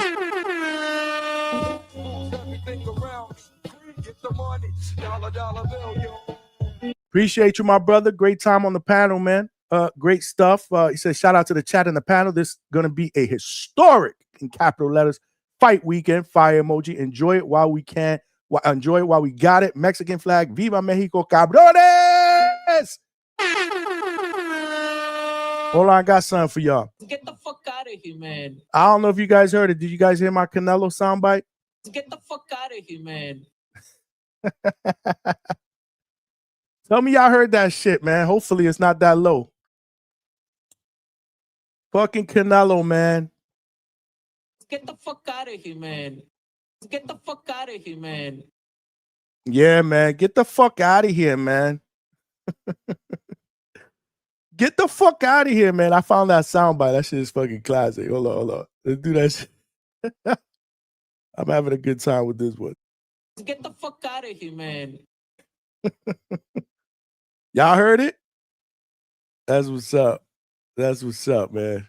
Shout out to all of y'all, man, that are pumped up about this fight, man, for real. Shout out to you, Mo. Appreciate the donation, my brother. Save your pennies, though, man, because, you going to Vegas, man. You going to Vegas, bro. If you buy a beer out there, how much is a beer? How much you think will be a beer at the Allegiant Stadium, bro? Fucking like $20? You're going to pay $20 for a fucking beer, man. Yo, this is going to be the ultimate hangout spot. The hangout spot will be the hangout spot on Saturday for the live fight chat pills. So definitely, get your drinks on. Pop open your beers. I'm gonna have a few beers open here. While I call the fights or we call the fights, I'm probably sure there'll be a couple people that are jumping in and out. We'll keep it moving. That way a lot of people can get a chance to jump on and off. I like to give everybody a fair share. Most said $20 beer, dog. For real? I was exaggerating. $20 for a fucking beer? That's crazy. That shit is criminal, man. That's gangster shit right there. Superman was good. Was good, Superman S. Durant in the building. Y'all heard my Canelo soundbite? Get the fuck out of here, man. Word. But yeah, man. I still think that's gonna be an amazing experience, man. I should have applied for a credential, bro. He said, yeah, Johnny, Allegiant Stadium is taxing. That's crazy. Well, hey. Canelo probably gets about what, 20%? What did Canelo say he gets one time on an interview? How much percentage of concession and beers and all that shit? There you go. Yep, that's exactly what I was saying, bro. Hold on, let me hit that one. Yep. Every Modelo we buy going right to Canelo's pockets. That's right. So make sure it's cheaper to go and buy a 12-pack of that because that's probably what I'm going to have. I'll probably have a 12-pack of Modelo. And I'll put them here. And for that 12-pack, I pay like, what, $20?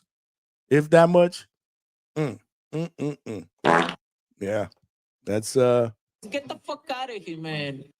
We ain't paying no $20 for a fucking Modelo. Get the fuck out of here, man. Nah, man. Oh yes, definitely. But you're gonna have that YOLO experience. Word for sure. He said we finna put Canelo's kids through college. The fire emoji. Fuck it. Get the fuck out of here, man. Hey man, if you can pull it off, Get the fuck out of here, man. shout out to Canelo, bro. But yeah, tomorrow's well, for you guys out in the West Coast, it's tomorrow. For me, it's tonight because we pushing 1 o'clock in the morning, and I still got a lot of energy, even though I've been taking some Mucinex and shit. But yeah, tonight we will be right back at it, 9 p.m. Eastern Standard Time. We don't have a guest. We were supposed to have a guest, but he backed out because he's dealing with a personal issue. But we will get Cesar Mateo Tapia, undefeated middleweight, in the building. We'll get him in the building next week. We got a lot of people to fit in next week. We got a lot of people to fit in and a lot of people pending, bro. Make sure you guys smash that like button and subscribe to the channel and tell a friend, man. If you guys are watching this live on X, man, retweet, man, share, and follow me over there. We're still trying to build the family over there on X, the DHS family. Come on over here to YouTube. Subscribe to the channel, man. There are power in numbers. We're trying to grow to our next goal of 2.6K and then 3K, obviously. But before we get to 3K, we got to get to 2.6K. We need 20 more subscribers.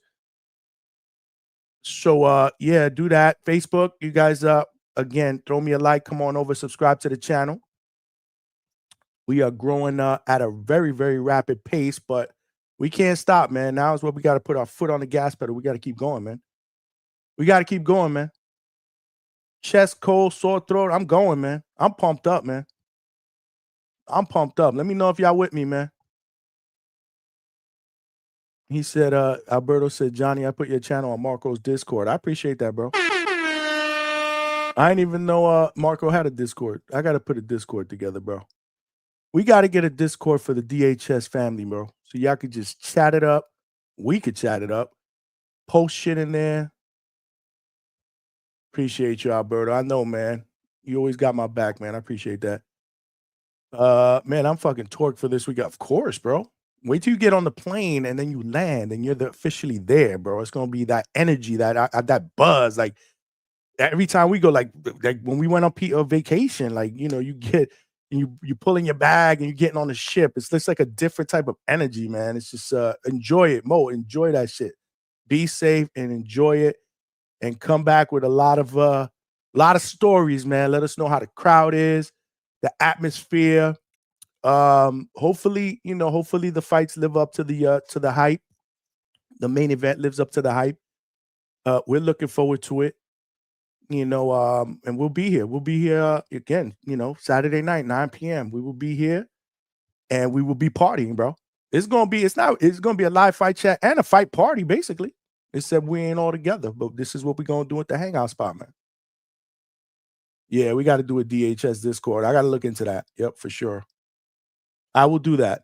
I promise you guys I will do that. I want to put that together. That way you guys can share content. Sometimes we could, bring some of that content in here, safe place for us to be able to chat in the DHS family outside of the shows, man. Jaleel Hackett making an epic comeback. That's tonight. Well, here tonight. Not for y'all. Yeah, man, we'll be here. We will be here. We will be here.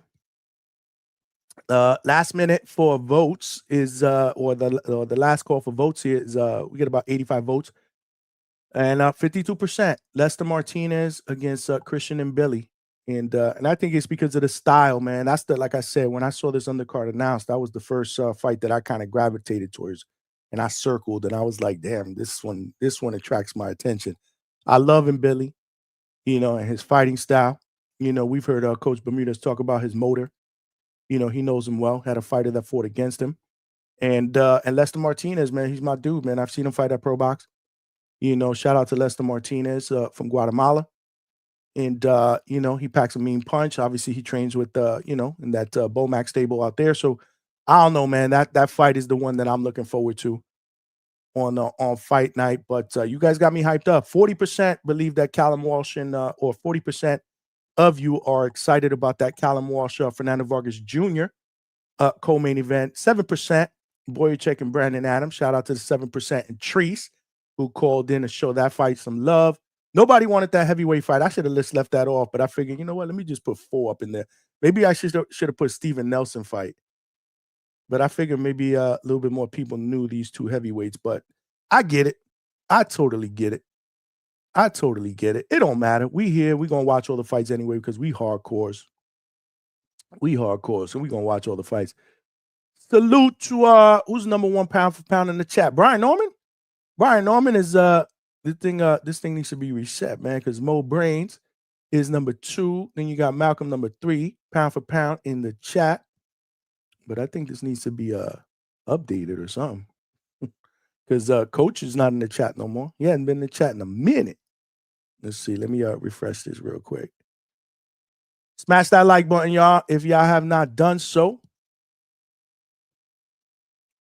We here live at the Hangout spot. Let me see. Yeah, I don't know. I don't know how to mess with this top pound for pound.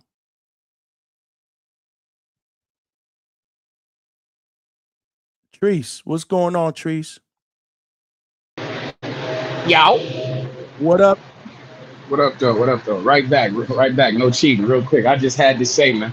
Let's get it. You know, you my dog, Johnny. This shit. We can talk all sports around this bitch. So I just had to say, the motherfucking Packers tomorrow.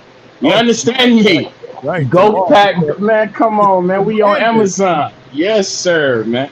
Go Pack, go, man. The Commanders, you are in trouble. You understand me? I know we got some DC residents on the line and shit like this. And my guy Scooter Davis would disagree with you. He's a big Commanders fan, bro. I'm hip. Shout out to him, by the way. I fuck with him the long way. He's a violent guy. We gotta get him back. Yeah, he's definitely violent. We gotta get him back on, man. He said he wanted to get back on with football. He had a big win too on the Pro Box. I caught that on that Pro Box card too. That was another stoppage, baby. Yeah, that was dope. But unfortunately, him and Jaden Daniels are in trouble tomorrow. You understand? Michael Parsons will be all over that ass. But hey, man, that's neither here nor there, man. I just wanted to chime in, man. Check in again, talk a little shit, man. You know what's going on. We got for all my football watchers, man. I hope y'all tuning in, man, to the fights and tuning into my Packers because we going crazy. This is the year for us, man. I'm excited. I'm excited, man. We got Micah. You feel me? We got Jordan Love healthy. We back, baby.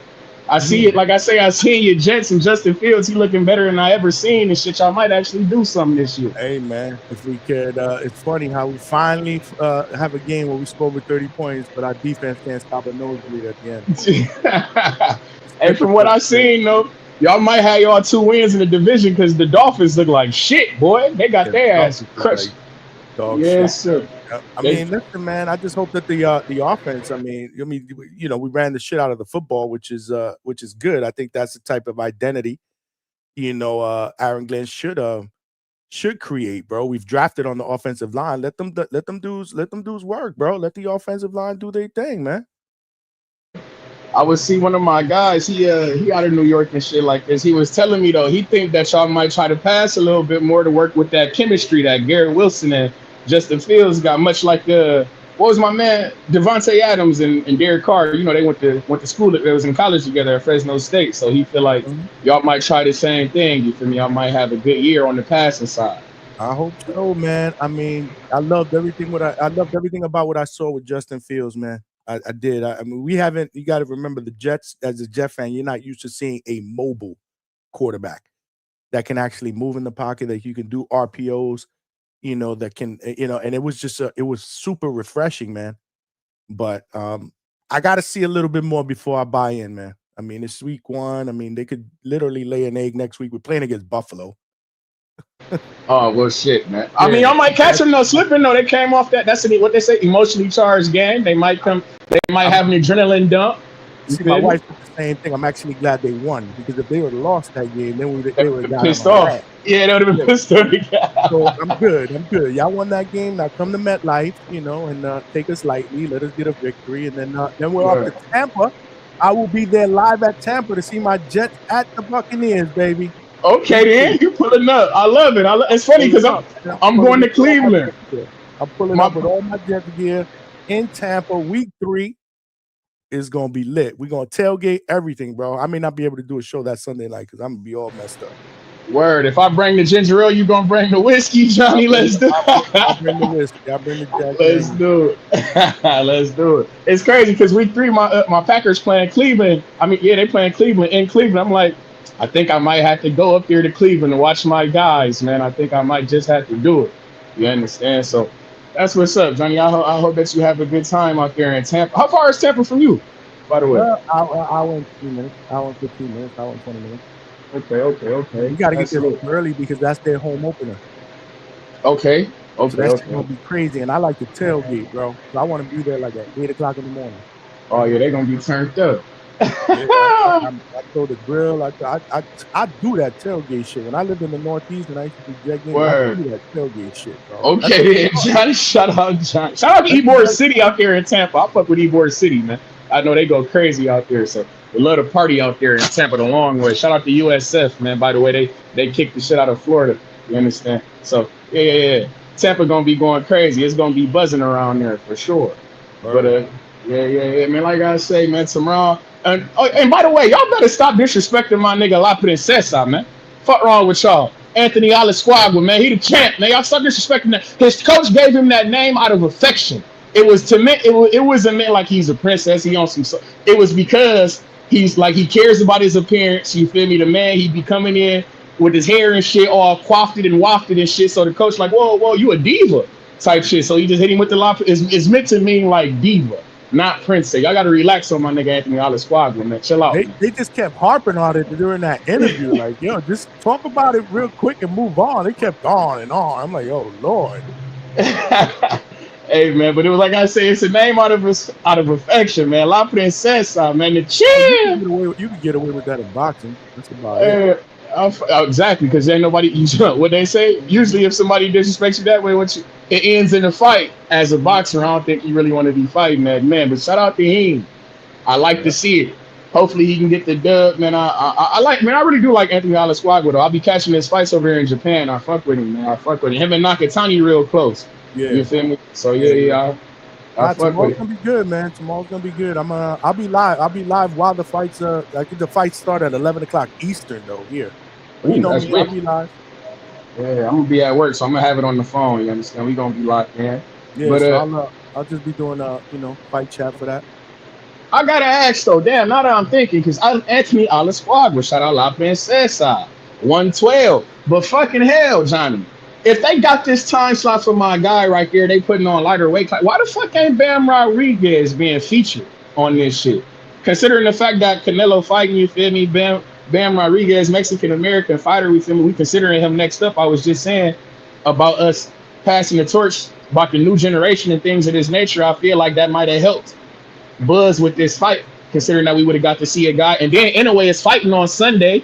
I felt like that should have made sense. You put Bam Rodriguez on this card, in a way, fighting the next day on Sunday. It's like you did a quote-unquote little mini build-up. Talk to me, Johnny. What you think about that? Why isn't he featured? Oh, Bam? Because Bam's fighting on the November card. See, but I feel like this would have been a better slot for him on the Canelo. Yeah, I know, but he's been on when they announced him on the November card when they announced right after they announced Norman and Haney and Yard. Yeah. They put that card together, around that time, which was and when did they put this card together? 2 weeks ago. 2 weeks. No way. Yeah. It's crazy. Nah, that would have been dope. Nah, absolutely, man. Yeah. Absolutely, but yeah, it'd be on the against Puma Martinez. That shit crazy to me because it's like Bam. I don't get that shit. Y'all having the fight in Vegas. It's Bam Rodriguez and then y'all got a lighter weight fighter. You feel me on the fuck? That shit don't make no sense. That don't make no sense. I would like to have Bam Rodriguez on any card with Canelo. You feel me? That's just that shit would have just been flop. You couldn't pull Turkey's boy out of there, Muhammad Alakel. Shit, me. Who the fuck is that guy? Exactly my point. And he's on the main card. But you guys Boyacek against Brandon Adams on the prelims. That shit is nasty work, bro. Nasty work, man. See that shit. Only time I'll be willing to give a motherfucker the benefit of the doubt when they do that prelim shit, like with PBC when they had Gary Russell fight on the prelim. I give them the benefit of the doubt because it's YouTube, and I feel like everybody not paying for that pay-per-view. everybody didn't pay for that Mario Barrios and Pacquiao shit. I feel like more people fucked around and saw Gary Russell fight than they actually saw the Pacquiao Barrios main cards. You get what I'm saying? So the exposure, quote unquote, it could be, if you're looking at it that way, you gotta we gotta pull a positive from it. But I don't know. But yeah, man, Bam Rodriguez, I would have liked to see him get this type of exposure on this card. Like, why the fuck we shipping him all the way to Saudi Arabia? You get me? When y'all fighting in Vegas, it just doesn't make any sense.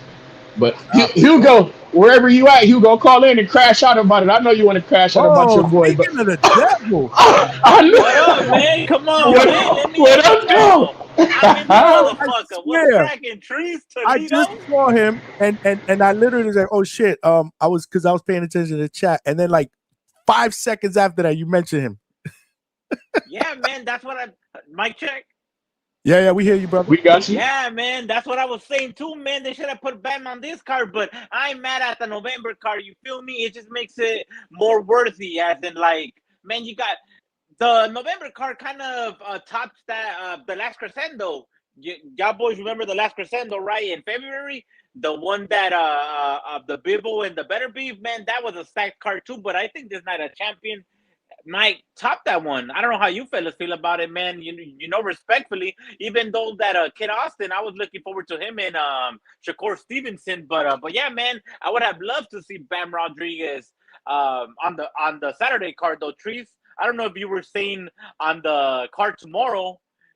You were saying Bam on what card? Tomorrow? Yeah, I'm just saying on any card, on the main card, on the tomorrow's card. Yeah. If we was gonna give him the, Come on, if Trees. You I'm can't saying give no, it on the tomorrow card. no, I'm saying no. If we gonna give him the main, I mean, hell, if we gonna give him the main event of that card, we would have made him the showcase of that card. Why not? I mean, But it's like, yeah. Yo, what up, though, Trees? Talk to me. Talk to these fellas about La Princesa. You feel yeah, me? That's what I was telling them, bro. I was like, yeah, y'all boys gotta chill, bro, because, like, they didn't give him that name for nothing. It wasn't us, though. It wasn't us, though. It was Max Kellerman kept harping on that shit, bro. Like, La Princesa. Oh, man. My man had to pull out his nails and you know, and start telling people, you know, that he likes to get a petty and a manny and all that shit, bro. Nah, well, that dude is dating another boxer. Well, obviously, like a female. What's her name? She was on one of the MVP cards. I forget her name though. But yeah, man. Shout out to La Princesa, man. You feel me? He's never fought over here though, if I'm not mistaken, right, Trees? He's always fought over there in Japan, yeah, right? he usually be fighting in Japan mostly. I think he might have had 1 or 2 fights over here, but his like main fights is over there. Him, man. He's headlining tomorrow. Well, for me, it's tonight. He's headlining tonight's card, right? Yeah, yo, did you find out about that time slot? Yeah. You were right. It's gonna be 11 o'clock. It's gonna be 11 o'clock Eastern. That's nasty. But I'll be here because I'm going live at 9 o'clock, and you know I usually go to what 2 o'clock in the morning, 3 o'clock in the morning. Nah, but I'm just saying, like, for the average boxing fan back east, it's nasty work, That shit bro. is terrible, They be man. feeding you guys like day 11. What the fuck is this? Hey, Johnny. Hey, Anthony. My guy Anthony in the building. What's going on, Ant? Yeah, honestly, I agree. Honestly, I wish they put Bam.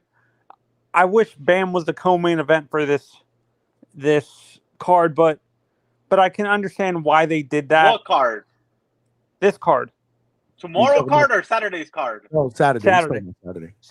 Saturday. I definitely won't be mad at Bam Rodriguez versus Puma co-main event for unification. I would not be mad at that, my brother. No, but I can understand why Eddie doesn't. For some reason, I don't think Eddie knows how to promote Bam for some reason. No, that's right.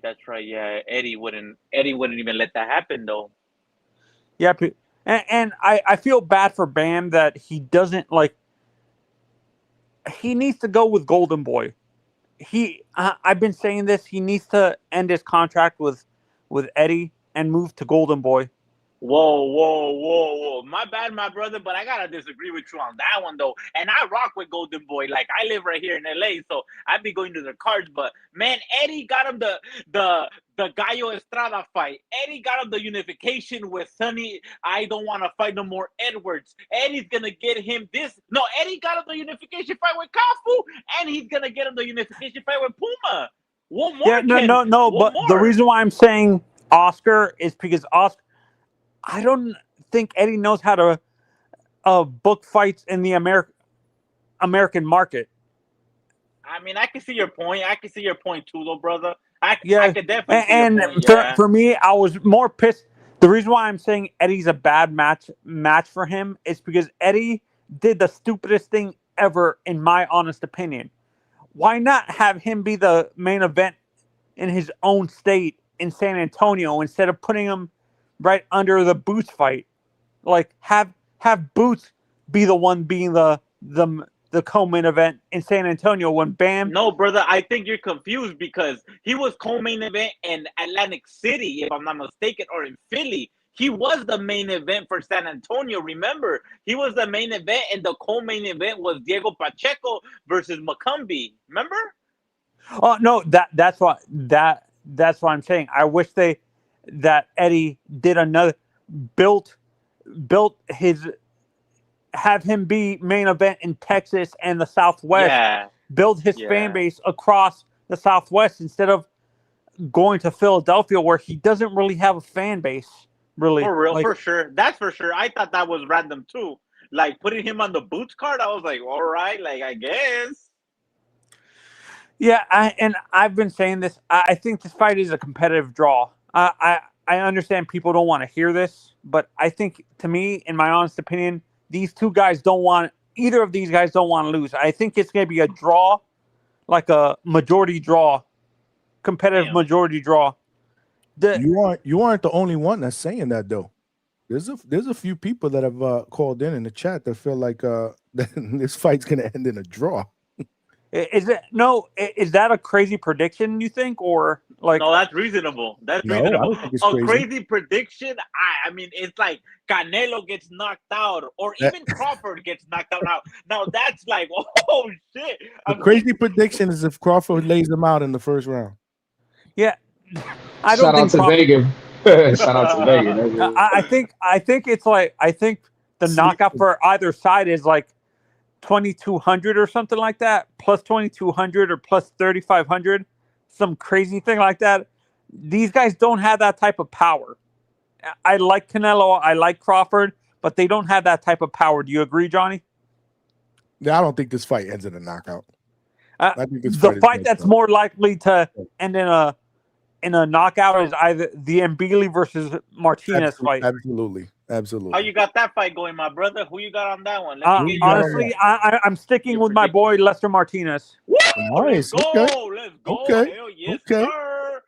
Okay, so you're not intimidated by the volume, obviously, the pressure. I mean, and Billy's a dog.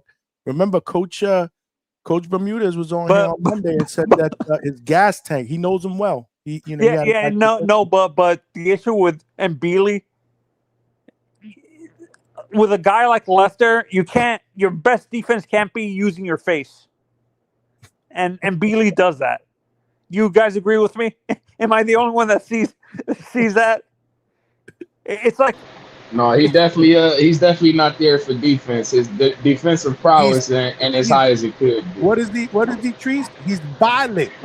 He's violent, but I ain't gonna see. He's a fighter that I like to call has the 3 V's. He's got violence, veracity, and he got volume. You understand me? He's like an Oscar Duarte, Eastside Cruz type of guy. You see? On that one, my boy Trees. I'm picking him Billy. I ain't gonna be picking him Billy for that fight. For me, we picking him Billy. Trees. He has the 3 Ds: durability, destruction, and dependability. Word. I like it, man. I like it. Okay. I like that comeback. Okay. What about the Vargas and the Column Wash? I think I'm picking Column Wash in that. I have Vargas. One of the callers, I think it was Malcolm. Shout out to Malcolm, man. Shout out to Malcolm, bro. I haven't heard him over there on TBV, but anyways, I heard him say that that Vargas got a lot of feelings because of his dad, and that's true. Now that I think about it, I seen his interview today, press conference, and he was talking with a lot of emotions. You feel me? But I think that's actually gonna build him up for this moment. You feel me? Like, but I do understand Malcolm's point though, like that this was sentimental. This was going in there with gonna fight with feelings, and man, hopefully he fights with the right feelings, with the madness feelings, not the oh my god I made it feelings. Does Vargas have power? Yeah, for sure. Well, is Against it knockout who, though? power? Like, is it one punch I wouldn't knockout? say one punch knockout power. No. Is he like a Canelo where he wears you down throughout the fight, like with the volume? He's a boxer puncher. Yeah, he's a boxer. He's a boxer. If the punch is there that lands that puts you out, then that puts you out. 17 wins, 15 knockouts. What? 17 wins, 15 knockouts. But his knockouts don't look like. But the knockouts don't look. They're not highlight reel. They're not highlight reel. They're TKO knockouts. Yeah. You guys gotta keep in mind he fights with no major promoter, so these highlight reels they're really hard to come by when you're fighting on Thunder Studios or on Vargas. Honestly, for me, Vargas would a guy like that I think would benefit from being a Golden Boy fighter. For sure, him I could see that. Him I could definitely see that. Yeah, but not Bam yeah, Rodriguez, not Bam Bam. Well, I think Bam's already developed. I think that Mr. Eddie Hearn has done a great job with him, getting him in those big title fights versus, like I mentioned to you, Sonny Edwards. He got him Gallo Estrada. He got him Capu.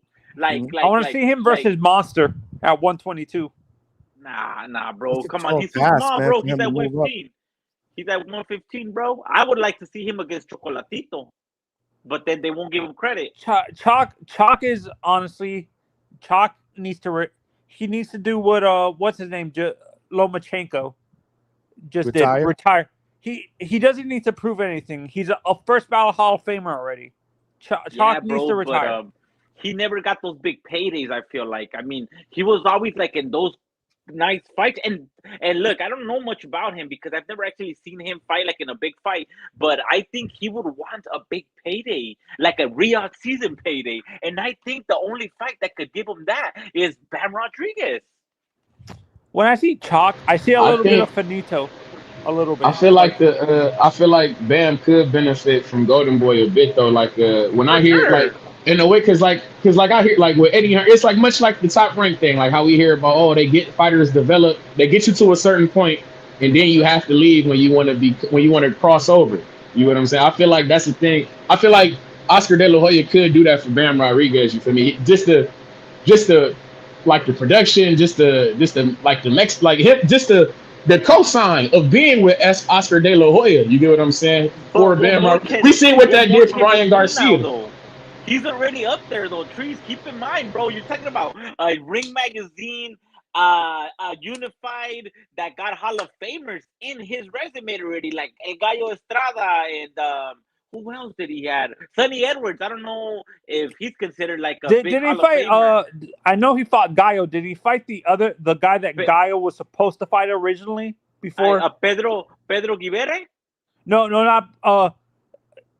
not Gallo Estrada. There was another Chocolatito. The guy, no, not Chocolatito. There was another Mexican that in those divisions. Not Gallo. My God, what's the guy's name now? Who you talking about? That Bamford? No, that he was supposed to fight. No, that Chocolatito. It wasn't Gallo. It was another guy that he fought. Like Guadas? Yeah, him. Julio Cesar Martin. No, I'm tripping. You said Cuadras. You talking about Cuadras? Cuadras.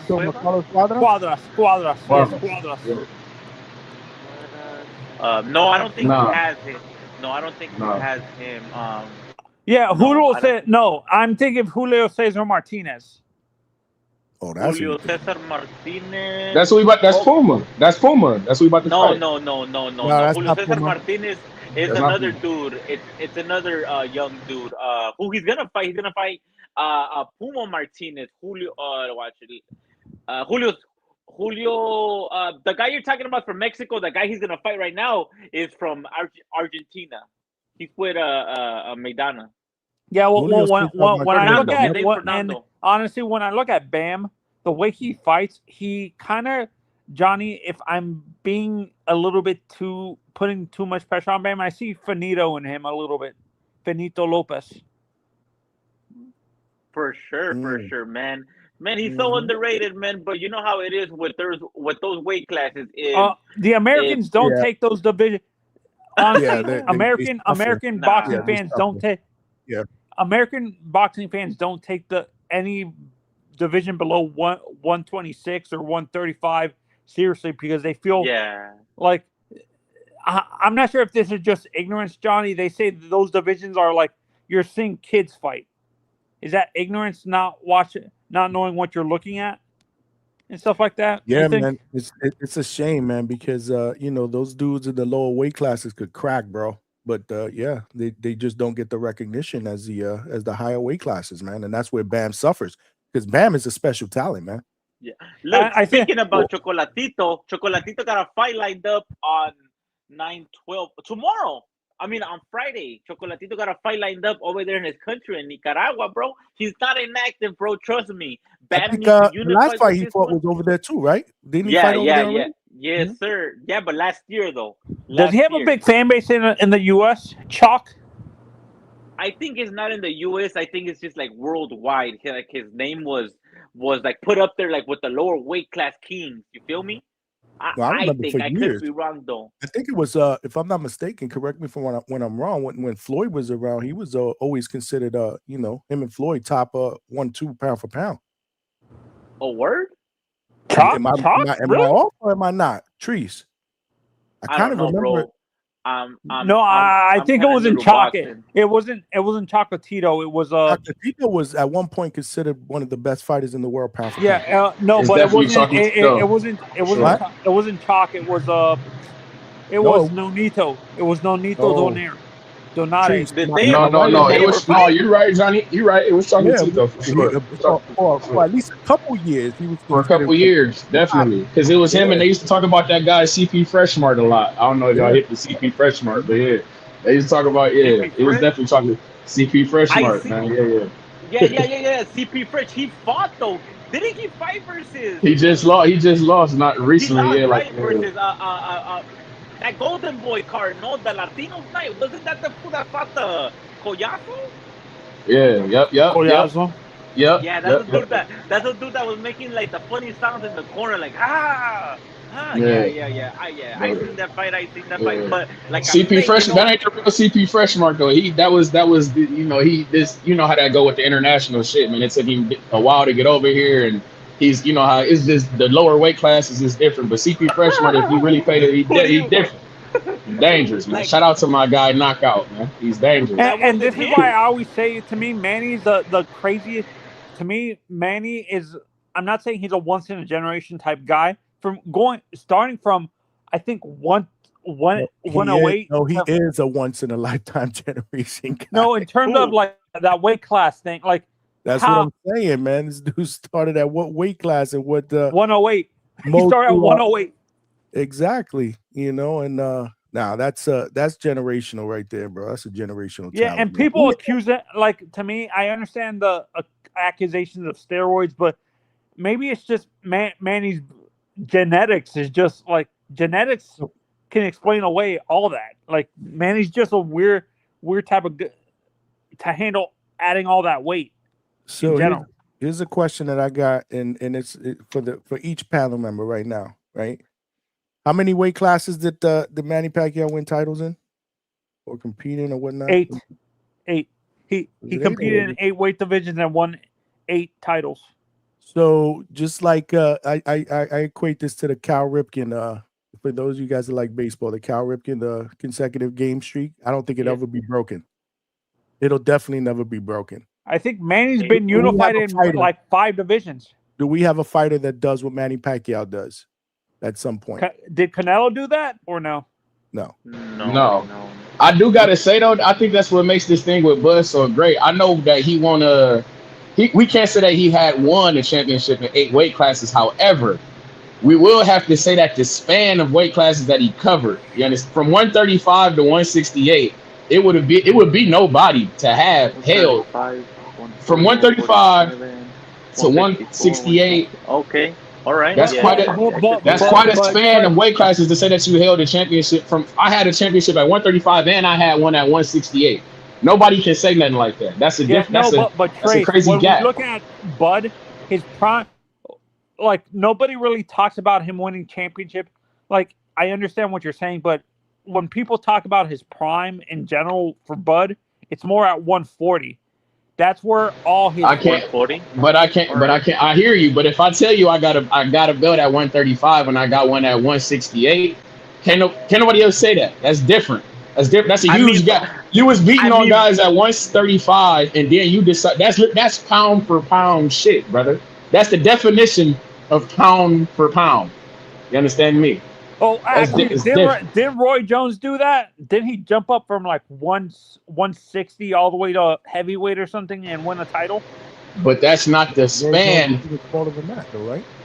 But he wasn't at 135. Yeah, he's at like 60. Yeah, no, trees. But let's get this straight. They're gonna ask, oh damn, and who he fought at 154, and who he fought at 160, and who he fought at 168. People are just gonna. I know what Treese is trying to say. I know what Treese is looking at from start to finish, right? I feel you.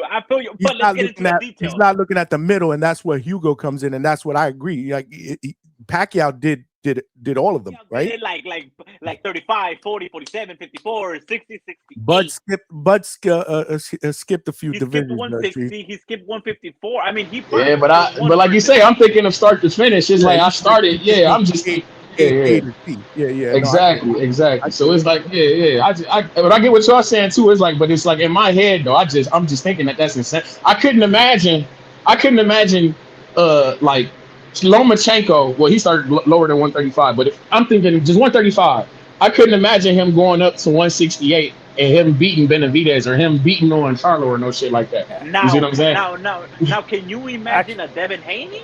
With his body frame started at 135, he got at 140, he's going to 147. Can you see him going up to 154 and eventually 160, or do you think I can't actually in my head. Whoa, he may not make it past 147. Hey man, Brian Norman is in trouble, man. Whoa. Excuse me. Devin has no power whatsoever to hurt Treese. I had to. That was too easy, Treese. That was a layup.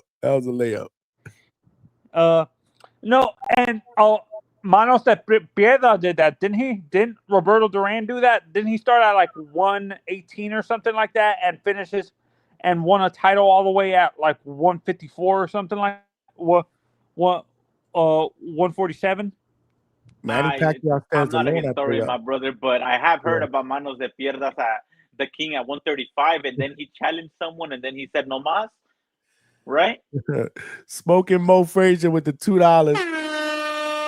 The great Ricky Burns has more title defenses than Pac-Man with the eye emoji. Shout out to Ricky Burns. Bud said hey man, that win mean a lot, man. Y'all better chill on Ricky Burns. Ricky Burns, baby. Show Ricky Burns some love, y'all. Yo, man, shout out to the Hangout spot. I'm about to jump out of here real quick, Hugo. I'm about to hold on. I'm about to jump out of here real quick. Y'all be cool, man. For sure. Appreciate you, Hugo. Appreciate your energy, gang. Y'all be cool. Okay, we gotta show that energy, man. Hell yeah. Yo, you know who else is underrated? And I was just looking at his box rec the other day. Inoue Inoue, my brother. Inoue Inoue, brother. People gotta start putting some respect on his name, bro. He's not underrated when it comes to us hardcores, bro. No, I know, but it's just the fact that like this guy is knocking everyone out, and he's cleaning up the whole division. I think was gonna elevate him to a worldwide like recognition, and what could give him to the next level would be him getting these two fights out the way, Mr. MJ and then Mr. what's that guy's name? Yeah, I gotta agree with this one though, because Mo said, bro, he's number 2 pound for pound, bro. He's not forgotten or whatever you said. I have a question for both of you guys. A prime, who wins this fight? Monster Inoue versus a prime Nonito. Inoue, bro. I mean, I don't know though, because Onito been. But you're saying they fought when it was over the hill? Is that what you're gonna say? Yeah. Yeah, no. By the time Monster fought Nonito, he's already had all those wars. I'm talking about prime Nonito, like in the I mean, early you can't 2000s. say that though because Nonito just went to Argentina and won a WBA strap in Argentina. So that win is aging like fine wine, bro. He's currently a champion, Nonito. I don't know if you guys seen I that know what. fight, But you're not understanding. Yeah, but the question he's asking, even though they fought already, was if Nonito was not didn't have as much miles on his tires when he fought in a way the first time. Nonito in his like 20s versus this monster. That's what I'm talking about. Hugo. And man, Nonito's my guy, but in a way, it's just special, man. In a way, it's special. He's a special dude. He's just special. What makes him special in my book is just I seen this dude get dropped by who did he fight? He got dropped by Luis Neri, which I didn't see that fight. But who did he fight recently, guys? Remind me, please. Shout out to Keenan. He is, bro. He's phenomenal, man. He's a phenom, bro. Yeah. Malcolm said the same thing. In a way, still. I mean, most of the people in the chat are saying in a way. I have Nonito. to be honest. Ramon Cardenas. Ramon Cardenas. Bro, he dropped Nonito, bro, like with a punch that even surprised him. And then I was like, oh damn. And then just how he reacted after the punch and how he just but that's not the first time. But that's the problem. That's not the first time that he's faced that type of adversity. That's why he never panicked. That's why he gets up and he cooks, bro. He did the same shit to Nettie, bro. But Nettie's a whole would you say his max out weight is 126 or 130? You think, Johnny Monster? He doesn't fight at 130. No, I'm saying his cap. No, his cap. His cap. Yeah. I would say he could probably do one if he pushes himself. I would say 130. I don't think he could do 130. Where is he at? Where is he at right now?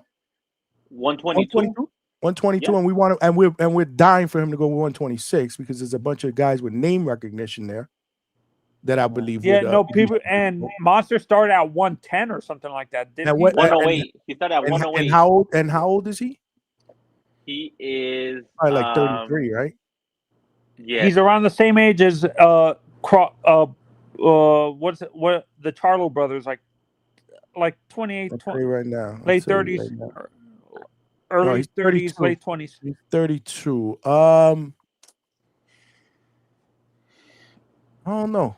He might be. I definitely think. I say 126. I think he can make 130, man. Damn. I agree with Hugo though. I think he matches out 120. Kind of short though. I think the smartest thing he could do is just these two title defenses end the year, go up to 126 and fight Nick Ball. That would be dope. Oh, I would like to see him fight a bunch of guys at 126 if he moves up. Malcolm's a big inaway guy. What you want to? Yo, is my audio bad? Yo, what up, Malcolm? No. Hey, Malcolm. What's good, Hugo? What's good with y'all fellas, man? Been missing your call. I've been here. CPV, brother. Yeah, I just don't call in there anymore, bro. I'm not gonna explain it. Yeah, you're just not gonna hear me no more, bro. Yeah. Shout out to Ness, though. Yeah, shout out to Ness. Real quick with Inouye, bro. I gotta keep it short because I'm at work. I have him beating a prime Donaire. I think Donaire would have done probably better than he did in his first fight, and especially the second fight, just because he got less mileage. But the thing with Inouye is he always adjusts. You know what I'm saying? In that first fight, yes, it was close. You know what I'm saying? He got the broken orbital bone, and I think that was off of the left hook. That's the funny thing about it. It's always the left hooks that get Inouye. But after he had that broken orbital, the reason why it became so close, he actually kept that hand up. He adjusted, he kept that hand up, and I think he was saying that he was like his vision was just shot. Like he was just seeing all over the place. So he kept that hand up just to fix his vision, and he kept on with the fight. With the Neri knockdown, again, that's a problem of his. He throws his shots and he drops his right hand all the time. Neri caught him, and he was actually spinning because I think he was throwing a shot going that direction. I don't know if he was throwing a left hook, because I think he got hit with the left hand, and then he was throwing his own. I think he was throwing his own right hand, So the momentum, he ended up doing that little ballerina fucking twirl and pretty much got dropped. But then he kept his hand up and adjusted. You know, I haven't really seen him get hurt. You know, the same thing with the Cardenas situation, and he just kind of adjusts. But the one thing I'll give him props for is he kind of entertains us, but that's why I don't want him going up to 126. I don't want him going up to 126. That's one of my favorite fighters. I think brother, Espinosa's. He already defended his undisputed, like, how many times, bro? Let me see. 1, 2, 3, 4, 5, 6. Damn, I think this will be his 6th time, right? I think it's his 5th. 5th, okay, 5th. I'm sorry. Yeah. His 5th time. I mean, there has to be a limit where you have to give the crowd like a new spectacle. You feel me? You're just defending, and there's no one else, and you're the man in that division, and like there should be a point where it's like, all right, guys, like I'm good. I could go up to 126 unless he stays there and he fights the other Japanese dude, the Junto Nakatani. Then I see that. That's a I good wouldn't fight. mind seeing that fight. I've Now- been calling now- for that now- fight for a minute. Yeah, now if he stays there to wait for Junto, then all right, cool. But if he's just defending against these guys, there's gonna be like a point where it's like, God damn, bro, like just vacate it and challenge yourself at 126. He could fight a Nick Ball at 126 or a what was that 126? Let me go right here. I got you fools You right got now. Let me the see. alien, what we call it? Yeah, he beats Angelo. He beats Leo for sure. Angelo He Leo. beats Angelo Leo. I think he beats Nick Ball, but Espinosa, I think, actually puts him out. Just because between the height and the style difference in the uppercuts, it's clear. You know, I don't see him beating that. But definitely not. Reign at 122 as long as you can. And I think he's been saying, my bad for the background noise. I think he's been saying he's trying to just acclimate his body. But once he goes up to 126, and you could see it right now compared to when he first started, he's slower because of the muscle that he's put on. So, yeah, he's still strong, but his hand speed is notably a little more smaller. And I just think at 126 is over. You know, it's going to be a sad day, man. I'm probably going to cry, have a couple drinks, you know? So wait, Malcolm, you back to the Nonito thing. Do you feel Nonito's a one-track mind type of fighter? He doesn't have, like, creative offense. That's why you think even in his prime he wouldn't be able to beat a guy like Monster Inouye? No, it's not. I don't think it has My anything to do reasoning with is less of what Nonito could do, it's just Right. more of what Inoue can do. Right. Especially if we talking about prime. But wasn't Exactly. Inoue's prime on that? Wasn't Nonito's prime in a lower weight class before 118? Because Inoue's best is at 118. I could have swore Nonito was at like Nonito's prime was 115, 112, 115, and 18. Like you see, in Inoue his skipped early that weight 30s. class. He skipped that weight class before. Which one? I think he skipped 115 or 112. It was one of those that he skipped. He skipped 112. You're right. He fought at 108 and then he went right up to 115. Yeah, and that's when they wanted him to fight Chocolatito, and there was a whole situation for that. So, yeah, that's why it's kind of hard to gauge. Grab right there. I mean, but Chocolatito's kind of it is over the hill. I mean, I wouldn't be mad because I'm asking for Bam versus Chocolatito.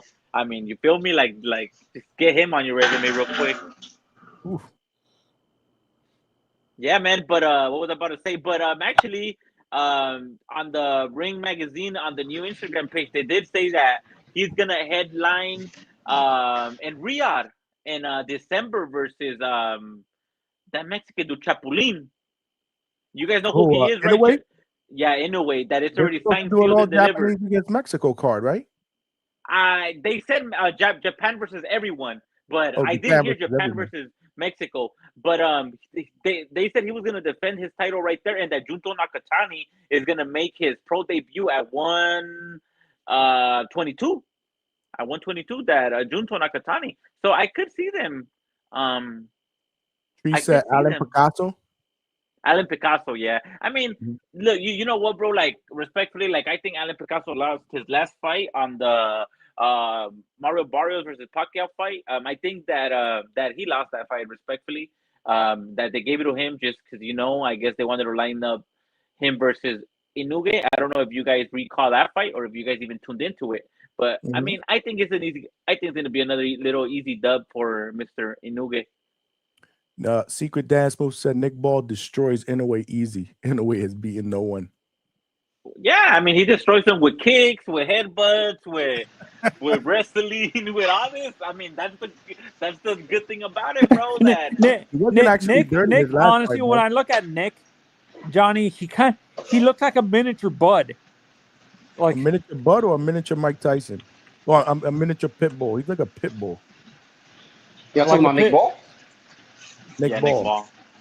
Yeah, he's kind of like a mini pit bull. He's just a little more dirty, and that's what's gonna give him issues. Kind of like what Hugo's saying, because they're not really used to that dirty style. So unless the ref is on his side and they taking away points, then he'll be fine. But that man rugged. And I mean, saying that Inoue has fought no one, I mean, I don't really agree with that one. He fought Stephen Fulton, that's going on his 3rd division, and if he beats Oshaki Foster, that's a 3-division world champion on your resume. He also fought Nonito. He fought Luis Neri, which I don't know if it's a big name, but I mean, that comment right there, that Nonito, Tapares, yeah, Monster hasn't fought anybody, is because he probably hasn't watched his career in the lighter divisions and stuff like that. Yeah. So and then Maloney. Maloney. But, I don't know how Maloney even keeps getting mentioned in these mixes. It's like what? It's like, bro. That's because there's 2 of them, bro. That's because there's 2 of them. Oh, that's right. So it's double the trouble, huh? You get double whammy with the Maloney's, bro. Yeah. I will say, I'm getting on this fucking card on Saturday. One of them. Look, the reason Inoue gets so much hate, bro, is he's not American or he's not Hispanic. Straight up, if he was one of the two, he'd get more love. And I definitely say that with like my fellow African Americans. Like everybody be hating on him. I'm like, yo, listen, if this man was black, y'all would really fuck with Inoue. Like, you know what I'm saying? I don't mean to take it there, but I could just tell, like, he just get a lot of shit. Actually, I have a friend who lives in the Pacific Northwest. TJ, don't Malcolm, and he says that, like, in the Pacific Northwest in Northern California, Inoue has a big fan base. Like he has a huge fan base of the whole Asian communities there are bit like. It's like Shohei Ohtani's fans are Monsters fans. Basically, that's how the fan bases cross over.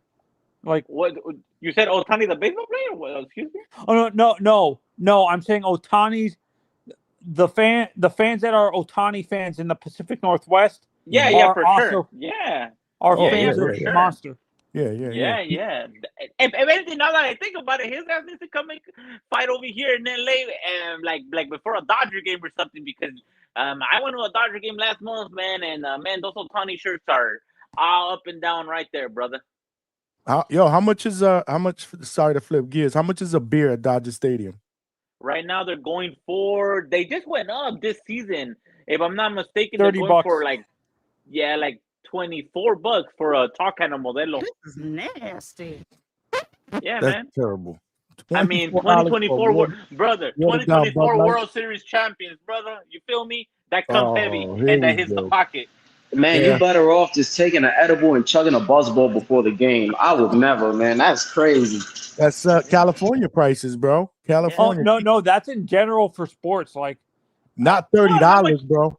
That's how much is a beer right there? Like 20 for a beer in a stadium. How much is a beer and an MVP card? A beer and an MVP card? Down in Florida, $10. Like for real? Yeah, $10. The most expensive states for a drink is like $15.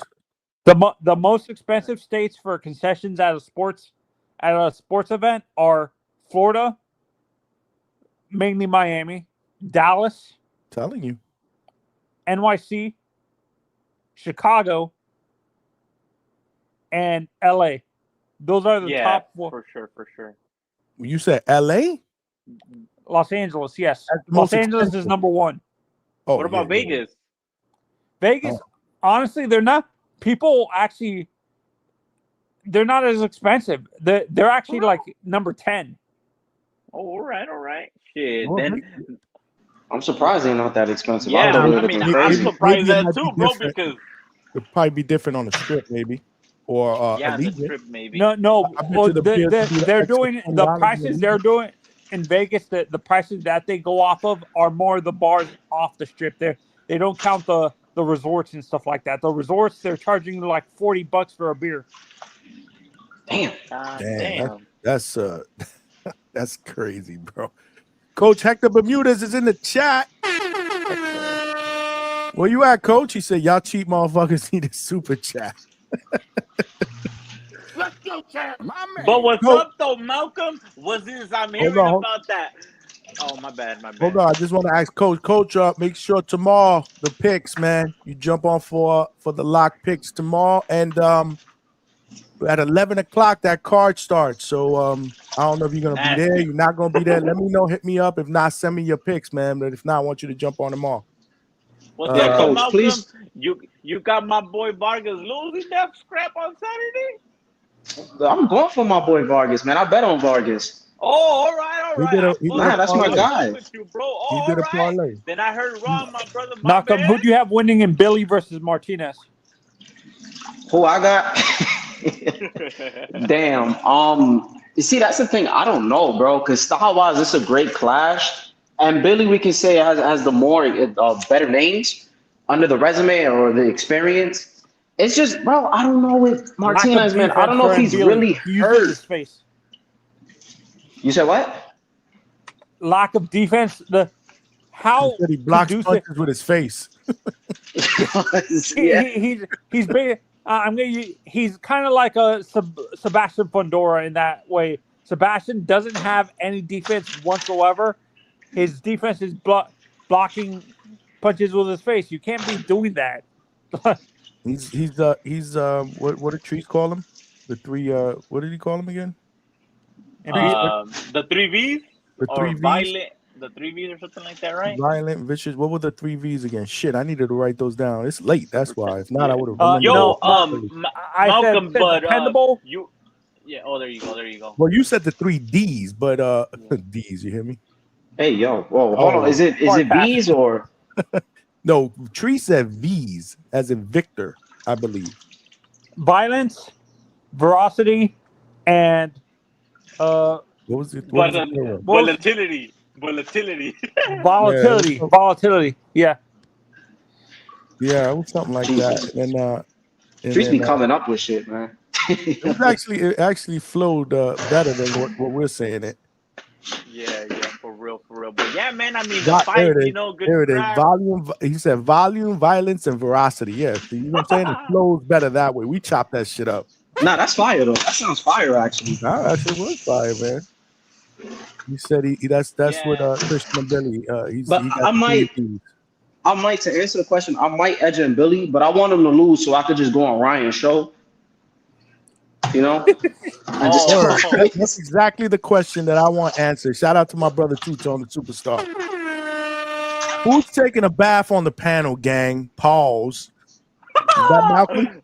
Oh no! I'm doing something right now. I'm at work. That's me with the water. Man. Taking a bath is nasty.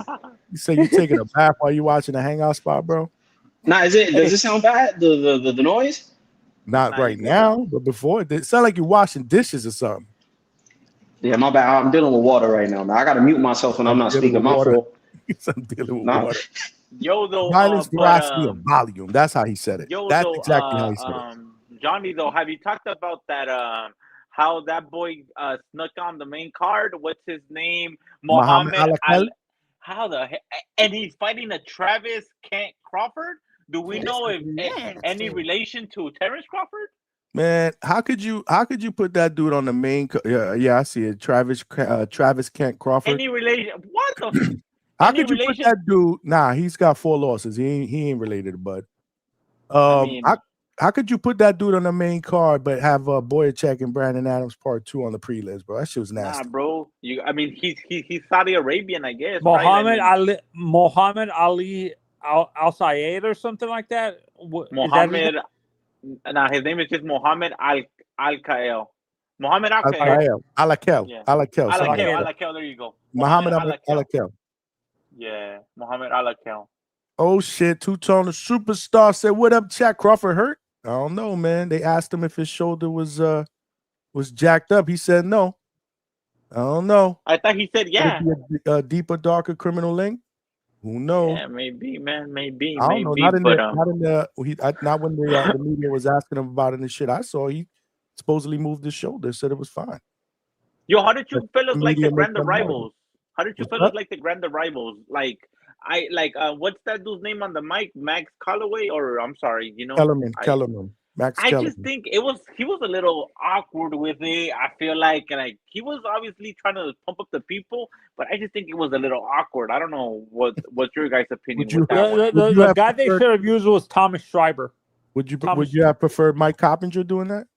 Oh, I mean, hell I like no. Mike, bro. Man, y'all boys are nasty for throwing him Come under on, the bus. man. I like Mike, bro. He keeps it cool. He's professional. Shakur I rock with Brian Custer, man. I rock with Brian Custer. I think that's how you say his name.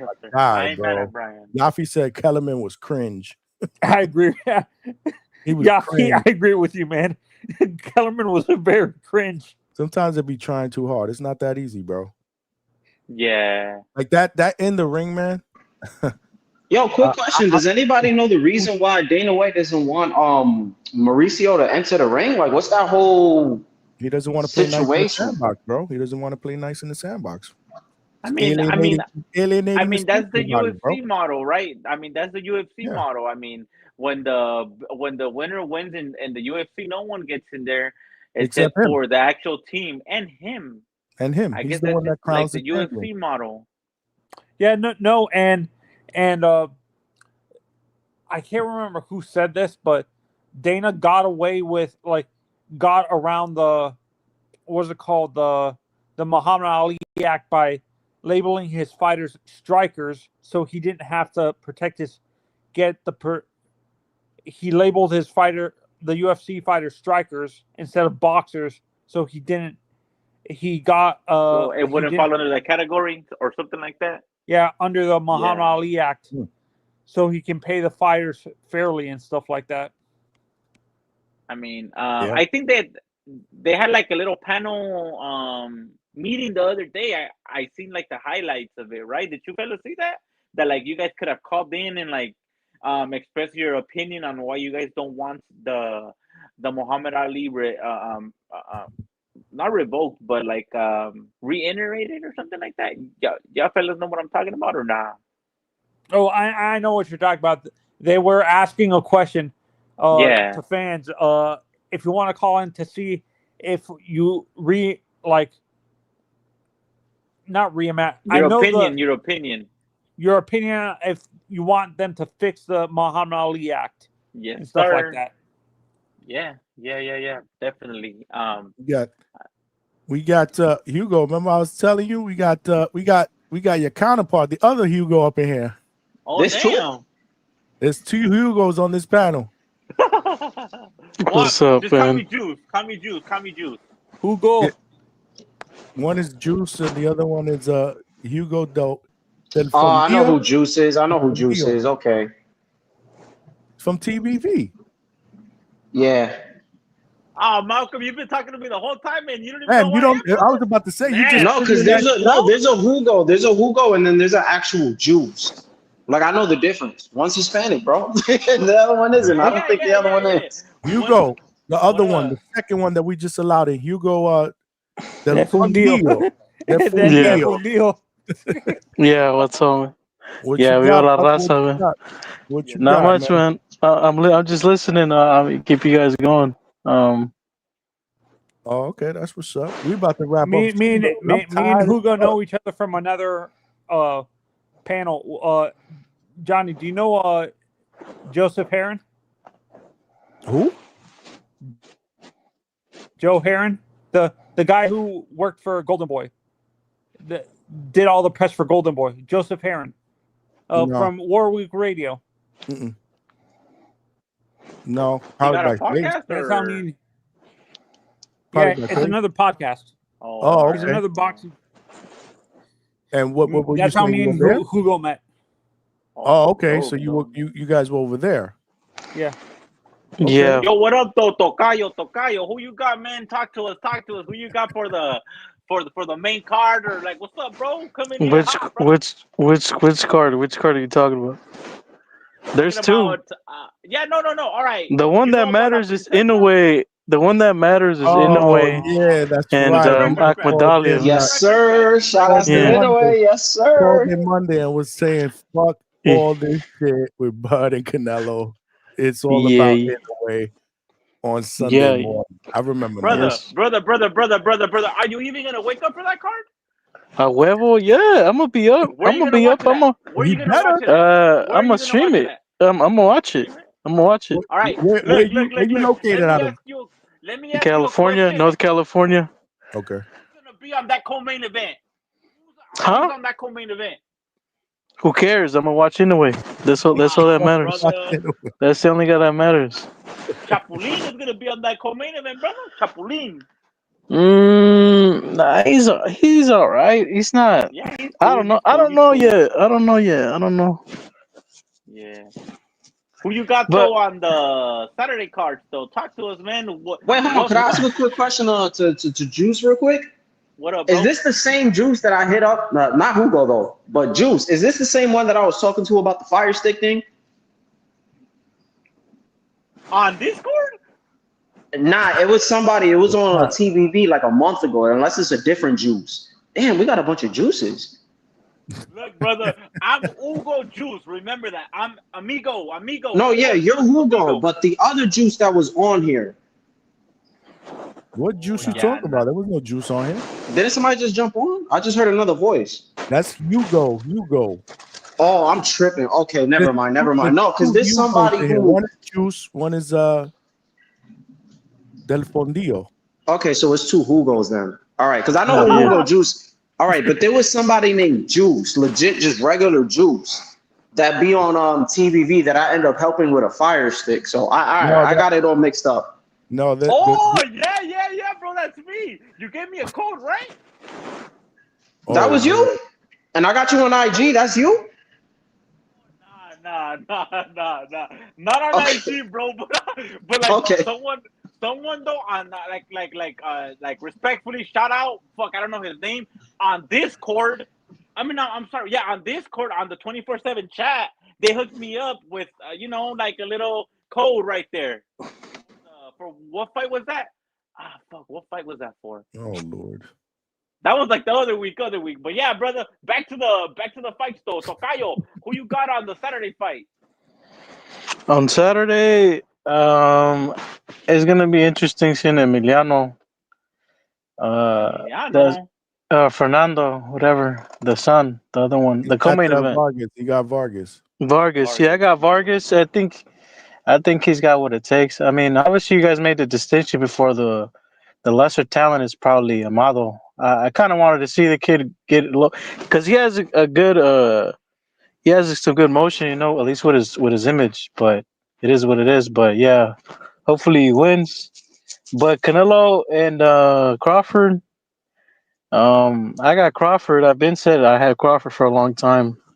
I'm not really a Canelo fan. I've been talking shit to the Canelitas for too long. I mean, it's kind of beating a dead horse now, but I think he beats him because I think he's overrated. I think he's an overrated fighter. I think he's a disgrace to the Mexican boxing history, and he has too many dick riders, which is fine. Look, it's fine. I get it. If you like the guy, you like the guy. But when it comes to the boxing aspect, especially of his career, there's a lot of questions, and I don't think it's a crime to bring up how his career kind of developed and his wins and just his fights in general. I think any critiques against the guy, it's overall negative. But Crawford, I think he has a better tool set. He has a luxury of having different avenues to beat him. Obviously, if he can hurt him, if he can crack him, that'd be good. He might be susceptible. I don't think he's decaying. I think he's just stagnated. I think he still has a decent output. It's 450 to 500 punches, so it's not necessarily like he's slowing down significantly. And he's still able to cut off the ring. So, but I think the time is now for him to lose. If it's true, if he's really that messed up, if he's really starting to slow down. I don't believe it yet. I just don't like the excuses from the Canelo lovers, the Canelitas, because they never said anything. Yeah, the Canelitas. You know, actually, where that comes from? It comes from if you go to a Mexican store and you look for like the junk food where there's breads and shit, you'll see the Canelitas. It's like a cinnamon biscuit. That's what it is. So that's why I call it Canelitas. Yeah. Are you gonna give him credit though? If he beats Crawford, are you gonna give him credit or no credit? Wait, he's supposed to beat him. He's supposed to beat him. There you go. He's there you go. You see? You see that, though, right? It isn't a narrative though. No, but it isn't a narrative Yes, sir. because Cook. it isn't a narrative though because he is moving up, and he accepted the fight. They accepted the terms. What I don't like about your side, right? Because I could already tell you're the Canelita, so whatever. I understand the inflection. I understand. I like David Benavidez too. But you love Canelo, I rock yeah. with both of them. Yeah. But what were you people? But where were you people when Canelo got his ass whipped by Bivol, and then only until after the fact everybody else brought up the excuses? I mean, that's some lame shit. That's what I don't understand. Even like the same people that complain about Floyd Mayweather about the A side, they're still like that generation of people that carried over, right? From the older generation to now. And those people complain about the A side, blah, blah, blah. But when Canelo Alvarez does it, all of a sudden, oh, well, what can you do? Everybody plays dumb. You know, I get it. Because recently like that. Or like who did he Canelo clearly got Canelo clearly got a lot of favoritism with a lot of fights, man. Even that stupid ass who's that asshole? Team Cheatham, 115, 113 with Bivol. I mean, Bivol whooped his ass. But it was no question in my mind. Where in what fucking planet did this asshole win more than 6 rounds? If you want to be charitable, this motherfucker won 2 rounds, 1 round. That's it. He got dominated in every aspect. The only times where he only really landed flush, those uppercuts were clean. Yeah, like he manipulated the distance enough to where he just ripped through the guard, so that was good. But other than that, nah, that dude got destroyed, man. Get the fuck out of here. And then the first Triple G fight, Alliday Bird, 118, 110. That's a fucking disgrace, man. That if Triple G would have won that fight, it would have been badass. He could have got more. We got to got more mileage out of Triple G. I'd rather see Triple G over Canelo any day of the fucking week. That was a fucked up thing, but I could go on and on. It just he was just the benefit of the doubt. So it's gonna be interesting. There, man. A lot of F-bombs. I like it.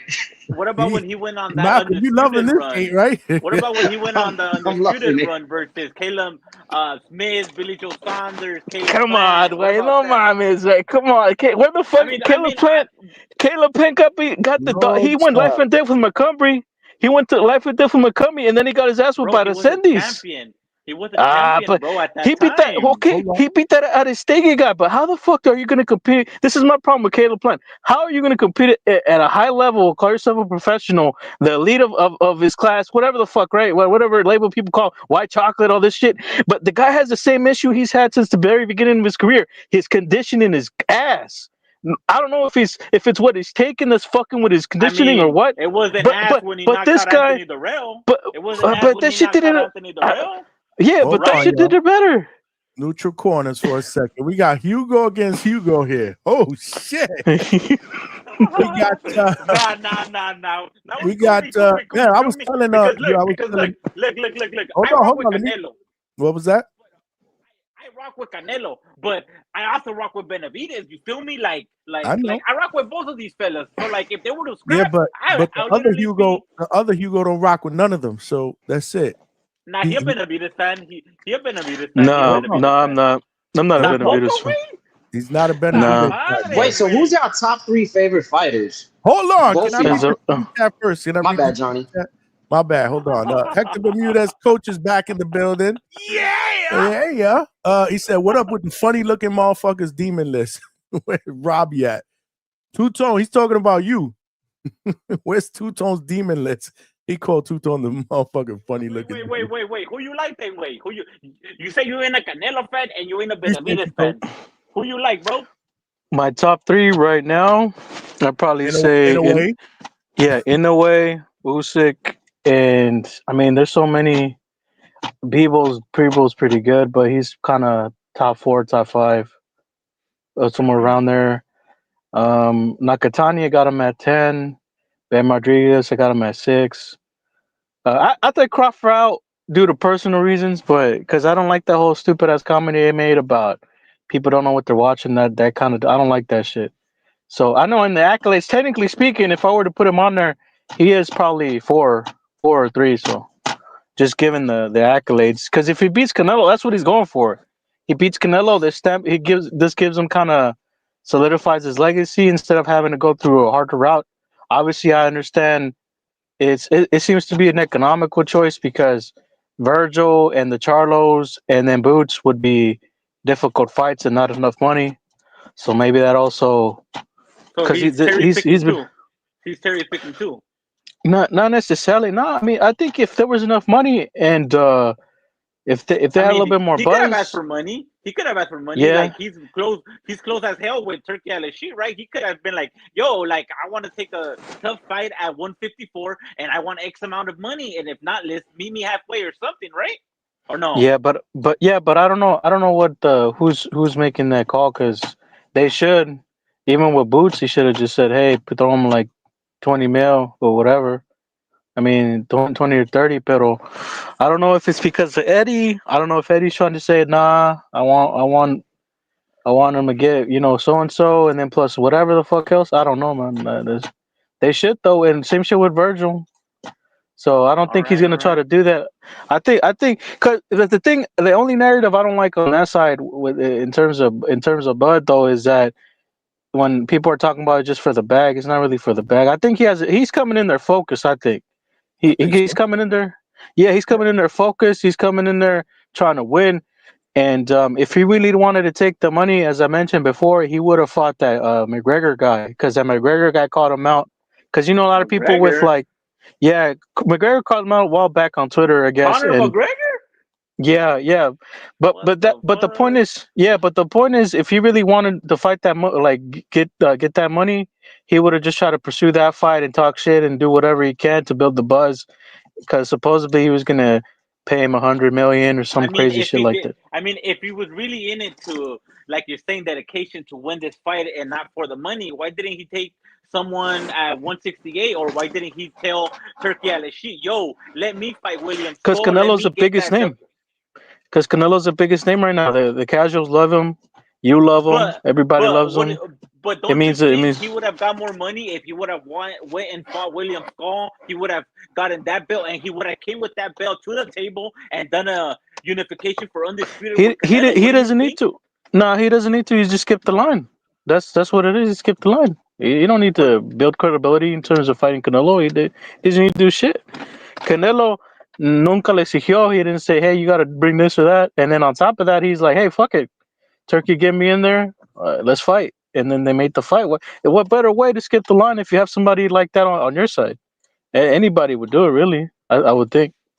So. You think that this is going to be his first elite fighter? Yeah, technically, yeah, on paper, yeah. I don't think Canelo's elite. I think he's good. He's really good, but he's not elite. I don't think so. Every time he stepped up in competition, he's gotten his ass whipped, and people see it differently. I don't know. That's my opinion. You know what I mean? I hear you, bro. I hear you, man. I want to believe. Look, if Canelo Alvarez, if he fought the last string, let's say this last string of 5 fighters, right? Because they were terrible selections. But let's say he whipped their ass. Undefeated fighters, right? Yeah, okay, Munguia. Right? Come on, man, Munguia. Pero yeah, that sounds cute on paper, bro. But let's look at the facts. When you look at there's such a thing as paper champions, especially in this era of boxing. This is the most diluted era of boxing there ever has been. I feel fucking. I'm so aggravated. Look, most of the time, I'd rather watch older fights than these fights, man, because nobody's fighting, nobody's doing shit. And along the way, for example, Munguia, that guy was matched fucking terribly. And I understand Oscar De La Hoya, he's going to try to make his money, but he didn't fight anybody to get a championship. So, you know what I mean? It makes it very difficult, bro. Like, even with Caleb Plant, his highlight of his career was that Aristegui guy. And how long ago was that? And look where he's at now. He got his ass whooped by Benavidez. He won laugh at Devin McCumbee, and then he got fucking annihilated or decimated really with that Rasendiz guy. But Caleb Plant versus Benavidez is two prime fighters, bro, and you just complaining about that they don't fight each other, and when they do fight each other, you're saying, fuck, he got his ass beat way. Because he got it, but look how he fought that fight. If it wasn't for the referee saving his ass and allowing him to clinch, I believe the hype, right? If he fought his own way, if he moved, he might have clinched minimally. But this guy was fucking holding on to dear life, and the only reason why he was allowed to do that is because of that cocksucker. What's his name? Skip Bayless? What the fuck? What that same fucking asshole that keeps on the same referee. The same fucking referee that's on there. That motherfucker always lets him grab. Yeah, Kenny Bayless. I call him. Oh yeah, that's what I call it. Kenny Brainless. Yeah, I call him Kenny Bayless. Kenny Brainless. Yeah. Kenny Bayless. Yeah. Yeah. But yeah, it's only and like I said, I believe the hype if these guys were actually showing up, man, and doing some crazy shit, but they're not. I look at the win, and when he fought. When Benavidez is what Benavidez does, and he's big as shit, and he is a bit of a weight bully, but the size was too much, and the pressure was too much. But Caleb Spence, but it's okay for Benavidez to be a weight bully with Canelo, though, right? Like I'm not saying that's okay. No, I'm not saying that's okay. Right? I mean, that's the fight everyone wants, brother. That's the fight everyone wants. If it wasn't for that fight, they'll have a different opinion for Canelo. Wouldn't you say? Yeah, but it's never gonna happen. It's never going to happen. Canelo, he already said he wants, even if it was a joke, even if it was pre-negotiations, that whole comment of 200 million, he doesn't going to want that fight. He wouldn't fight. He should fight. If it was up to me, he should be fighting Benavidez, Bebo, Beterbiev, in whatever order. And let's see if he's got the nuts, but he doesn't have the nuts. So, it's already. So you want him to fight those fights at 168 or 175, or you want him to move up, or are you okay with him bringing him down? Either or. Honestly, I think at 168, Bebo whoops his ass. I think Beterbiev real quick, whoops his ass. Go ahead, bro. I'll say one thing, man. Anybody who, and this isn't to y'all specifically, right? People that hate on NOA. Because he's just reigning at 122 and defending, and he's at least fighting contenders, but they want him to go to 126. Y'all should have that same energy with Canelo, who's done everything at 168. He should move up. If that's the case, like I have no problem with somebody reigning in a division and getting the accolades of title defenses. But if people want to be that way, then y'all should push for him to go to 175. But he did go up there, Malcolm. He did go up there. And Okay, so why not? Yeah, he did it. So just go back. Yeah, I mean, it is what it is. I mean, that's his loss, and ultimately, Eddie Reynoso said that they want that Bivol rematch once they stop Terrence Crawford. So they're willing to move back to 175. They just don't want that Benavidez smoke for some reason.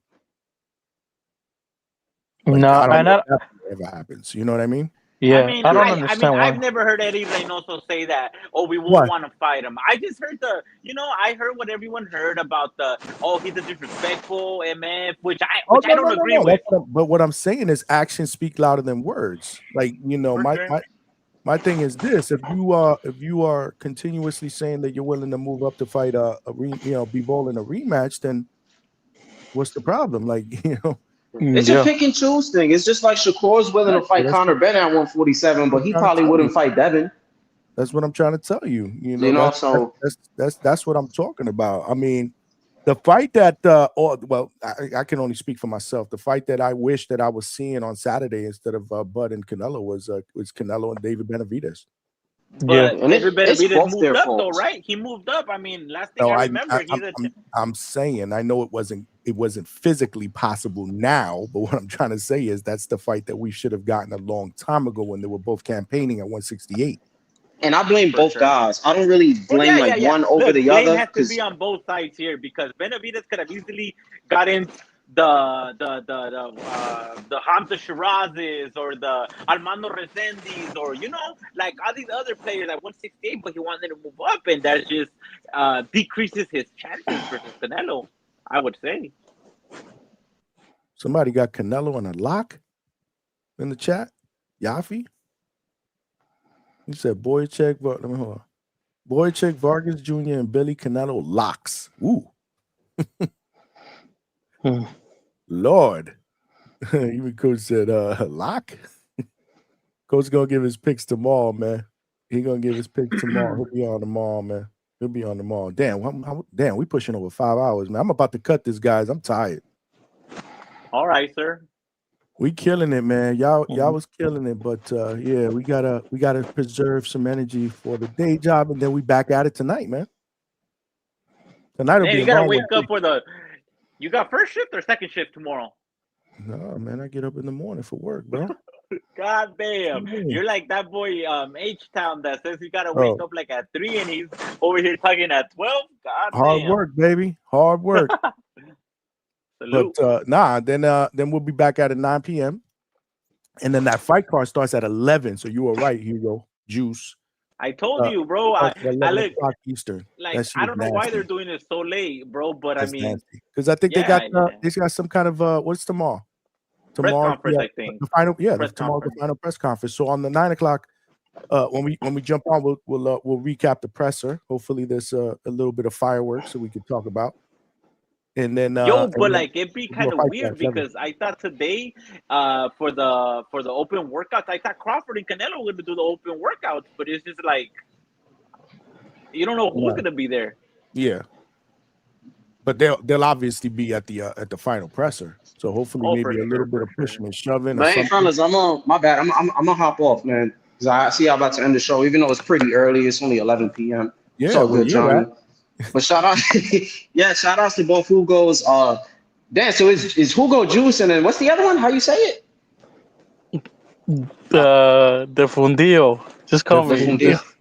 Yeah. I'm not gonna call you Hugo D. That's crazy. I was thinking about shortening it, and I'm like, nah. But I like the energy, bro. I like the energy, and I really like the profanity, bro. Just keep doing what you're doing, bro. No, just call it what it is. You just like the Canelo hate. That's what you like.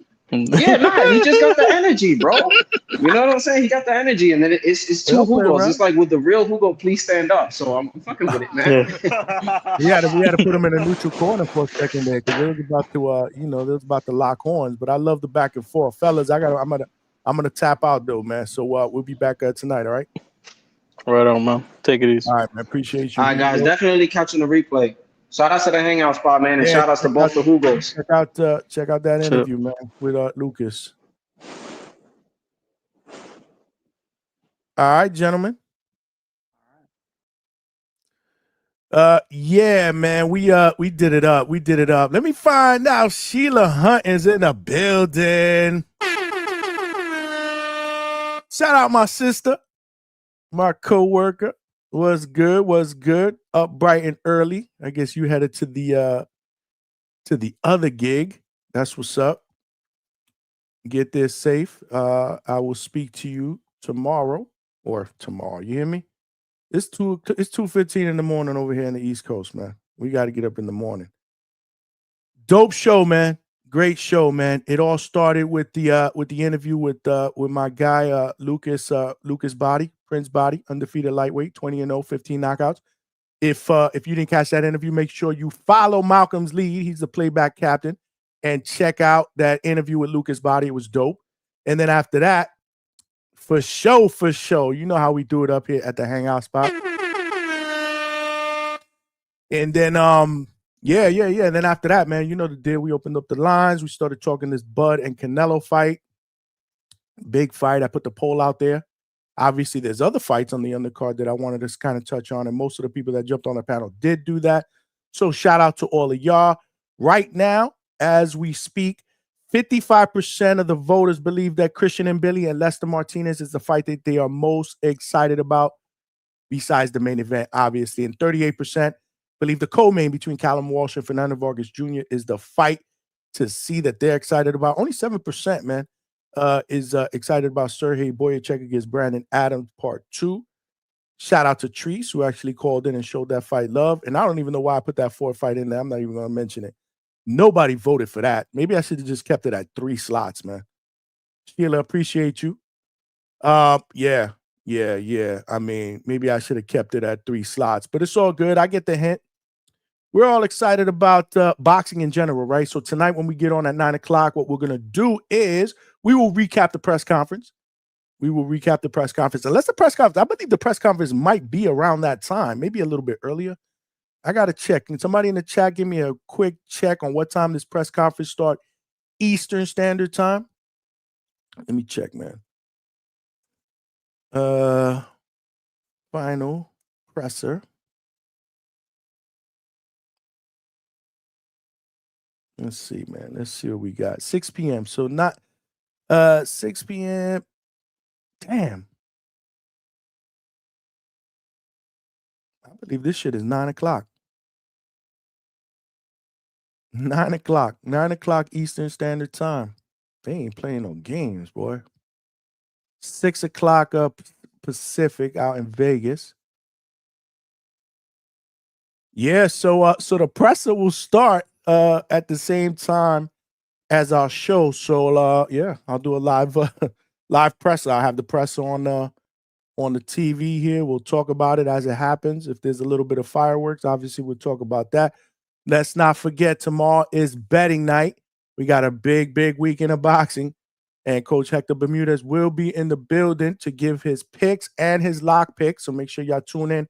And then 11 o'clock Eastern Standard Time, that's when the fights start over in Vegas. So yeah, we'll just kind of open up the lines and get some chatter going in the chat. We'll do a little bit of a live chat for that card. It starts at 11, and then we'll rock out. You know how we do it up here at the Hangout spot, man. But great show. Appreciate all of y'all for rocking out. Appreciate all of y'all that send super chats and donations. Every penny counts. Make sure you smash that like button on the way out. And tell a friend to subscribe, man. There are power in numbers. We're trying to get to that next goal of 3K. We got to do it. We got to do that before the big November 22nd card because we be going live for that as well. My guy, Brian Norman Jr. against Devin Haney, November 22nd. It is going down. Shout out to the coach, Brian Sr. as well, for showing love earlier. Appreciate you, Coach. Yeah. We gotta get to that next goal. What we got? We still need about 19 subs to get to 2.6K. So we got to get there. Hopefully we'll do that tomorrow. And let's not forget, man, the Hangout spot is where it's going to be at for the live fight chat. We are going live 9 p.m. Eastern Standard Time. Main card starts. We are here. This is where it's at, man. Get your drinks, get your beer. We're going to chill. I'm going to call the fights. We'll have a couple of people going in and out of the panel. Maybe the coach will jump in here and help me call fights. We'll figure it out tomorrow. But Saturday is going to be lit well into Sunday morning because then after the fights, we open it up, man. We probably have to do time calls because we're not trying to have 20 people on the panel. But we're going to kick it, man. We're going to do it up so that everybody gets their word in on the post-fight reactions, man. It's going to be dope. I can't wait. This is going to be one hell of a weekend for boxing fans, man. It's finally upon us, man. Bud Crawford, Canelo Alvarez. It is here. We got a couple more days left tomorrow. Again, we will talk about it. Or tonight we will talk about it. But I just want to show everybody love in the chat. And yeah, we back at it. 9 p.m. Eastern Standard Time. Make sure y'all tune in. As always, it's your boy Johnny signing out from the Hangout Spot Live, and I'll talk to everybody later on tonight. Peace.